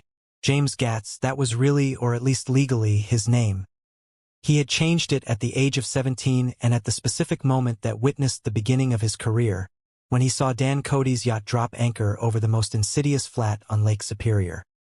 It was James Gatz who had been loafing along the beach that afternoon in a torn green jersey and a pair of canvas pants. But it was already Jay Gatsby who borrowed a rowboat, pulled out to the Tuolumne, and informed Cody that a wind might catch him and break him up in half an hour. I suppose he'd had the name ready for a long time, even then. His parents were shiftless and unsuccessful farm people. His imagination had never really accepted them as his parents at all. The truth was that J. Gatsby of West Egg, Long Island, sprang from his platonic conception of himself. He was a son of God, a phrase which, if it means anything, means just that, and he must be about his father's business, the service of a vast, vulgar, and meretricious beauty. So he invented just the sort of J. Gatsby that a 17-year-old boy would be likely to invent, and to this conception he was faithful to the end. For over a year he had been beating his way along the south shore of Lake Superior as a clam digger and a salmon fisher or in any other capacity that brought him food and bed. His brown, hardening body lived naturally through the half-fierce, half-lazy work of the bracing days. He knew women early, and since they spoiled him he became contemptuous of them, of young virgins because they were ignorant, of the others because they were hysterical about things which in his overwhelming self-absorption he took for granted. But his heart was in a constant, turbulent riot. The most grotesque and fantastic conceits haunted him in his bed at night. A universe of ineffable gaudiness spun itself out in his brain while the clock ticked on the washstand and the moon soaked with wet light his tangled clothes upon the floor. Each night he added to the pattern of his fancies until drowsiness closed down upon some vivid scene with an oblivious embrace. For a while these reveries provided an outlet for his imagination. They were a satisfactory hint of the unreality of reality, a promise that the rock of the world was founded securely on a fairy's wing. An instinct toward his future glory had led him, some months before, to the small Lutheran College of St. Olaf's in southern Minnesota. He stayed there 2 weeks, dismayed at its ferocious indifference to the drums of his destiny, to destiny itself, and despising the janitor's work with which he was to pay his way through. Then he drifted back to Lake Superior, and he was still searching for something to do on the day that Dan Cody's yacht dropped anchor in the shallows alongshore. Cody was 50 years old then, a product of the Nevada silver fields, of the Yukon, of every rush for metal since '75. The transactions in Montana copper that made him many times a millionaire found him physically robust but on the verge of soft-mindedness, and, suspecting this, an infinite number of women tried to separate him from his money. The none too savory ramifications by which Ella Kay, the newspaper woman, played Madame de Maintenon to his weakness and sent him to sea in a yacht were common property of the turgid journalism in 1902. He had been coasting along all too hospitable shores for 5 years when he turned up as James Gats's destiny in Little Girl Bay. To young Gats, resting on his oars and looking up at the railed deck, that yacht represented all the beauty and glamour in the world. I suppose he smiled at Cody. He had probably discovered that people liked him when he smiled. At any rate, Cody asked him a few questions. One of them elicited the brand-new name and found that he was quick and extravagantly ambitious. A few days later he took him to Duluth and bought him a blue coat, 6 pairs of white duck trousers, and a yachting cap. And when the Tuolumne left for the West Indies and the Barbary Coast, Gatsby left too. He was employed in a vague personal capacity. While he remained with Cody he was in turn steward, mate, skipper, secretary, and even jailer, for Dan Cody sober knew what lavish doings Dan Cody drunk might soon be about. And he provided for such contingencies by reposing more and more trust in Gatsby. The arrangement lasted 5 years, during which the boat went 3 times around the continent. It might have lasted indefinitely except for the fact that Ella Kay came on board one night in Boston and a week later Dan Cody inhospitably died. I remember the portrait of him up in Gatsby's bedroom, a gray, florid man with a hard, empty face, the pioneer debauchee who during one phase of American life brought back to the eastern seaboard the savage violence of the frontier brothel and saloon. It was indirectly due to Cody that Gatsby drank so little. Sometimes in the course of gay parties women used to rub champagne into his hair. For himself he formed the habit of letting liquor alone. And it was from Cody that he inherited money. A legacy of $25,000. He didn't get it. He never understood the legal device that was used against him, but what remained of the millions went intact to Ella Kay. He was left with his singularly appropriate education. The vague contour of J. Gatsby had filled out to the substantiality of a man. He told me all this very much later, but I've put it down here with the idea of exploding those first wild rumors about his antecedents, which weren't even faintly true. Moreover, he told it to me at a time of confusion when I had reached the point of believing everything and nothing about him. So I take advantage of this short halt while Gatsby, so to speak, caught his breath to clear this set of misconceptions away. It was a halt, too, in my association with his affairs. For several weeks I didn't see him or hear his voice on the phone. Mostly I was in New York, trotting around with Jordan and trying to ingratiate myself with her senile aunt. But finally I went over to his house one Sunday afternoon. I hadn't been there 2 minutes when somebody brought Tom Buchanan in for a drink. I was startled, naturally, but the really surprising thing was that it hadn't happened before. They were a party of 3 on horseback. Tom and a man named Sloane and a pretty woman in a brown riding habit, who had been there previously. "I'm delighted to see you," said Gatsby, standing on his porch. "I'm delighted that you dropped in." As though they cared. "Sit right down. Have a cigarette or a cigar." He walked around the room quickly, ringing bells. "I'll have something to drink for you in just a minute." He was profoundly affected by the fact that Tom was there. But he would be uneasy anyhow until he had given them something, realizing in a vague way that that was all they came for. Mr. Sloane wanted nothing. "A lemonade?" "No, thanks." "A little champagne?" "Nothing at all, thanks." "I'm sorry, did you have a nice ride?" "Very good roads around here." "I suppose the automobiles, yeah." Moved by an irresistible impulse, Gatsby turned to Tom, who had accepted the introduction as a stranger. "I believe we've met somewhere before, Mr. Buchanan." "Oh, yes," said Tom, gruffly polite but obviously not remembering. "So we did. I remember very well. About 2 weeks ago." "That's right. You were with Nick here." "I know your wife," continued Gatsby almost aggressively. "That's so." Tom turned to me. "You live near here, Nick?" "Next door." "That's so." Mr. Sloane didn't enter into the conversation but lounged back haughtily in his chair. The woman said nothing either until unexpectedly, after 2 highballs, she became cordial. "We'll all come over to your next party, Mr. Gatsby," she suggested. "What do you say?" "Certainly, I'd be delighted to have you." "Beaver nice," said Mr. Sloane, without gratitude.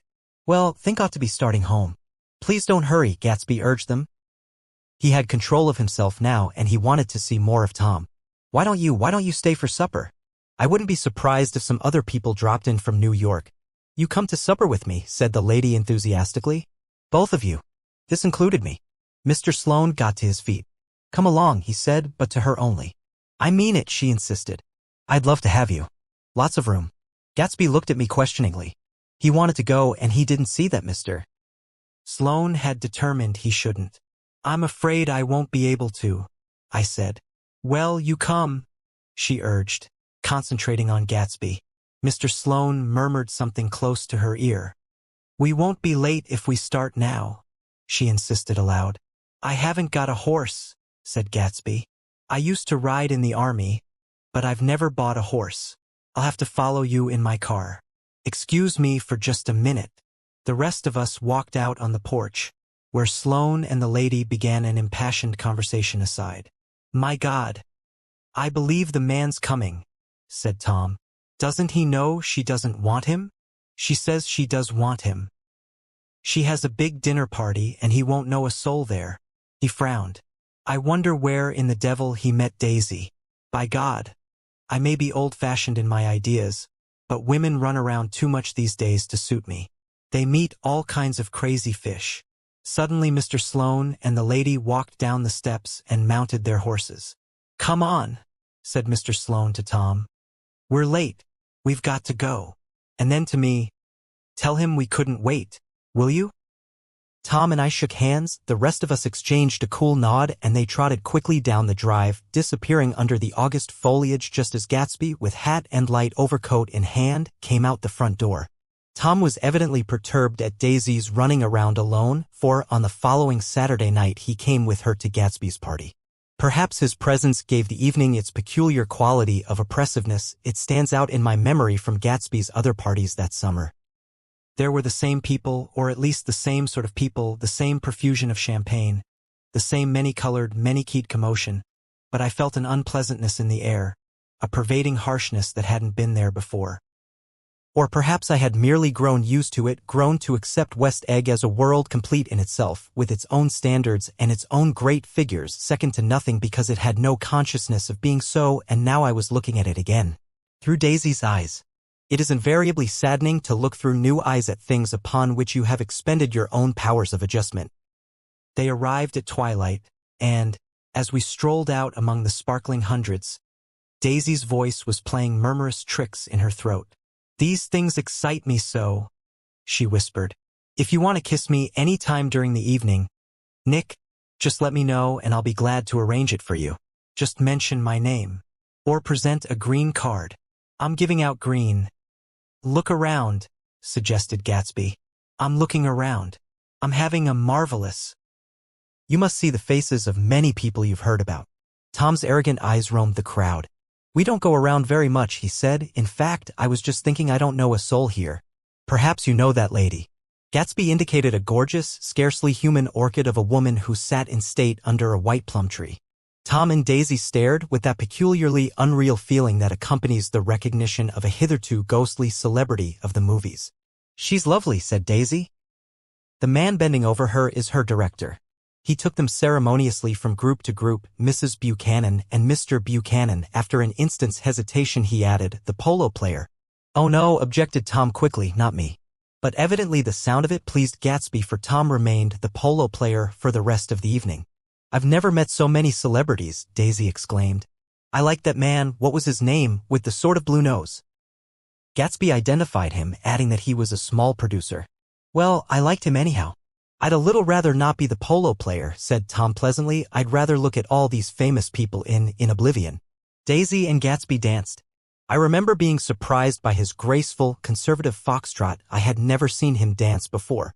Then they sauntered over to my house and sat on the steps for half an hour while at her request I remained watchfully in the garden. "In case there's a fire or a flood," she explained, "or any act of God." Tom appeared from his oblivion as we were sitting down to supper together. "Do you mind if I eat with some people over here?" he said. "A fellow's getting off some funny stuff." "Go ahead," answered Daisy genially, "and if you want to take down any addresses, here's my little gold pencil." She looked around after a moment and told me the girl was common but pretty, and I knew that except for the half hour she'd been alone with Gatsby she wasn't having a good time. We were at a particularly tipsy table. That was my fault. Gatsby had been called to the phone, and I'd enjoyed these same people only 2 weeks before. But what had amused me then turned septic on the air now. "How do you feel, Miss Baedeker?" The girl addressed was trying, unsuccessfully, to slump against my shoulder. At this inquiry she sat up and opened her eyes. "Wah!" A massive and lethargic woman who had been urging Daisy to play golf with her at the local club tomorrow spoke in Miss Baedeker's defense. "Oh, she's all right now. When she's had 5 or 6 cocktails she always starts screaming like that. I tell her she ought to leave it alone." "I do leave it alone," affirmed the accused hollowly. "We heard you yelling, so I said to Doc Civet here, there's somebody that needs your help, Doc." "She's much obliged, I'm sure," said another friend without gratitude. "But you got her dress all wet when you stuck her head in the pool." "Anything I hate is to get my head stuck in a pool," mumbled Miss Baedeker. "They almost drowned me once over in New Jersey." "Then you ought to leave it alone," countered Dr. Civet. "Speak for yourself," cried Miss Baedeker violently. "Your hand shakes. I wouldn't let you operate on me." It was like that. Almost the last thing I remember was standing with Daisy and watching the moving picture director and his star. They were still under the white plum tree and their faces were touching except for a pale, thin ray of moonlight between.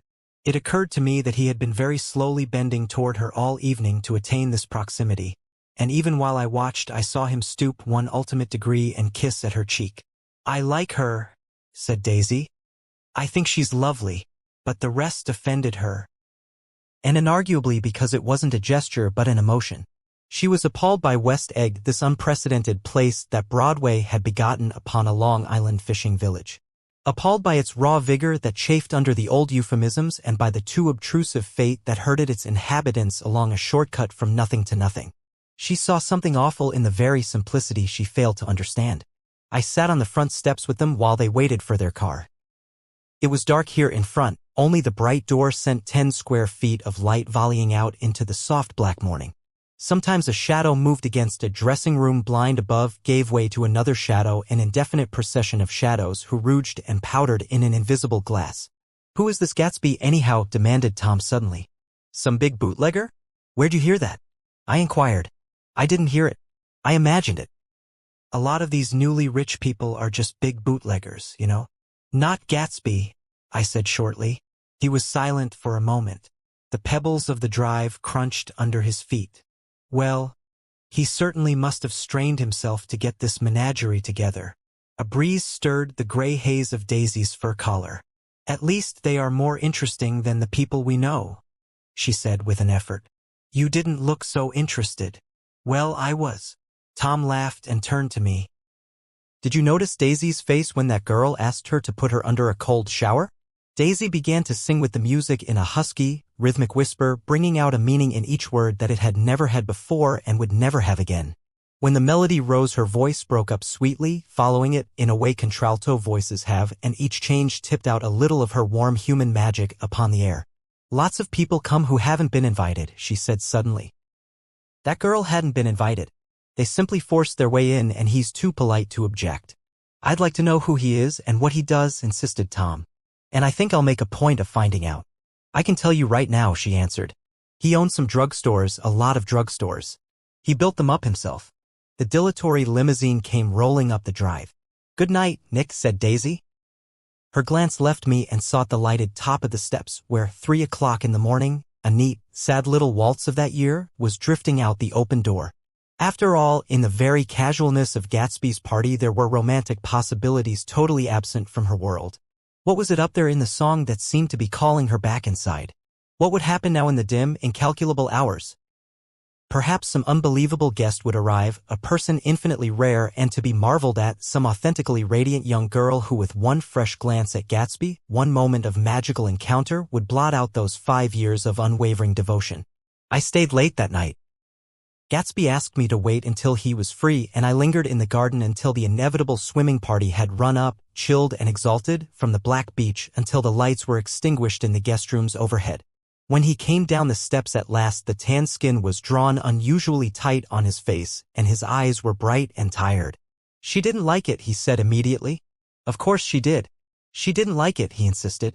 She didn't have a good time. He was silent, and I guessed at his unutterable depression. I feel far away from her, he said. It's hard to make her understand. You mean about the dance? The dance. He dismissed all the dances he had given with a snap of his fingers. Old sport, the dance is unimportant. He wanted nothing less of Daisy than that she should go to Tom and say, I never loved you. After she had obliterated 4 years with that sentence, they could decide upon the more practical measures to be taken. One of them was that, after she was free, they were to go back to Louisville and be married from her house, just as if it were 5 years ago. And she doesn't understand, he said. She used to be able to understand. We'd sit for hours. He broke off and began to walk up and down a desolate path of fruit rinds and discarded favors and crushed flowers. I wouldn't ask too much of her, I ventured. You can't repeat the past. Can't repeat the past? He cried incredulously. Why, of course you can. He looked around him wildly, as if the past were lurking here in the shadow of his house, just out of reach of his hand. I'm going to fix everything just the way it was before, he said, nodding determinedly. She'll see.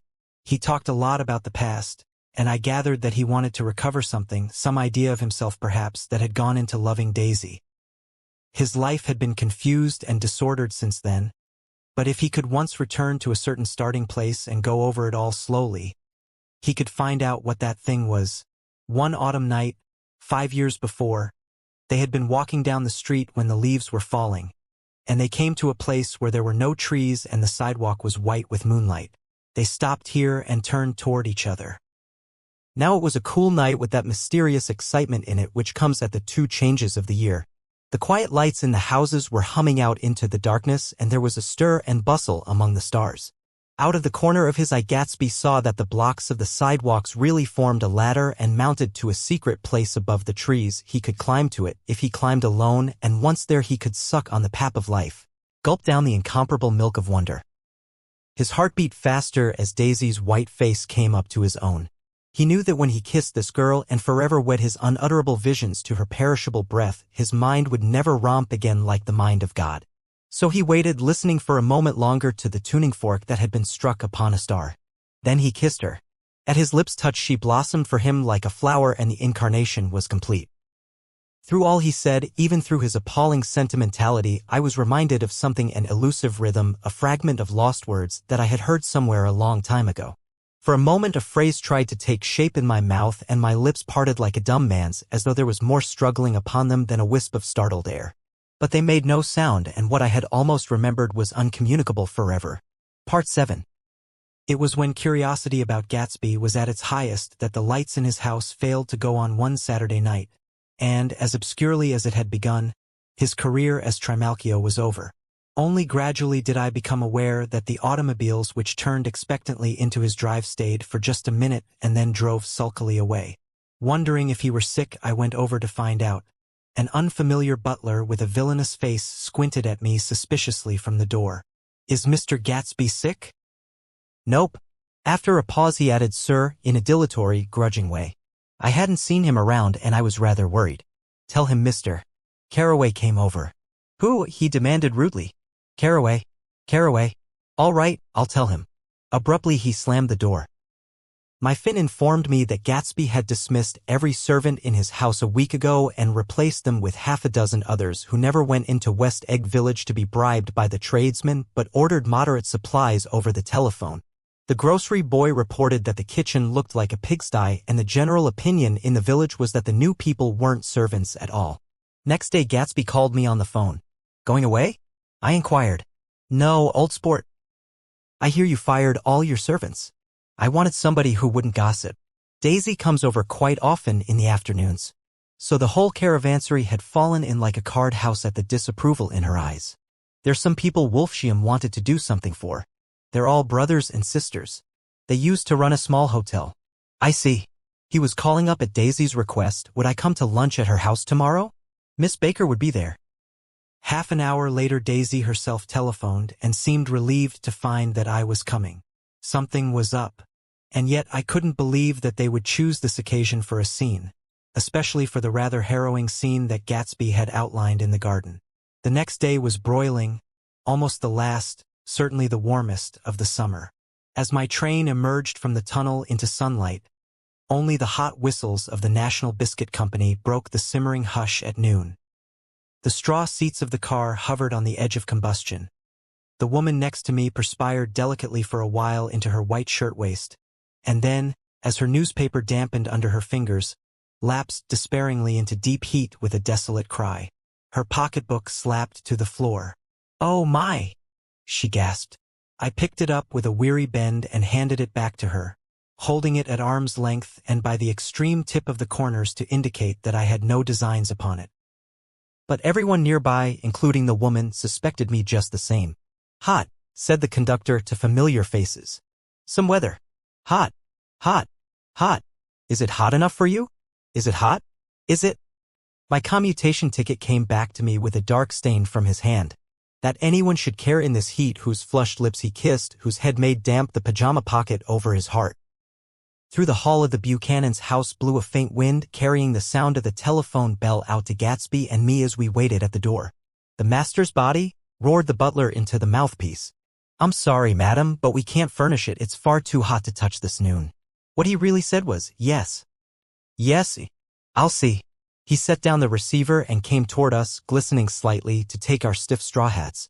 "Madam expects you in the salon," he cried, needlessly indicating the direction. In this heat, every extra gesture was an affront to the common store of life. The room, shadowed well with awnings, was dark and cool. Daisy and Jordan lay upon an enormous couch, like silver idols weighing down their own white dresses against the singing breeze of the fans. "We can't move," they said together. Jordan's fingers, powdered white over their tan, rested for a moment in mine. "And Mr. Thomas Buchanan, the athlete?" I inquired. Simultaneously, I heard his voice, gruff, muffled, husky, at the hall telephone. Gatsby stood in the center of the crimson carpet and gazed around with fascinated eyes.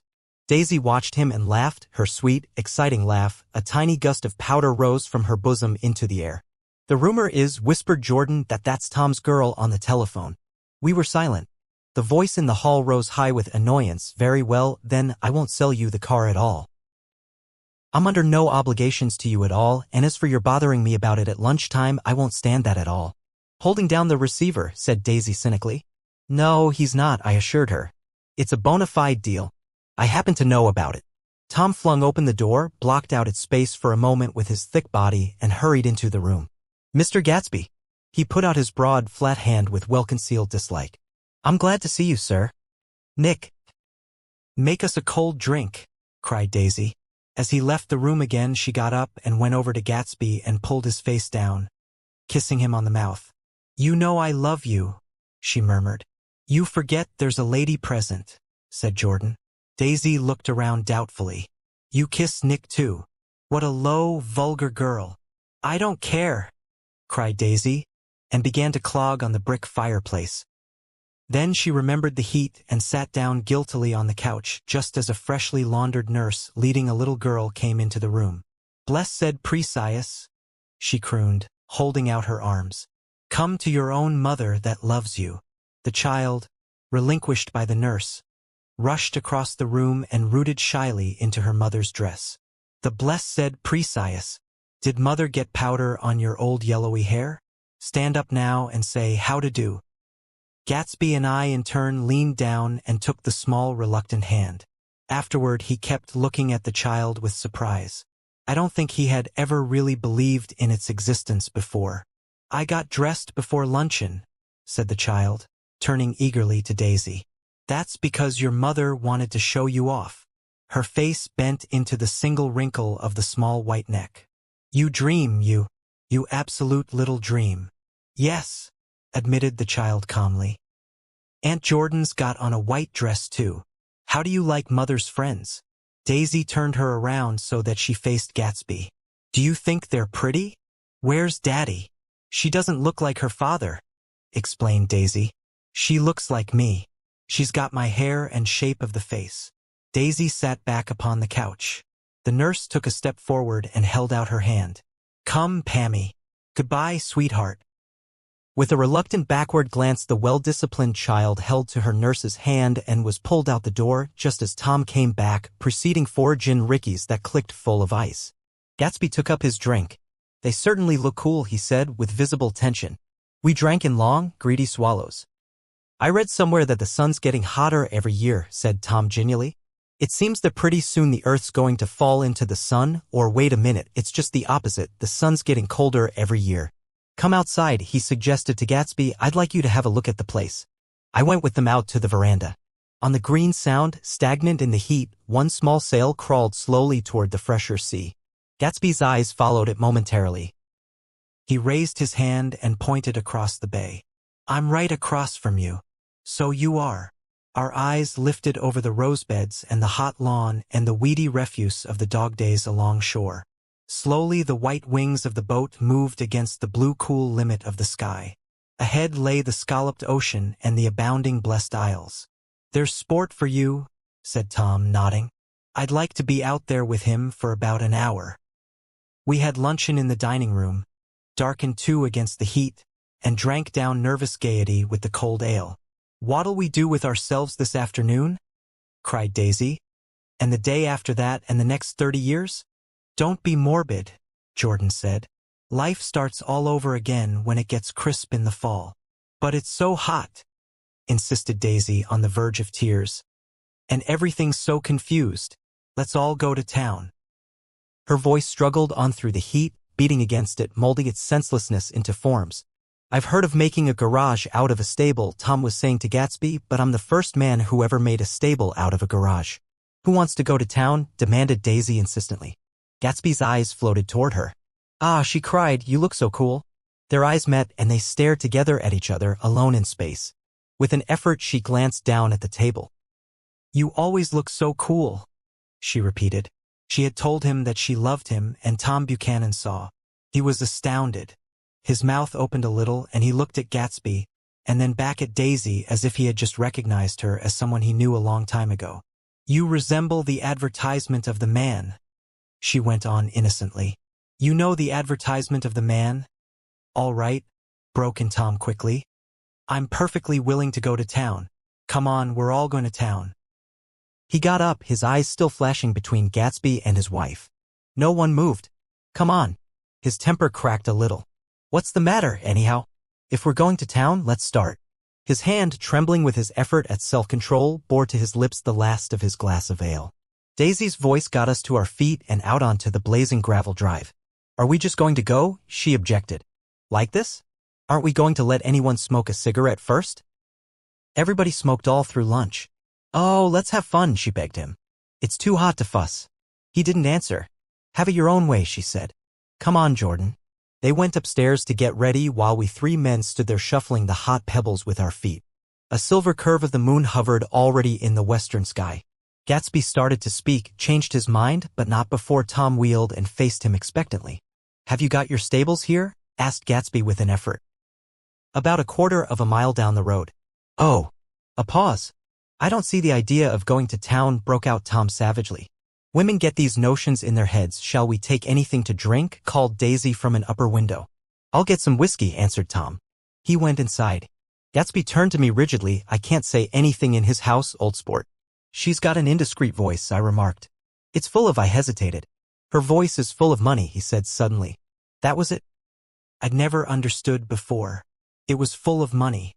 That was the inexhaustible charm that rose and fell in it. The jingle of it, the cymbal song of it.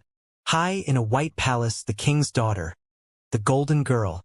Tom came out of the house wrapping a quart bottle in a towel, followed by Daisy and Jordan wearing small tight hats of metallic cloth and carrying light capes over their arms.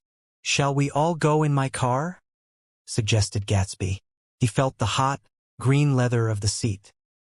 "I ought to have left it in the shade." "Is it standard shift?" demanded Tom. "Yes." "Well, you take my coupe and let me drive your car to town." The suggestion was distasteful to Gatsby. "I don't think there's much gas," he objected. "Plenty of gas," said Tom boisterously. He looked at the gauge. "And if it runs out, I can stop at a drugstore."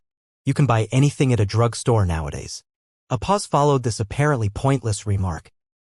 Daisy looked at Tom frowning, and an indefinable expression at once definitely unfamiliar and vaguely recognizable, as if I had only heard it described in words, passed over Gatsby's face. "Come on, Daisy," said Tom, pressing her with his hand toward Gatsby's car. "I'll take you in this circus wagon."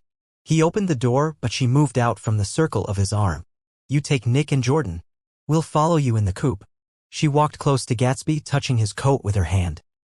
Jordan and Tom and I got into the front seat of Gatsby's car. Tom pushed the unfamiliar gears tentatively, and we shot off into the oppressive heat, leaving them out of sight behind.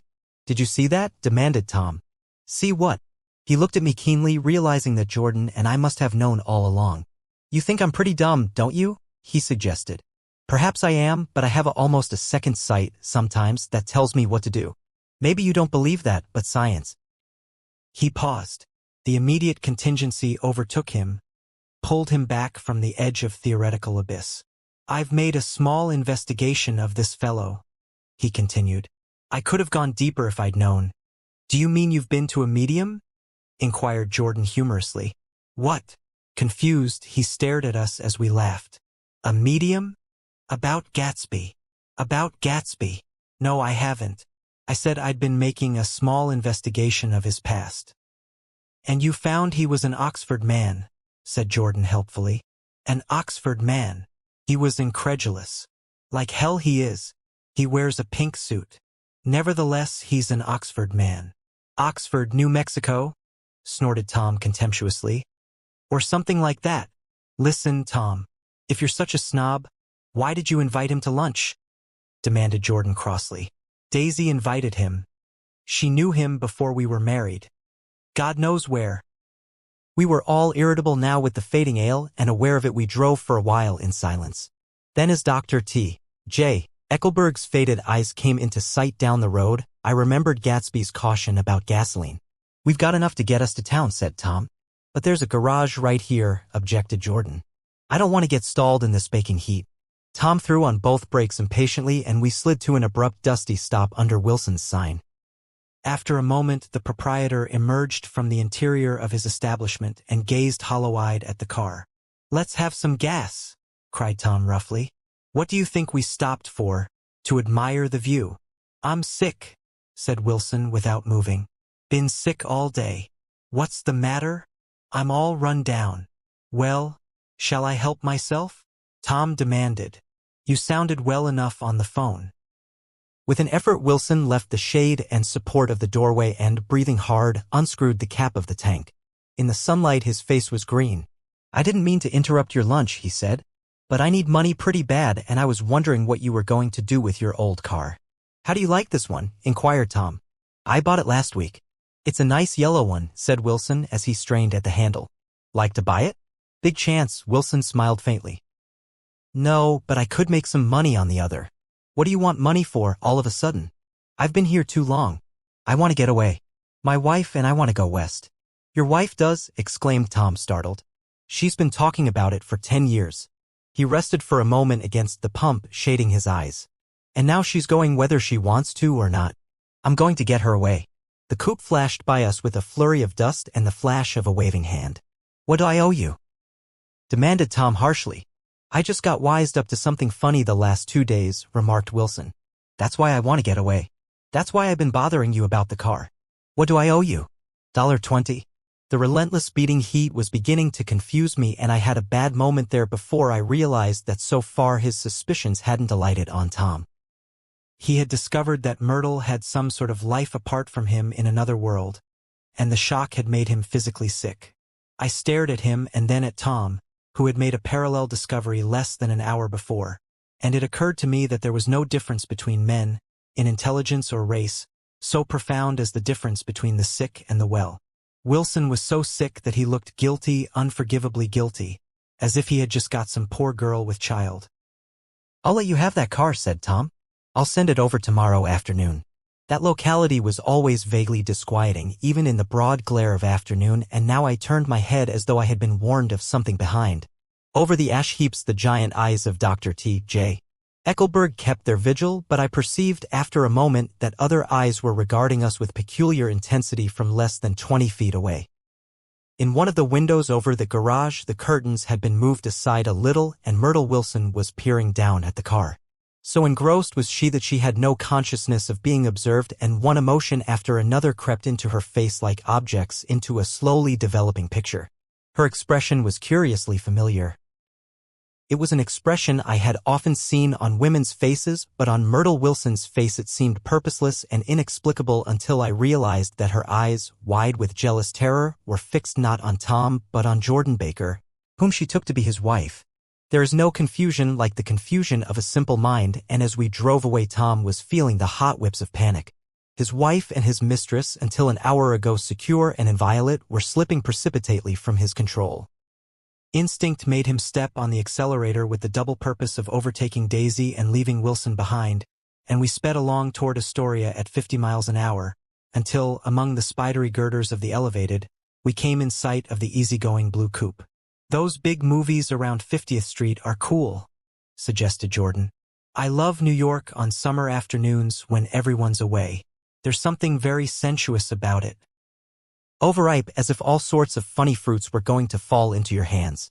The word sensuous had the effect of further disquieting Tom, but before he could invent a protest the coupe came to a stop and Daisy signaled us to draw up alongside. Where are we going? She cried. How about the movies? It's so hot, she complained. You go. We'll ride around and meet you after.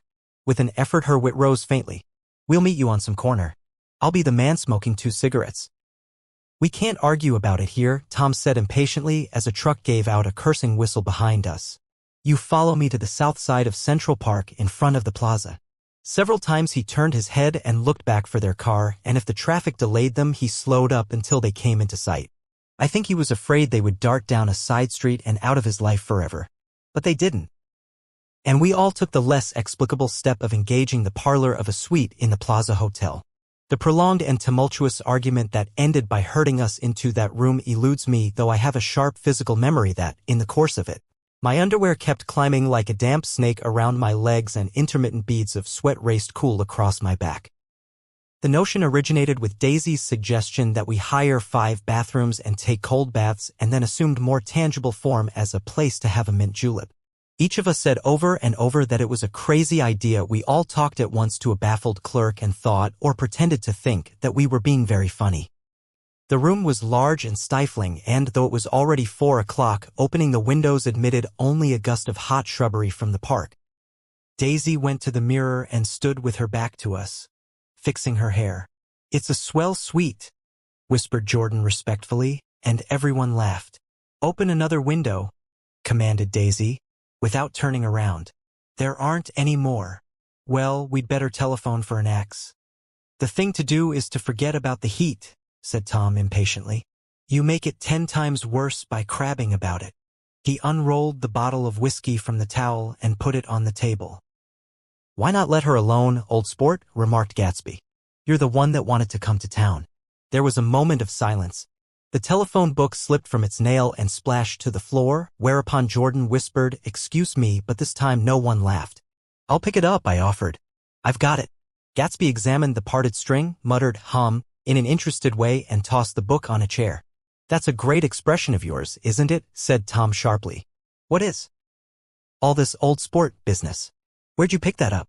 "Now see here, Tom," said Daisy, turning around from the mirror, "if you're going to make personal remarks I won't stay here a minute. Call up and order some ice for the mint julep."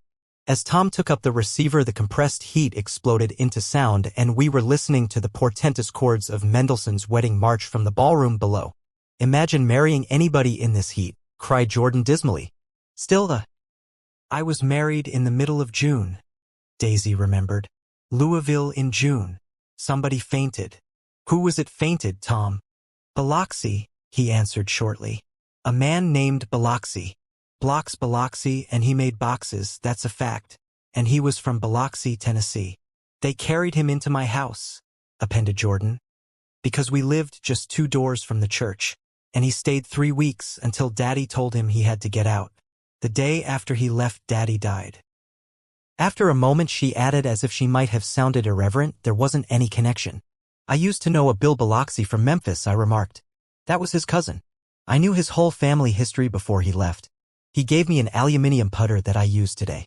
The music had died down as the ceremony began, and now a long cheer floated in at the window, followed by intermittent cries of "yeah, ea," and finally by a burst of jazz as the dancing began. "We're getting old," said Daisy. "If we were young we'd rise and dance. Remember Biloxi," Jordan warned her. "Where'd you know him, Tom?" "Biloxi." He concentrated with an effort. "I didn't know him. He was a friend of Daisy's." "He was not," she denied. "I'd never seen him before. He came down in the private car."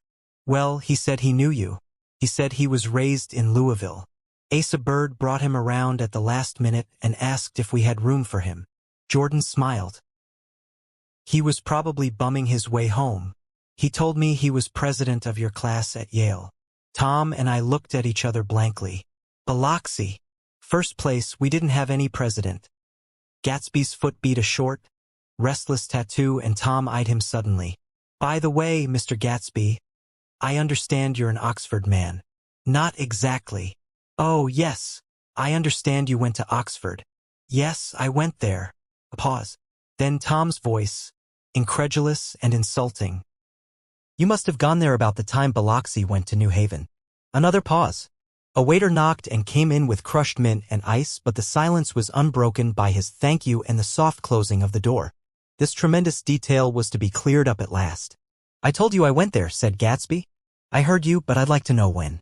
"It was in 1919. I only stayed 5 months. That's why I can't really call myself an Oxford man." Tom glanced around to see if we mirrored his unbelief, but we were all looking at Gatsby. "It was an opportunity they gave to some of the officers after the armistice," he continued. "We could go to any of the universities in England or France. I wanted to get up and slap him on the back. I had one of those renewals of complete faith in him that I'd experienced before." Daisy rose, smiling faintly, and went to the table. "Open the whiskey, Tom," she ordered, "and I'll make you a mint julep. Then you won't seem so stupid to yourself. Look at the mint." "Wait a minute," snapped Tom. "I want to ask Mr. Gatsby one more question." "Go on," Gatsby said politely. "What kind of a row are you trying to cause in my house anyhow?" They were out in the open at last, and Gatsby was content. "He isn't causing a row." Daisy looked desperately from one to the other. "You're causing a row.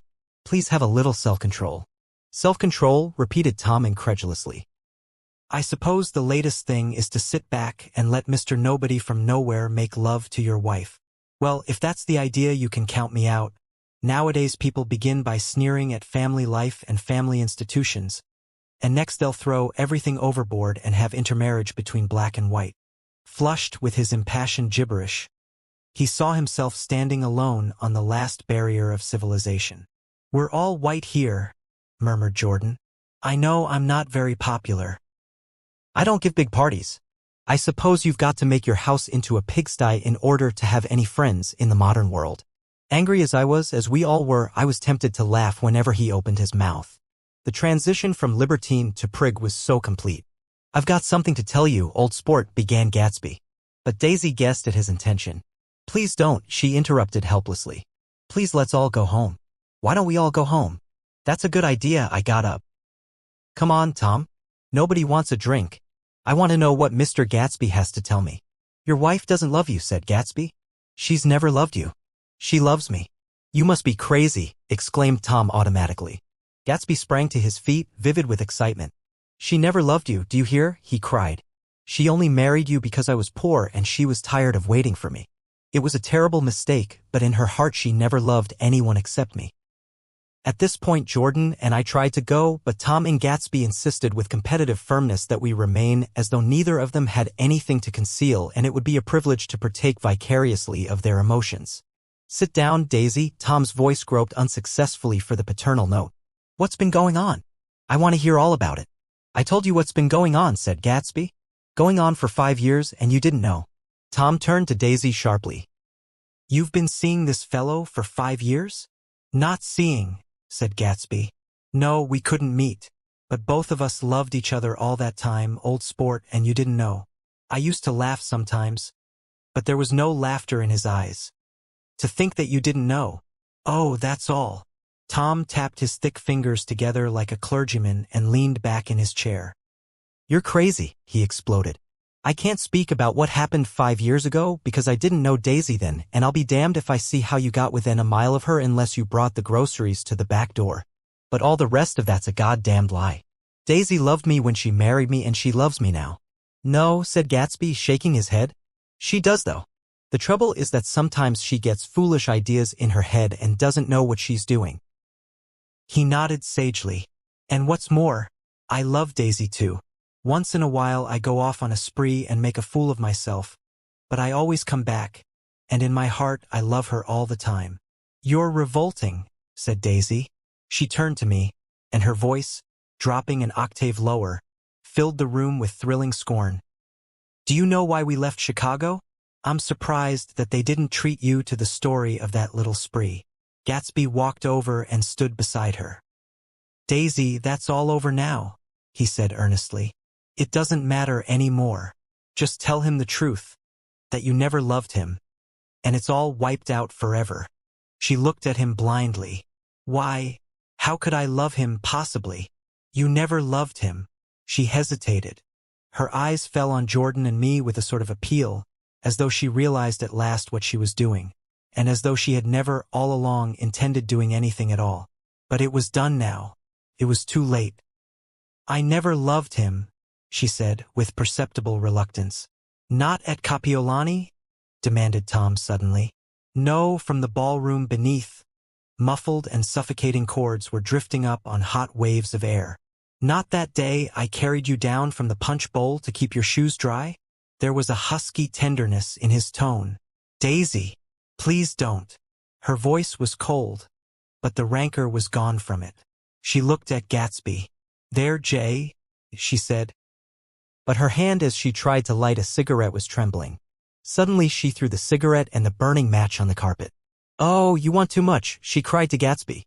"I love you now, isn't that enough? I can't help what's past." She began to sob helplessly. "I did love him once, but I loved you too." Gatsby's eyes opened and closed. "You loved me too," he repeated. "Even that's a lie," said Tom savagely. "She didn't know you were alive."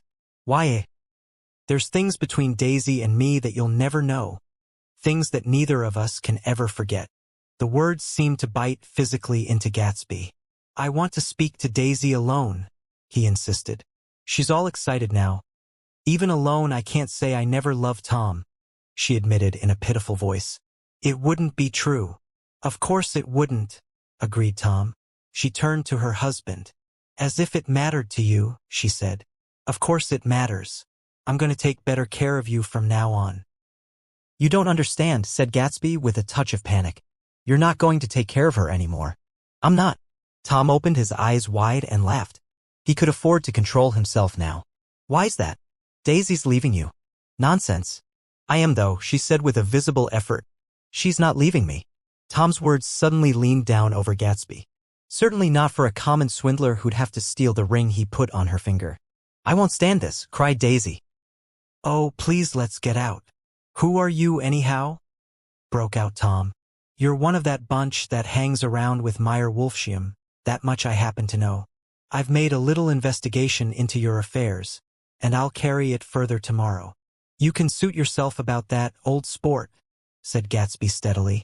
I found out what your drugstores were. He turned to us and spoke rapidly. He and this Wolfsheim bought up a lot of side street drugstores here and in Chicago and sold grain alcohol over the counter. That's one of his little stunts. I picked him for a bootlegger the first time I saw him, and I wasn't far wrong. What about it? Said Gatsby politely. I guess your friend Walter Chase wasn't too proud to come in on it. And you left him in the lurch, didn't you? You let him go to jail for a month over in New Jersey. God. You ought to hear Walter on the subject of you. He came to us dead broke. He was very glad to pick up some money, old sport. Don't you call me old sport, cried Tom. Gatsby said nothing. Walter could have you up on the betting laws too, but Wolfsheim scared him into shutting his mouth. That unfamiliar yet recognizable look was back again in Gatsby's face. That drugstore business was just small change, continued Tom slowly. But you've got something on now that Walter's afraid to tell me about. I glanced at Daisy, who was staring terrified between Gatsby and her husband, and at Jordan, who had begun to balance an invisible but absorbing object on the tip of her chin. Then I turned back to Gatsby, and was startled at his expression. He looked, and this is said in all contempt for the babbled slander of his garden, as if he had killed a man. For a moment the set of his face could be described in just that fantastic way. It passed, and he began to talk excitedly to Daisy, denying everything, defending his name against accusations that had not been made. But with every word she was drawing further and further into herself. So he gave that up, and only the dead dream fought on as the afternoon slipped away, trying to touch what was no longer tangible, struggling unhappily, undespairingly, toward that lost voice across the room. The voice begged again to go. Please, Tom, I can't stand this anymore. Her frightened eyes told that whatever intentions, whatever courage she had had, were definitely gone. You two start on home, Daisy, said Tom. In Mr. Gatsby's car. She looked at Tom, alarmed now, but he insisted with magnanimous scorn. Go on. He won't annoy you. I think he realizes that his presumptuous little flirtation is over. They were gone without a word, snapped out, made accidental, isolated, like ghosts, even from our pity. After a moment Tom got up and began wrapping the unopened bottle of whiskey in the towel. Want any of this stuff? Jordan? Nick? I didn't answer. Nick? He asked again. What? Want any? No. I just remembered that today is my birthday. I was 30. Before me stretched the portentous, menacing road of a new decade. It was 7 o'clock when we got into the coupe with him and started for Long Island. Tom talked incessantly, exulting and laughing, but his voice was as remote from Jordan and me as the foreign clamor on the sidewalk or the tumult of the elevated overhead. Human sympathy has its limits, and we were content to let all their tragic arguments fade with the city lights behind. 30. The promise of a decade of loneliness, a thinning list of single men to know, a thinning briefcase of enthusiasm, thinning hair. But there was Jordan beside me who, unlike Daisy, was too wise ever to carry well-forgotten dreams from age to age. As we passed over the dark bridge her wan face fell lazily against my coat's shoulder and the formidable stroke of 30 died away with the reassuring pressure of her hand. So we drove on toward death through the cooling twilight. The young Greek, Michaelis, who ran the coffee joint beside the ash heaps, was the principal witness at the inquest. He had slept through the heat until after 5, when he strolled over to the garage and found George Wilson sick in his office. Really sick, pale as his own pale hair and shaking all over. Michaelis advised him to go to bed, but Wilson refused, saying that he'd miss a lot of business if he did. While his neighbor was trying to persuade him, a violent racket broke out overhead. I've got my wife locked in up there, explained Wilson calmly. She's going to stay there till the day after tomorrow, and then we're going to move away. Michaelis was astonished. They had been neighbors for 4 years, and Wilson had never seemed faintly capable of such a statement. Generally he was one of these worn-out men. When he wasn't working, he sat on a chair in the doorway and stared at the people and the cars that passed along the road. When anyone spoke to him, he invariably laughed in an agreeable, colorless way. He was his wife's man and not his own. So naturally Michaelis tried to find out what had happened. But Wilson wouldn't say a word. Instead he began to throw curious, suspicious glances at his visitor and ask him what he'd been doing at certain times on certain days. Just as the latter was getting uneasy, some workmen came past the door bound for his restaurant, and Michaelis took the opportunity to get away, intending to come back later. But he didn't. He supposed he forgot to, that's all. When he came outside again a little after 7, he was reminded of the conversation because he heard Mrs. Wilson's voice, loud and scolding, downstairs in the garage. "Beat me," he heard her cry. "Throw me down and beat me, you dirty little coward." A moment later she rushed out into the dusk, waving her hands and shouting. Before he could move from his door, the business was over. The death car, as the newspapers called it, didn't stop. It came out of the gathering darkness, wavered tragically for a moment, and then disappeared around the next bend. Mavro Michaelis wasn't even sure of its color. He told the first policeman that it was light green. The other car, the one going toward New York, came to rest 100 yards beyond, and its driver hurried back to where Myrtle Wilson, her life violently extinguished, knelt in the road and mingled her thick dark blood with the dust. Michaelis and this man reached her first, but when they had torn open her shirtwaist, still damp with perspiration, they saw that her left breast was swinging loose like a flap, and there was no need to listen for the heart beneath. The mouth was wide open and ripped a little at the corners, as though she had choked a little in giving up the tremendous vitality she had stored so long. We saw the 3 or 4 automobiles and the crowd when we were still some distance away. "Wreck," said Tom. "That's good. Wilson have a little business at last." He slowed down, but still without any intention of stopping, until, as we came nearer, the hushed, intent faces of the people at the garage door made him automatically put on the brakes. "We'll take a look," he said doubtfully. "Just a look." I became aware now of a hollow, wailing sound which issued incessantly from the garage. A sound which, as we got out of the coupe and walked toward the door, resolved itself into the words, "Oh my God," uttered over and over in a gasping moan. "There's some bad trouble here," said Tom excitedly. He reached up on tiptoes and peered over a circle of heads into the garage, which was lit only by a yellow light in a swinging metal basket overhead. Then he made a harsh sound in his throat and with a violent thrusting movement of his powerful arms pushed his way through. The circle closed up again with a running murmur of expostulation. It was a minute before I could see anything at all. Then new arrivals deranged the line, and Jordan and I were pushed suddenly inside. Myrtle Wilson's body, wrapped in a blanket and then in another blanket as though she suffered from a chill in the hot night, lay on a work table by the wall, and Tom, with his back to us, was bending over it, motionless. Next to him stood a motorcycle policeman taking down names with much sweat and correction in a little book. At first I couldn't find the source of the high, groaning words that echoed clamorously through the bare garage. Then I saw Wilson standing on the raised threshold of his office, swaying back and forth and holding to the doorposts with both hands. Some man was talking to him in a low voice and attempting, from time to time, to lay a hand on his shoulder, but Wilson neither heard nor saw. His eyes would drop slowly from the swinging light to the laden table by the wall, and then jerk back to the light again, and he gave out incessantly his high, horrible call. "Oh, my Jody! Oh, my Jody! Oh, Jody! Oh, my Jody!" Presently Tom lifted his head with a jerk and, after staring around the garage with glazed eyes, addressed a mumbled, incoherent remark to the policeman. "MAV," the policeman was saying. "Oh, no, R," corrected the man, "MAVRO. Listen to me," muttered Tom fiercely. "R," said the policeman. "Oh, G. G." He looked up as Tom's broad hand fell sharply on his shoulder. "What you want, fella? What happened?" "That's what I want to know." "Otto hit her. Instantly killed." "Instantly killed?"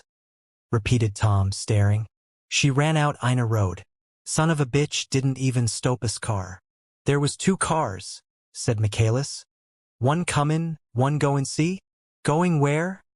asked the policeman keenly. "One goin' each way." "Well, she—" His hand rose toward the blankets but stopped halfway and fell to his side. She ran out there and the one comin' from York knocked right into her, going 30 or 40 miles an hour. "What's the name of this place here?" demanded the officer. "Hasn't got any name." A pale, well-dressed Negro stepped near. "It was a yellow car," he said. "Big yellow car. New." "See the accident?" asked the policeman. "No, but the car passed me down the road, going faster than 40. Going 50, 60. Come here and let's have your name. Look out now. I want to get his name." Some words of this conversation must have reached Wilson, swaying in the office door, for suddenly a new theme found voice among his grasping cries. "You don't have to tell me what kind of car it was. I know what kind of car it was." Watching Tom, I saw the wad of muscle back of his shoulder tighten under his coat. He walked quickly over to Wilson and, standing in front of him, seized him firmly by the upper arms. "You've got to pull yourself together," he said with soothing gruffness. Wilson's eyes fell upon Tom. He started up on his tiptoes and then would have collapsed to his knees had not Tom held him upright. "Listen," said Tom, shaking him a little. "I just got here a minute ago, from New York. I was bringing you that coupe we've been talking about. That yellow car I was driving this afternoon wasn't mine. Do you hear? I haven't seen it all afternoon." Only the Negro and I were near enough to hear what he said, but the policeman caught something in the tone and looked over with truculent eyes. "What's all that?" he demanded. "I'm a friend of his." Tom turned his head but kept his hands firm on Wilson's body. "He says he knows the car that did it. It was a yellow car." Some dim impulse moved the policeman to look suspiciously at Tom. "And what color's your car?" "It's a blue car, a coupe. We've come straight from New York," I said. Someone who had been driving a little behind us confirmed this, and the policeman turned away. "Now, if you'll let me have that name again, correct?" Picking up Wilson like a doll, Tom carried him into the office, set him down in a chair and came back. "If somebody'll come here and sit with him," he snapped authoritatively. He watched while the two men standing closest glanced at each other and went unwillingly into the room. Then Tom shut the door on them and came down the single step, his eyes avoiding the table. As he passed close to me, he whispered, "Let's get out." Self-consciously, with his authoritative arms breaking the way, we pushed through the still-gathering crowd, passing a hurried doctor, case in hand, who had been sent for in Wild Hope half an hour ago. Tom drove slowly until we were beyond the bend, then his foot came down hard and the coupe raced along through the night. In a little while I heard a low husky sob and saw that the tears were overflowing down his face. "The goddamned coward," he whimpered. He didn't even stop his car. The Buchanan's house floated suddenly toward us through the dark rustling trees. Tom stopped beside the porch and looked up at the second floor, where two windows bloomed with light among the vines. "Daisy's home," he said. As we got out of the car, he glanced at me and frowned slightly. "I ought to have dropped you in West Egg, Nick. There's nothing we can do tonight." A change had come over him, and he spoke gravely and with decision. As we walked across the moonlight gravel to the porch, he disposed of the situation in a few brisk phrases. "I'll telephone for a taxi to take you home, and while you're waiting, you and Jordan better go in the kitchen and have them get you some supper, if you want any." He opened the door. "Come in."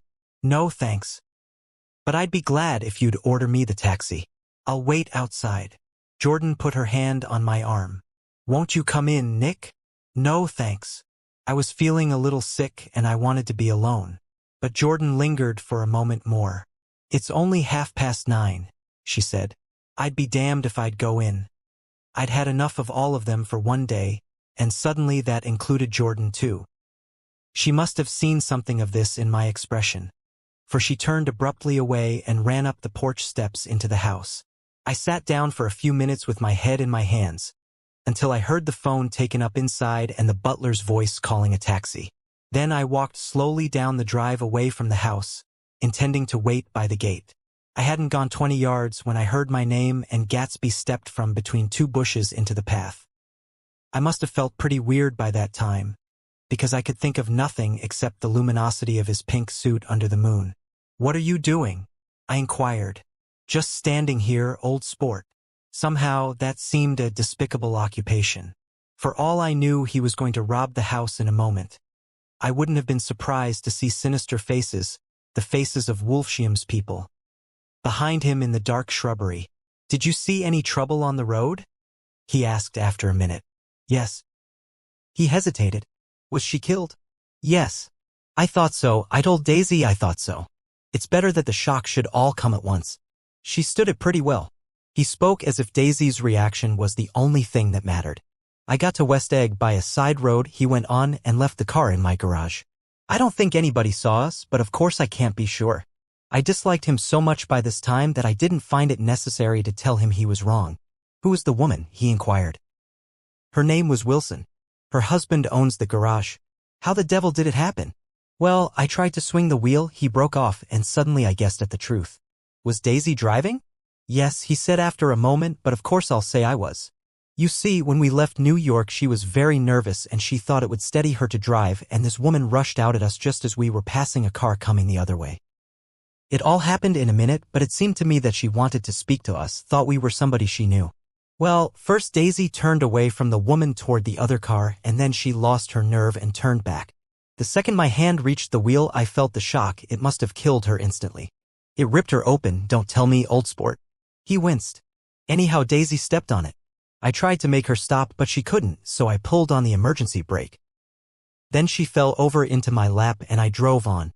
She'll be all right tomorrow, he said presently. I'm just going to wait here and see if he tries to bother her about that unpleasantness this afternoon. She's locked herself into her room, and if he tries any brutality she's going to turn the light out and on again. He won't touch her, I said. He's not thinking about her. I don't trust him, old sport. How long are you going to wait? All night, if necessary.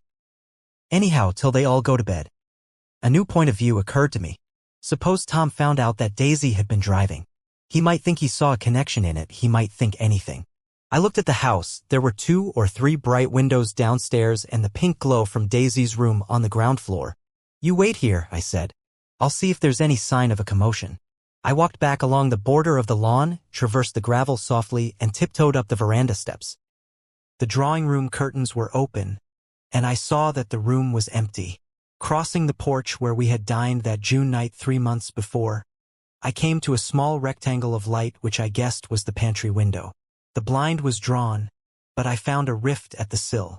Daisy and Tom were sitting opposite each other at the kitchen table, with a plate of cold fried chicken between them and 2 bottles of ale. He was talking intently across the table at her, and in his earnestness his hand had fallen upon and covered her own. Once in a while she looked up at him and nodded in agreement. They weren't happy, and neither of them had touched the chicken or the ale, and yet they weren't unhappy either. There was an unmistakable air of natural intimacy about the picture, and anybody would have said that they were conspiring together. As I tiptoed from the porch, I heard my taxi feeling its way along the dark road toward the house. Gatsby was waiting where I had left him in the drive. Is it all quiet up there? He asked anxiously. Yes, it's all quiet. I hesitated. You'd better come home and get some sleep. He shook his head. I want to wait here till Daisy goes to bed. Good night, old sport. He put his hands in his coat pockets and turned back eagerly to his scrutiny of the house as though my presence marred the sacredness of the vigil. So I walked away and left him standing there in the moonlight watching over nothing. Part 8. I couldn't sleep all night. A foghorn was groaning incessantly on the sound, and I tossed half-sick between grotesque reality and savage, frightening dreams. Toward dawn I heard a taxi go up Gatsby's drive, and immediately I jumped out of bed and began to dress. I felt that I had something to tell him, something to warn him about, and morning would be too late. Crossing his lawn, I saw that his front door was still open, and he was leaning against a table in the hall, heavy with dejection or sleep. Nothing happened, he said wanly. I waited, and about 4 o'clock she came to the window and stood there for a minute and then turned out the light. His house had never seemed so enormous to me as it did that night when we hunted through the great rooms for cigarettes. We pushed aside curtains that were like pavilions, and felt over innumerable feet of dark wall for electric light switches. Once I tumbled with a sort of splash upon the keys of a ghostly piano. There was an inexplicable amount of dust everywhere, and the rooms were musty, as though they hadn't been aired for many days. I found the humidor on an unfamiliar table with 2 stale, dry cigarettes inside. Throwing open the French windows of the drawing room, we sat smoking out into the darkness. You ought to go away, I said. It's pretty certain they'll trace your car. Go away now, old sport? Go to Atlantic City for a week or up to Montreal. He wouldn't consider it. He couldn't possibly leave Daisy until he knew what she was going to do. He was clutching at some last hope, and I couldn't bear to shake him free. It was this night that he told me the strange story of his youth with Dan. Cody told it to me because Jay Gatsby had broken up like glass against Tom's hard malice, and the long secret extravaganza was played out. I think that he would have acknowledged anything now without reserve, but he wanted to talk about Daisy. She was the first nice girl he had ever known.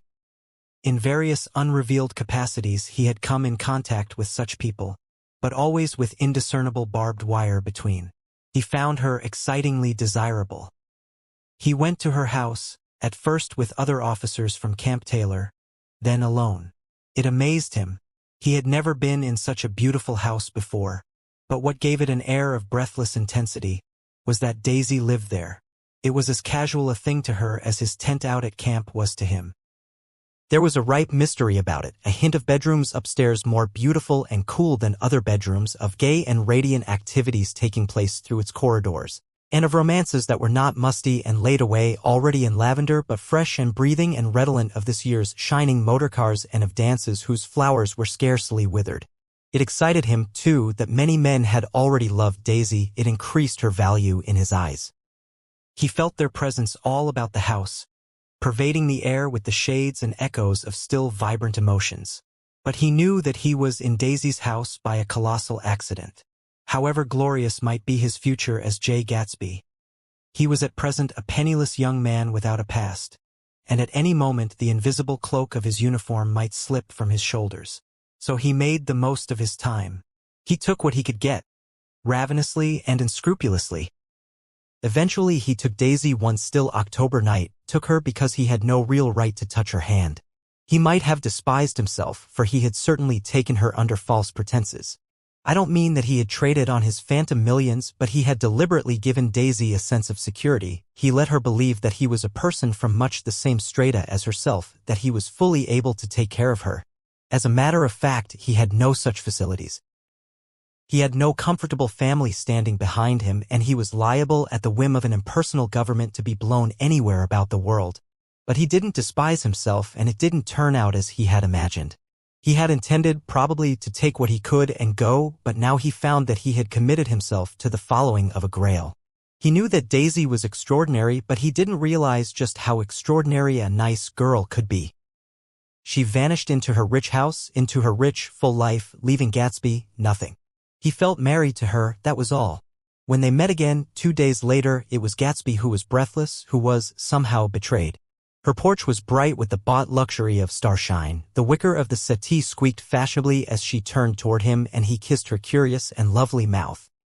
She had caught a cold, and it made her voice huskier and more charming than ever, and Gatsby was overwhelmingly aware of the youth and mystery that wealth imprisons and preserves, of the freshness of many clothes, and of Daisy, gleaming like silver, safe and proud above the hot struggles of the poor. I can't describe to you how surprised I was to find out I loved her, old sport. I even hoped for a while that she'd throw me over, but she didn't, because she was in love with me too. She thought I knew a lot because I knew different things from her. Well, there I was, way off my ambitions, getting deeper in love every minute, and all of a sudden I didn't care.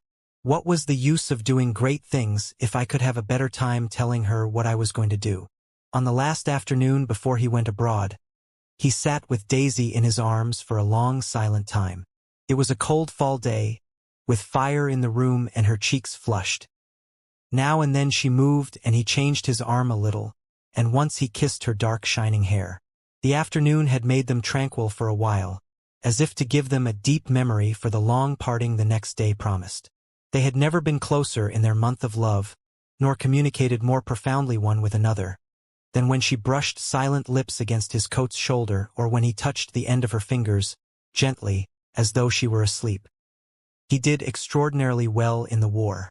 He was a captain before he went to the front, and following the Argonne battles he got his majority and the command of the divisional machine guns. After the armistice he tried frantically to get home, but some complication or misunderstanding sent him to Oxford instead. He was worried now. There was a quality of nervous despair in Daisy's letters. She didn't see why he couldn't come. She was feeling the pressure of the world outside, and she wanted to see him and feel his presence beside her and be reassured that she was doing the right thing after all.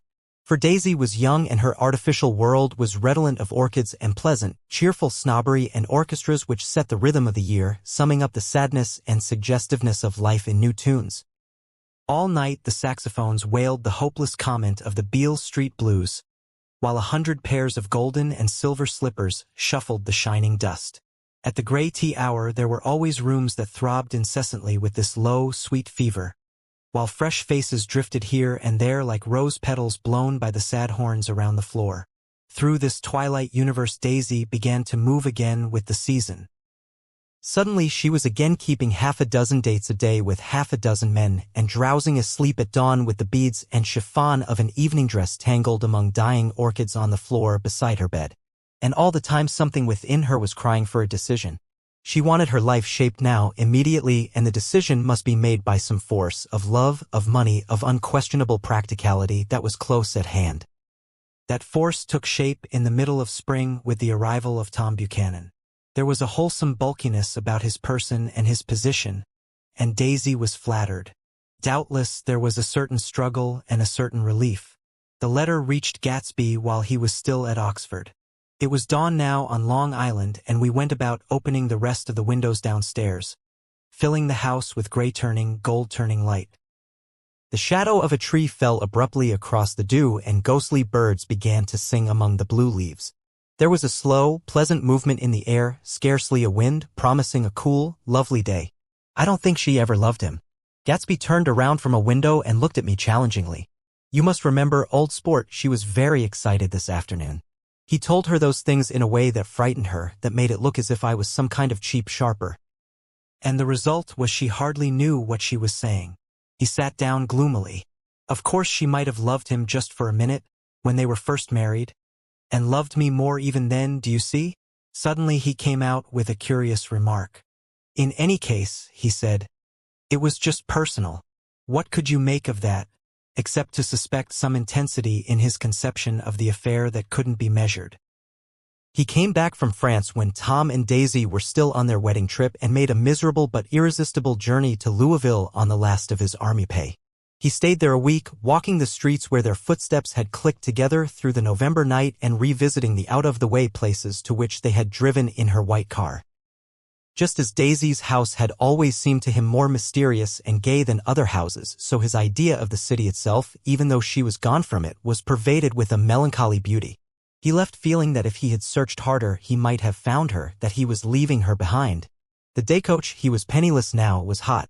He went out to the open vestibule and sat down on a folding chair, and the station slid away and the backs of unfamiliar buildings moved by. Then out into the spring fields, where a yellow trolley raced them for a minute with people in it who might once have seen the pale magic of her face along the casual street. The track curved, and now it was going away from the sun, which, as it sank lower, seemed to spread itself in benediction over the vanishing city where she had drawn her breath. He stretched out his hand desperately as if to snatch only a wisp of air, to save a fragment of the spot that she had made lovely for him. But it was all going by too fast now for his blurred eyes, and he knew that he had lost that part of it, the freshest and the best, forever. It was 9 o'clock when we finished breakfast and went out on the porch. The night had made a sharp difference in the weather, and there was an autumn flavor in the air. The gardener, the last one of Gatsby's former servants, came to the foot of the steps. I'm going to drain the pool today, Mr. Gatsby. Leaves'll start falling pretty soon, and then there's always trouble with the pipes. Don't do it today, Gatsby answered. He turned to me apologetically. You know, old sport, I've never used that pool all summer. I looked at my watch and stood up. 12 minutes to my train. I didn't want to go to the city. I wasn't worth a decent stroke of work, but it was more than that. I didn't want to leave Gatsby. I missed that train and then another before I could get myself away. I'll call you up, I said finally. Do, old sport. I'll call you about noon. We walked slowly down the steps. I suppose Daisy'll call too. He looked at me anxiously as if he hoped I'd corroborate this. I suppose so. Well, goodbye. We shook hands and I started away. Just before I reached the hedge I remembered something and turned around. They're a rotten crowd, I shouted across the lawn. You're worth the whole damn bunch put together. I've always been glad I said that. It was the only compliment I ever gave him because I disapproved of him from beginning to end. First he nodded politely and then his face broke into that radiant and understanding smile as if we'd been in ecstatic cahoots on that fact all the time. His gorgeous pink rag of a suit made a bright spot of color against the white steps, and I thought of the night when I first came to his ancestral home 3 months before. The lawn and drive had been crowded with the faces of those who guessed at his corruption, and he had stood on those steps concealing his incorruptible dream as he waved them goodbye. I thanked him for his hospitality. We were always thanking him for that, I and the others. Goodbye, I called. I enjoyed breakfast, Gatsby. Up in the city, I tried for a while to list the quotations on an interminable amount of stock, then I fell asleep in my swivel chair. Just before noon the phone woke me and I started up with sweat breaking out on my forehead. It was Jordan Baker. She often called me up at this hour because the uncertainty of her own movements between hotels and clubs and private houses made her hard to find in any other way. Usually her voice came over the wire as something fresh and cool, as if a divot from a green golf links had come sailing in at the office window, but this morning it seemed harsh and dry. I've left Daisy's house, she said. I'm at Hempstead and I'm going down to Southampton this afternoon. Probably it had been tactful to leave Daisy's house, but the act annoyed me and her next remark made me rigid. You weren't so nice to me last night. How could it have mattered then? Silence for a moment. Then, however, I want to see you. I want to see you too. Suppose I don't go to Southampton and come into town this afternoon? No, I don't think this afternoon. Very well. It's impossible this afternoon. We talked like that for a while, and then abruptly we weren't talking any longer. I don't know which of us hung up with a sharp click, but I know I didn't care. I couldn't have talked to her across a tea table that day if I never talked to her again in this world. I called Gatsby's house a few minutes later, but the line was busy. I tried 4 times. Finally, an exasperated central told me the wire was being kept open for long distance from Detroit. Taking out my timetable, I drew a small circle around the 3:50 train. Then I leaned back in my chair and tried to think. It was just noon. When I passed the ash heaps on the train that morning, I had crossed deliberately to the other side of the car. I supposed there'd be a curious crowd around there all day with little boys searching for dark spots in the dust and some garrulous man telling over and over what had happened until it became less and less real even to him and he could tell it no longer. And Myrtle Wilson's tragic achievement was forgotten. Now I want to go back a little and tell what happened at the garage after we left there the night before. They had difficulty in locating the sister, Catherine. She must have broken her rule against drinking that night. For when she arrived, she was stupid with liquor and unable to understand that the ambulance had already gone to Flushing. When they convinced her of this, she immediately fainted, as if that was the intolerable part of the affair. Someone, kind or curious, took her in his car and drove her in the wake of her sister's body. Until long after midnight, a changing crowd lapped up against the front of the garage, while George Wilson rocked himself back and forth on the couch inside. For a while the door of the office was open and everyone who came into the garage glanced irresistibly through it. Finally someone said it was a shame and closed the door. Michaelis and several other men were with him. First 4 or 5 men, later 2 or 3 men. Still later Michaelis had to ask the last stranger to wait there 15 minutes longer, while he went back to his own place and made a pot of coffee. After that, he stayed there alone with Wilson until dawn. About 3 o'clock the quality of Wilson's incoherent muttering changed. He grew quieter and began to talk about the yellow car. He announced that he had a way of finding out whom the yellow car belonged to, and then he blurted out that a couple of months ago his wife had come from the city with her face bruised and her nose swollen. But when he heard himself say this, he flinched and began to cry, "Oh my God!" again in his groaning voice. Michaelis made a clumsy attempt to distract him. "How long have you been married, George? Come on there, try and sit still a minute and answer my question. How long have you been married? 12 years. Ever had any children? Come on, George, sit still. I asked you a question. Did you ever have any children?" The hard brown beetles kept thudding against the dull light, and whenever Michaelis heard a car go tearing along the road outside, it sounded to him like the car that hadn't stopped a few hours before. He didn't like to go into the garage because the workbench was stained where the body had been lying, so he moved uncomfortably around the office. He knew every object in it before morning, and from time to time sat down beside Wilson trying to keep him more quiet. "Have you got a church you go to sometimes, George? Maybe even if you haven't been there for a long time? Maybe I could call up the church and get a priest to come over and he could talk to you, see? Don't belong to any." You ought to have a church, George, for times like this. You must have gone to church once. Didn't you get married in a church? Listen, George, listen to me. Didn't you get married in a church? That was a long time ago. The effort of answering broke the rhythm of his rocking. For a moment he was silent. Then the same half-knowing, half-bewildered look came back into his faded eyes.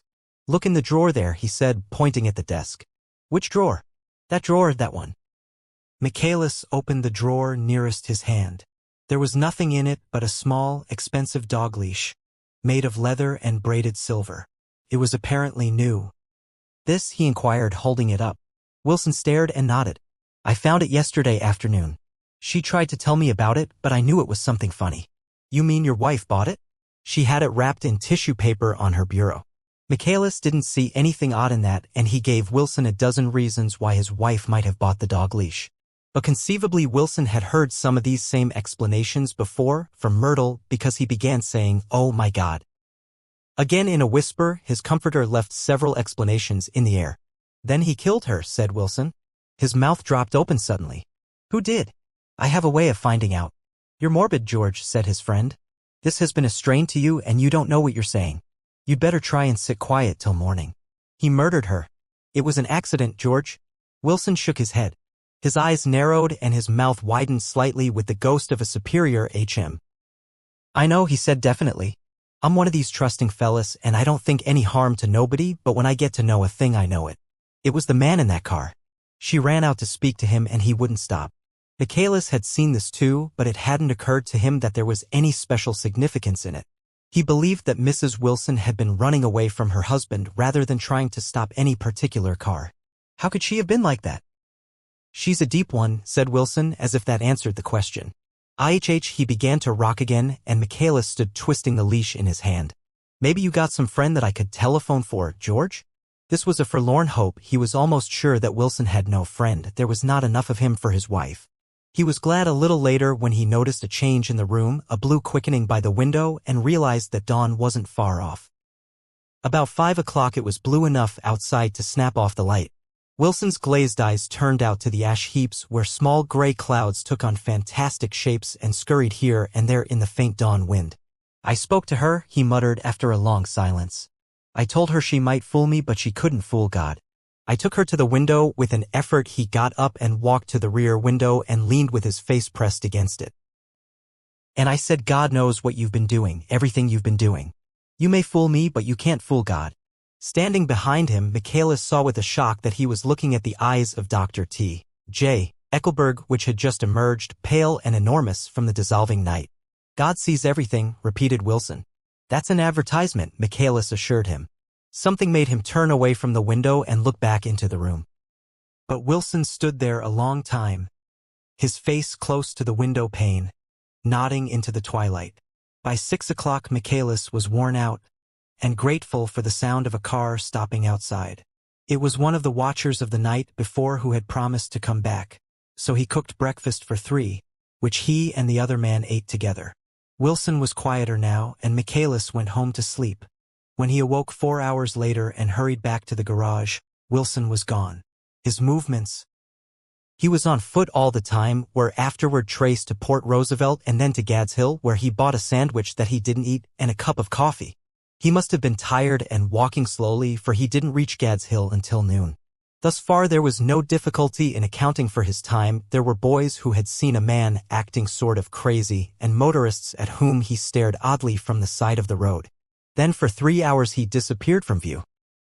The police, on the strength of what he said to Michaelis that he had a way of finding out, supposed that he spent that time going from garage to garage thereabout, inquiring for a yellow car. On the other hand, no garage man who had seen him ever came forward, and perhaps he had an easier, surer way of finding out what he wanted to know. By 2:30 he was in West Egg, where he asked someone the way to Gatsby's house. So by that time he knew Gatsby's name. At 2 o'clock Gatsby put on his bathing suit and left word with the butler that if anyone phoned word was to be brought to him at the pool. He stopped at the garage for a pneumatic mattress that had amused his guests during the summer, and the chauffeur helped him to pump it up. Then he gave instructions that the open car wasn't to be taken out under any circumstances. And this was strange, because the front right fender needed repair. Gatsby shouldered the mattress and started for the pool. Once he stopped and shifted it a little, and the chauffeur asked him if he needed help, but he shook his head and in a moment disappeared among the yellowing trees. No telephone message arrived, but the butler went without his sleep and waited for it until 4 o'clock, until long after there was anyone to give it to if it came. I have an idea that Gatsby himself didn't believe it would come, and perhaps he no longer cared. If that was true, he must have felt that he had lost the old warm world, paid a high price for living too long with a single dream. He must have looked up at an unfamiliar sky through frightening leaves and shivered as he found what a grotesque thing a rose is and how raw the sunlight was upon the scarcely created grass. A new world, material without being real, where per ghosts, breathing dreams like air, drifted fortuitously about. Like that ashen, fantastic figure gliding toward him through the amorphous trees. The chauffeur, he was one of Wolfsheim's protégés, heard the shots. Afterwards he could only say that he hadn't thought anything much about them. I drove from the station directly to Gatsby's house, and my rushing anxiously up the front steps was the first thing that alarmed anyone. But they knew then, I firmly believe. With scarcely a word said, 4 of us, the chauffeur, butler, gardener, and I hurried down to the pool. There was a faint, barely perceptible movement of the water as the fresh flow from one end urged its way toward the drain at the other. With little ripples that were hardly the shadows of waves, the laden mattress moved irregularly down the pool. A small gust of wind that scarcely corrugated the surface was enough to disturb its accidental course with its accidental burden. The touch of a cluster of leaves revolved it slowly, tracing, like the leg of transit, a thin red circle in the water. It was after we started with Gatsby toward the house that the gardener saw Wilson's body a little way off in the grass, and the Holocaust was complete. Part 9. After 2 years I remember the rest of that day, and that night and the next day, only as an endless drill of police and photographers and newspaper men in and out of Gatsby's front door. A rope stretched across the main gate, and a policeman by it kept out the curious. But little boys soon discovered that they could enter through my yard, and there were always a few of them clustered open-mouthed about the pool. Someone with a positive manner, perhaps a detective, used the expression madman as he bent over Wilson's body that afternoon, and the adventitious authority of his voice set the key for the newspaper reports next morning. Most of those reports were a nightmare. Grotesque, circumstantial, eager, and untrue. When Michaelis's testimony at the inquest brought to light Wilson's suspicions of his wife, I thought the whole tale would shortly be served up in racy pasquinade, but Catherine, who might have said anything, didn't say a word. She showed a surprising amount of character about it too. Looked at the coroner with determined eyes under that corrected brow of hers, and swore that her sister had never seen Gatsby, that her sister was completely happy with her husband, that her sister had been into no mischief whatever. She convinced herself of it and cried into her handkerchief as if the very suggestion was more than she could endure. So Wilson was reduced to a man deranged by grief in order that the case might remain in its simplest form, and arrested there. But all this part of it seemed remote and unessential. I found myself on Gatsby's side and alone. From the moment I telephoned news of the catastrophe to West Egg Village, every surmise about him and every practical question was referred to me. At first I was surprised and confused, then, as he lay in his house and didn't move or breathe or speak, hour upon hour, it grew upon me that I was responsible because no one else was interested. Interested, I mean, with that intense personal interest to which everyone has some vague right at the end. I called up Daisy half an hour after we found him, called her instinctively and without hesitation. But she and Tom had gone away early that afternoon and taken baggage with them. Left no address? No, say when they'd be back? No, any idea where they are? How I could reach them? I don't know. Can't say. I wanted to get somebody for him. I wanted to go into the room where he lay and reassure him. I'll get somebody for you, Gatsby. Don't worry. Just trust me and I'll get somebody for you. Meyer Wolfsheim's name wasn't in the phone book. The butler gave me his office address on Broadway, and I called information. But by the time I had the number, it was long after 5, and no one answered the phone. Will you ring again? I've rung 3 times. It's very important. Sorry. I'm afraid no one's there. I went back to the drawing room and thought for an instant that they were chance visitors, all these official people who suddenly filled it. But, though they drew back the sheet and looked at Gatsby with shocked eyes, his protest continued in my brain. Look here, old sport, you've got to get somebody for me. You've got to try hard. I can't go through this alone.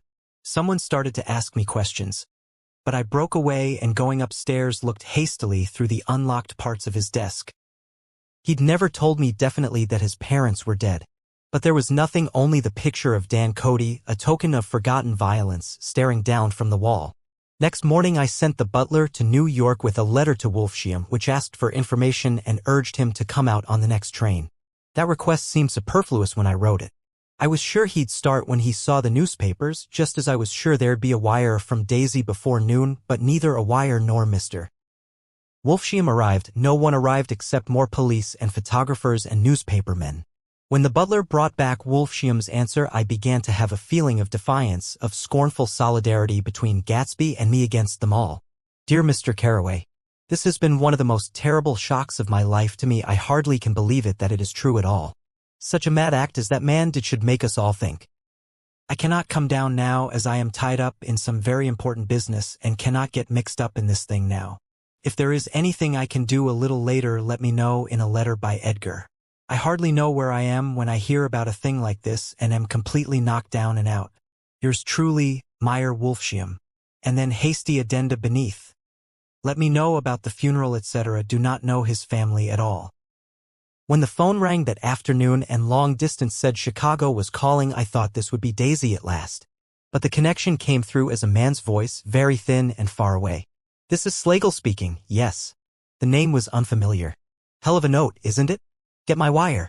There haven't been any wires. Young Park's in trouble, he said rapidly. They picked him up when he handed the bonds over the counter. They got a circular from New York giving M the numbers just 5 minutes before. What you know about that, hey? You never can tell in these hick towns. Hello? I interrupted breathlessly. Look here, this isn't Mr. Gatsby. Mr. Gatsby's dead.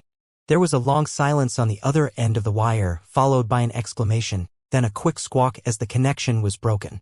I think it was on the third day that a telegram signed Henry C. Gats arrived from a town in Minnesota. It said only that the sender was leaving immediately and to postpone the funeral until he came. It was Gatsby's father, a solemn old man, very helpless and dismayed, bundled up in a long cheap ulster against the warm September day. His eyes leaked continuously with excitement, and when I took the bag and umbrella from his hands, he began to pull so incessantly at his sparse gray beard that I had difficulty in getting off his coat. He was on the point of collapse, so I took him into the music room and made him sit down while I sent for something to eat. But he wouldn't eat, and the glass of milk spilled from his trembling hand. I saw it in the Chicago newspaper, he said. It was all in the Chicago newspaper. I started right away. I didn't know how to reach you. His eyes, seeing nothing, moved ceaselessly about the room. It was a madman, he said. He must have been mad. Wouldn't you like some coffee? I urged him. I don't want anything. I'm all right now, Mr. Carraway. Well, I'm all right now. Where have they got Jimmy? I took him into the drawing room where his son lay and left him there. Some little boys had come up on the steps and were looking into the hall. When I told them who had arrived, they went reluctantly away. After a little while, Mr. Gats opened the door and came out, his mouth ajar, his face flushed slightly, his eyes leaking isolated and unpunctual tears. He had reached an age where death no longer has the quality of ghastly surprise, and when he looked around him now for the first time and saw the height and splendor of the hall and the great rooms opening out from it into other rooms, his grief began to be mixed with an odd pride. I helped him to a bedroom upstairs. While he took off his coat and vest, I told him that all arrangements had been deferred until he came. I didn't know what you'd want, Mr. Gatsby. Gats is my name. Mr. Gats. I thought you might want to take the body west. He shook his head. Jimmy always liked it better down east. He rose up to his position in the east. Were you a friend of my boys, mister? We were close friends. He had a big future before him, you know. He was only a young man, but he had a lot of brain power here. He touched his head impressively, and I nodded. If he'd have lived, he'd have been a great man. A man like James J. Hill. He'd have helped build up the country. That's true, I said uncomfortably. He fumbled at the embroidered coverlet, trying to take it from the bed, and lay down stiffly, was instantly asleep. That night an obviously frightened person called up and demanded to know who I was before he would give his name. This is Mr. Carraway, I said. Oh. He sounded relieved. This is Klipspringer. I was relieved too, for that seemed to promise another friend at Gatsby's grave. I didn't want it to be in the papers and draw a sightseeing crowd, so I'd been calling up a few people myself. They were hard to find. "The funeral's tomorrow," I said. "3 o'clock here at the house. I wish you'd tell anybody who'd be interested." "Oh, I will," he broke out hastily. "Of course I'm not likely to see anybody, but if I do." His tone made me suspicious. "Of course you'll be there yourself." "Well, I'll certainly try. What I called up about is—" "Wait a minute," I interrupted. "How about saying you'll come?" "Well, the fact is, the truth of the matter is that I'm staying with some people up here in Greenwich, and they rather expect me to be with them tomorrow. In fact, there's a sort of picnic or something. Of course, I'll do my best to get away." I ejaculated an unrestrained "ha!" and he must have heard me, for he went on nervously. "What I called up about was a pair of shoes I left there. I wonder if it'd be too much trouble to have the butler send them on. You see, they're tennis shoes, and I'm sort of helpless without them. My address is care of B. F. I didn't hear the rest of the name because I hung up the receiver. After that I felt a certain shame for Gatsby. One gentleman to whom I telephoned implied that he had got what he deserved. However, that was my fault, for he was one of those who used to sneer most bitterly at Gatsby on the courage of Gatsby's liquor, and I should have known better than to call him. The morning of the funeral, I went up to New York to see Meyer Wolfsheim. I couldn't seem to reach him any other way. The door that I pushed open, on the advice of an elevator boy, was marked the Swastika Holding Company, and at first there didn't seem to be anyone inside. But when I'd shouted hello several times in vain, an argument broke out behind a partition, and presently a lovely Jewess appeared at an interior door and scrutinized me with black hostile eyes. "Nobody's in," she said. "Mr. Wolfsheim's gone to Chicago." The first part of this was obviously untrue, for someone had begun to whistle The Rosary tunelessly inside. "Please say that Mr. Carraway wants to see him. I can't get him back from Chicago, can I?" At this moment a voice, unmistakably Wolfsheim's, called Stella from the other side of the door. "Leave your name on the desk," she said quickly. "I'll give it to him when he gets back. But I know he's there." She took a step toward me and began to slide her hands indignantly up and down her hips. "You young men think you can force your way in here any time," she scolded. "We're getting sick and tired of it. When I say he's in Chicago, he's in Chicago. I mentioned Gatsby. OH. She looked at me over again. "Will you just, what was your name?" She vanished. In a moment Meyer Wolfsheim stood solemnly in the doorway, holding out both hands. He drew me into his office, remarking in a reverent voice that it was a sad time for all of us, and offered me a cigar. "My memory goes back to when first I met him," he said. "A young major just out of the army and covered over with medals he got in the war. He was so hard up he had to keep on wearing his uniform because he couldn't buy some regular clothes. First time I saw him was when he came into Weinbrenner's pool room at 43rd Street and asked for a job. He hadn't eaten anything for a couple of days. 'Come on, have some lunch with me,' I said. He ate more than $4 worth of food in half an hour. 'Did you start him in business?' I inquired. 'Start him? I made him.' 'Oh.' I raised him up out of nothing, right out of the gutter. I saw right away he was a fine-appearing, gentlemanly young man, and when he told me he was at Oxford I knew I could use him good. I got him to join the American Legion, and he used to stand high there. Right off he did some work for a client of mine up to Albany. We were so thick like that in everything, he held up two bulbous fingers, always together. I wondered if this partnership had included the World Series transaction in 1919. 'Now he's dead,' I said after a moment. 'You were his closest friend, so I know you'll want to come to his funeral this afternoon.' 'I'd like to come.' 'Well, come then.' The hair in his nostrils quivered slightly, and as he shook his head his eyes filled with tears. 'I can't do it, I can't get mixed up in it,' he said. 'There's nothing to get mixed up in. It's all over now. When a man gets killed I never like to get mixed up in it in any way. I keep out. When I was a young man it was different. If a friend of mine died, no matter how, I stuck with them to the end. You may think that's sentimental, but I mean it, to the bitter end.' I saw that for some reason of his own he was determined not to come, so I stood up. 'Are you a college man?' he inquired suddenly.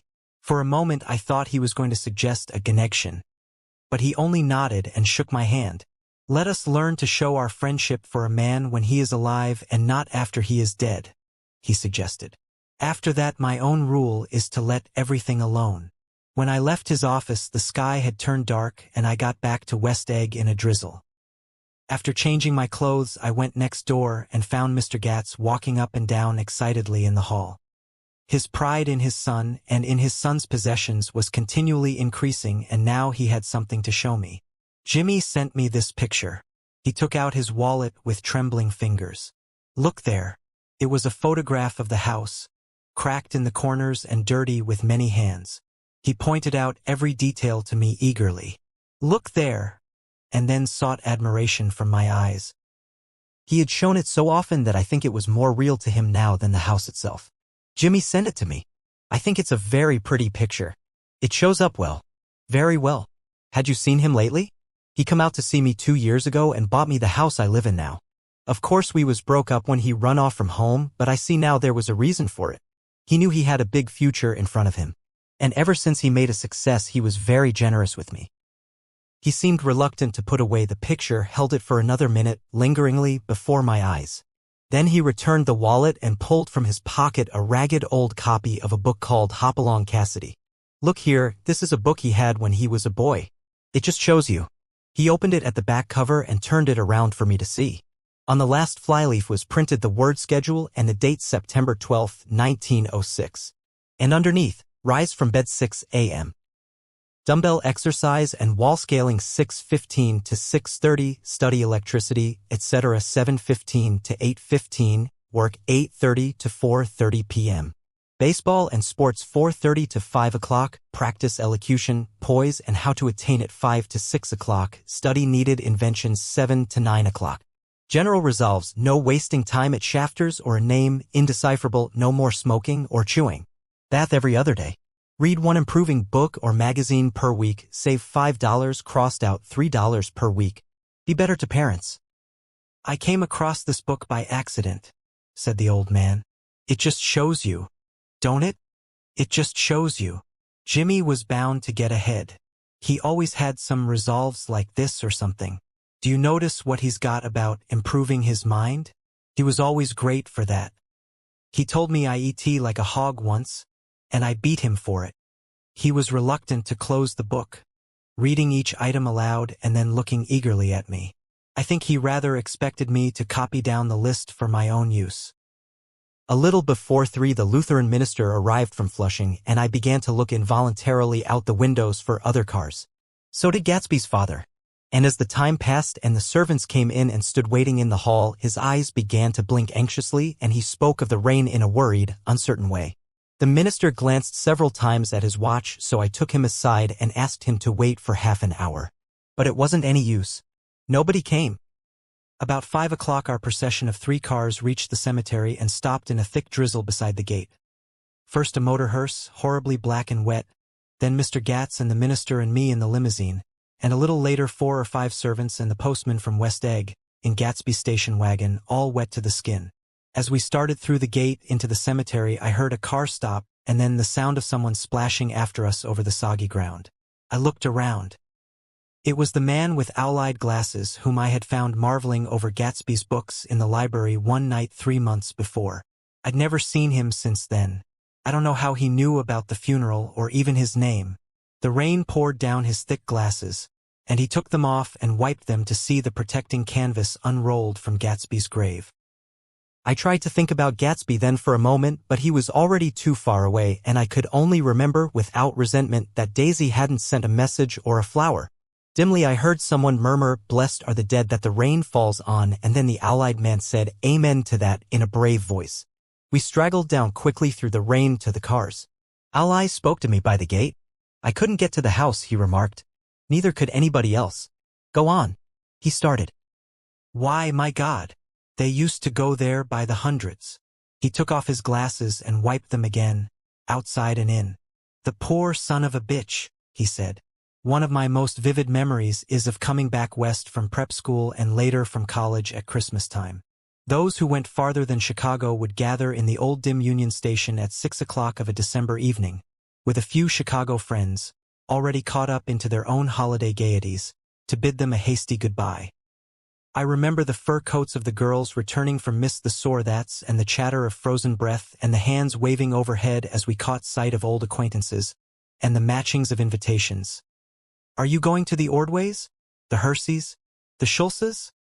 And the long green tickets clasped tight in our gloved hands. And last, the murky yellow cars of the Chicago, Milwaukee, and St. Paul Railroad looking cheerful as Christmas itself on the tracks beside the gate. When we pulled out into the winter night and the real snow, our snow began to stretch out beside us and twinkle against the windows, and the dim lights of small Wisconsin stations moved by. A sharp wild breeze came suddenly into the air.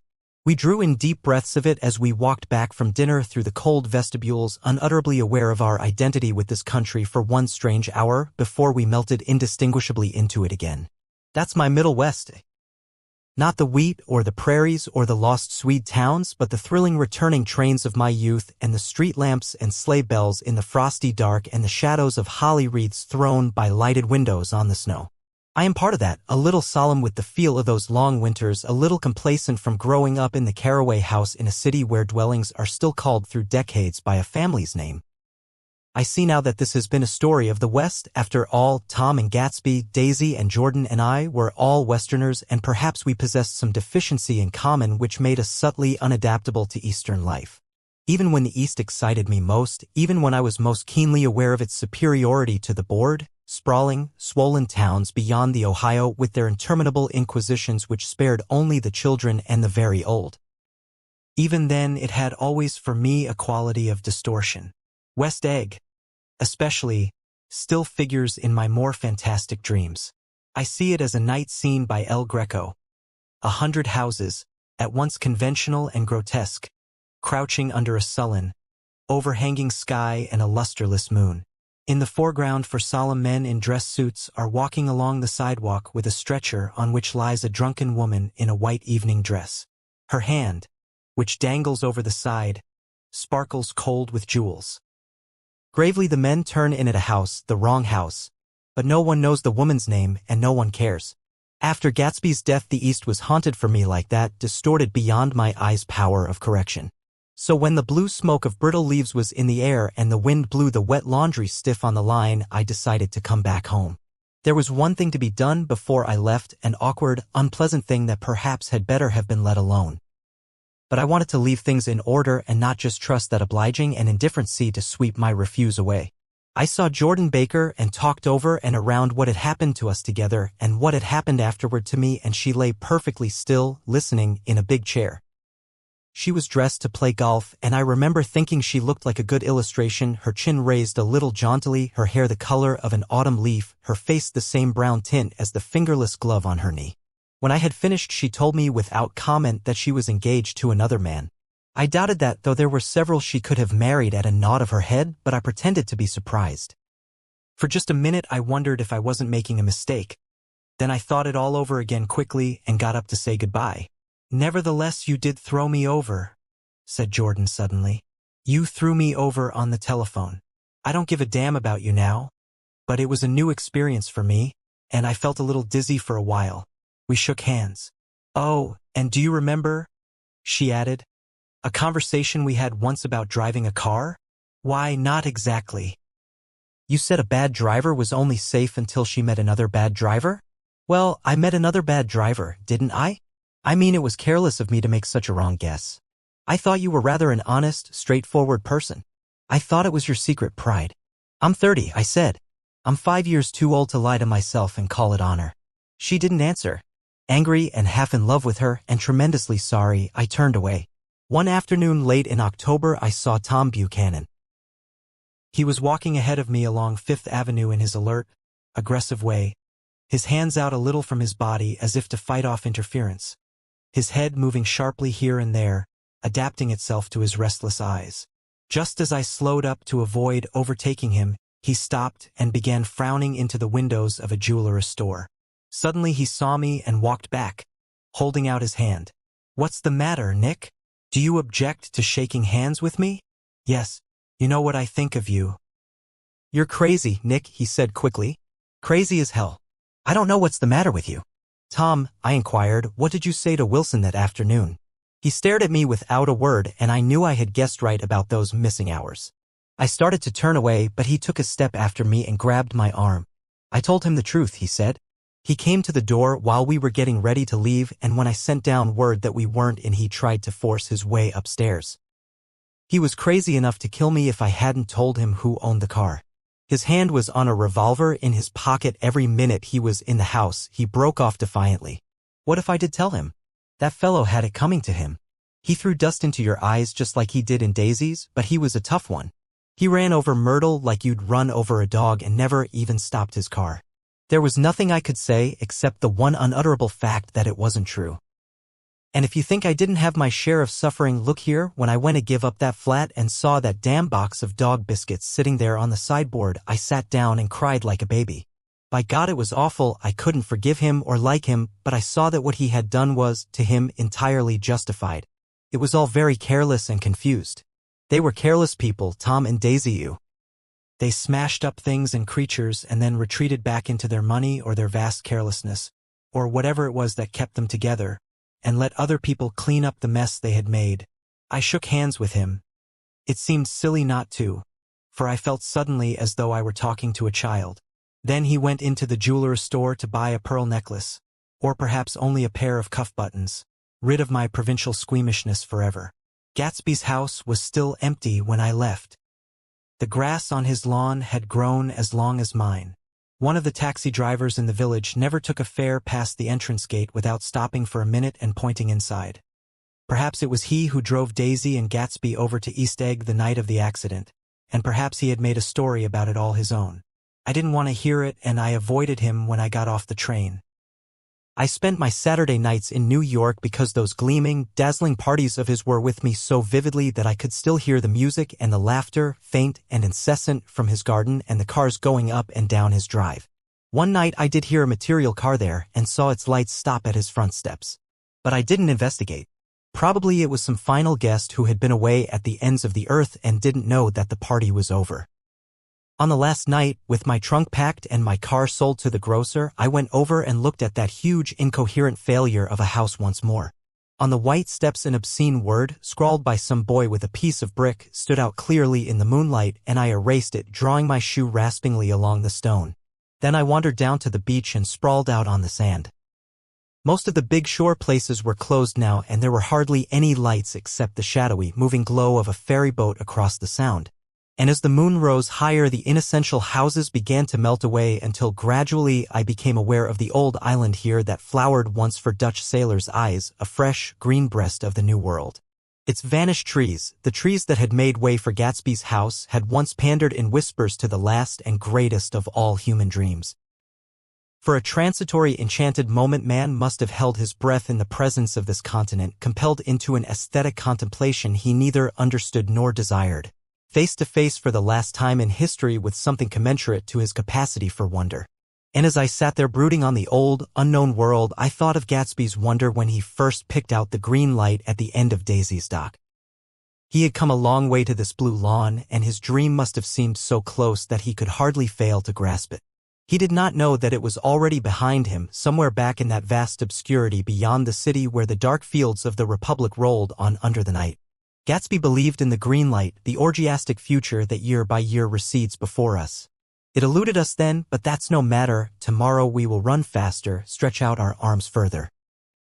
And one fine morning, so we beat on, boats against the current, borne back ceaselessly into the past. Thank you for listening to The Great Gatsby by F. Scott Fitzgerald.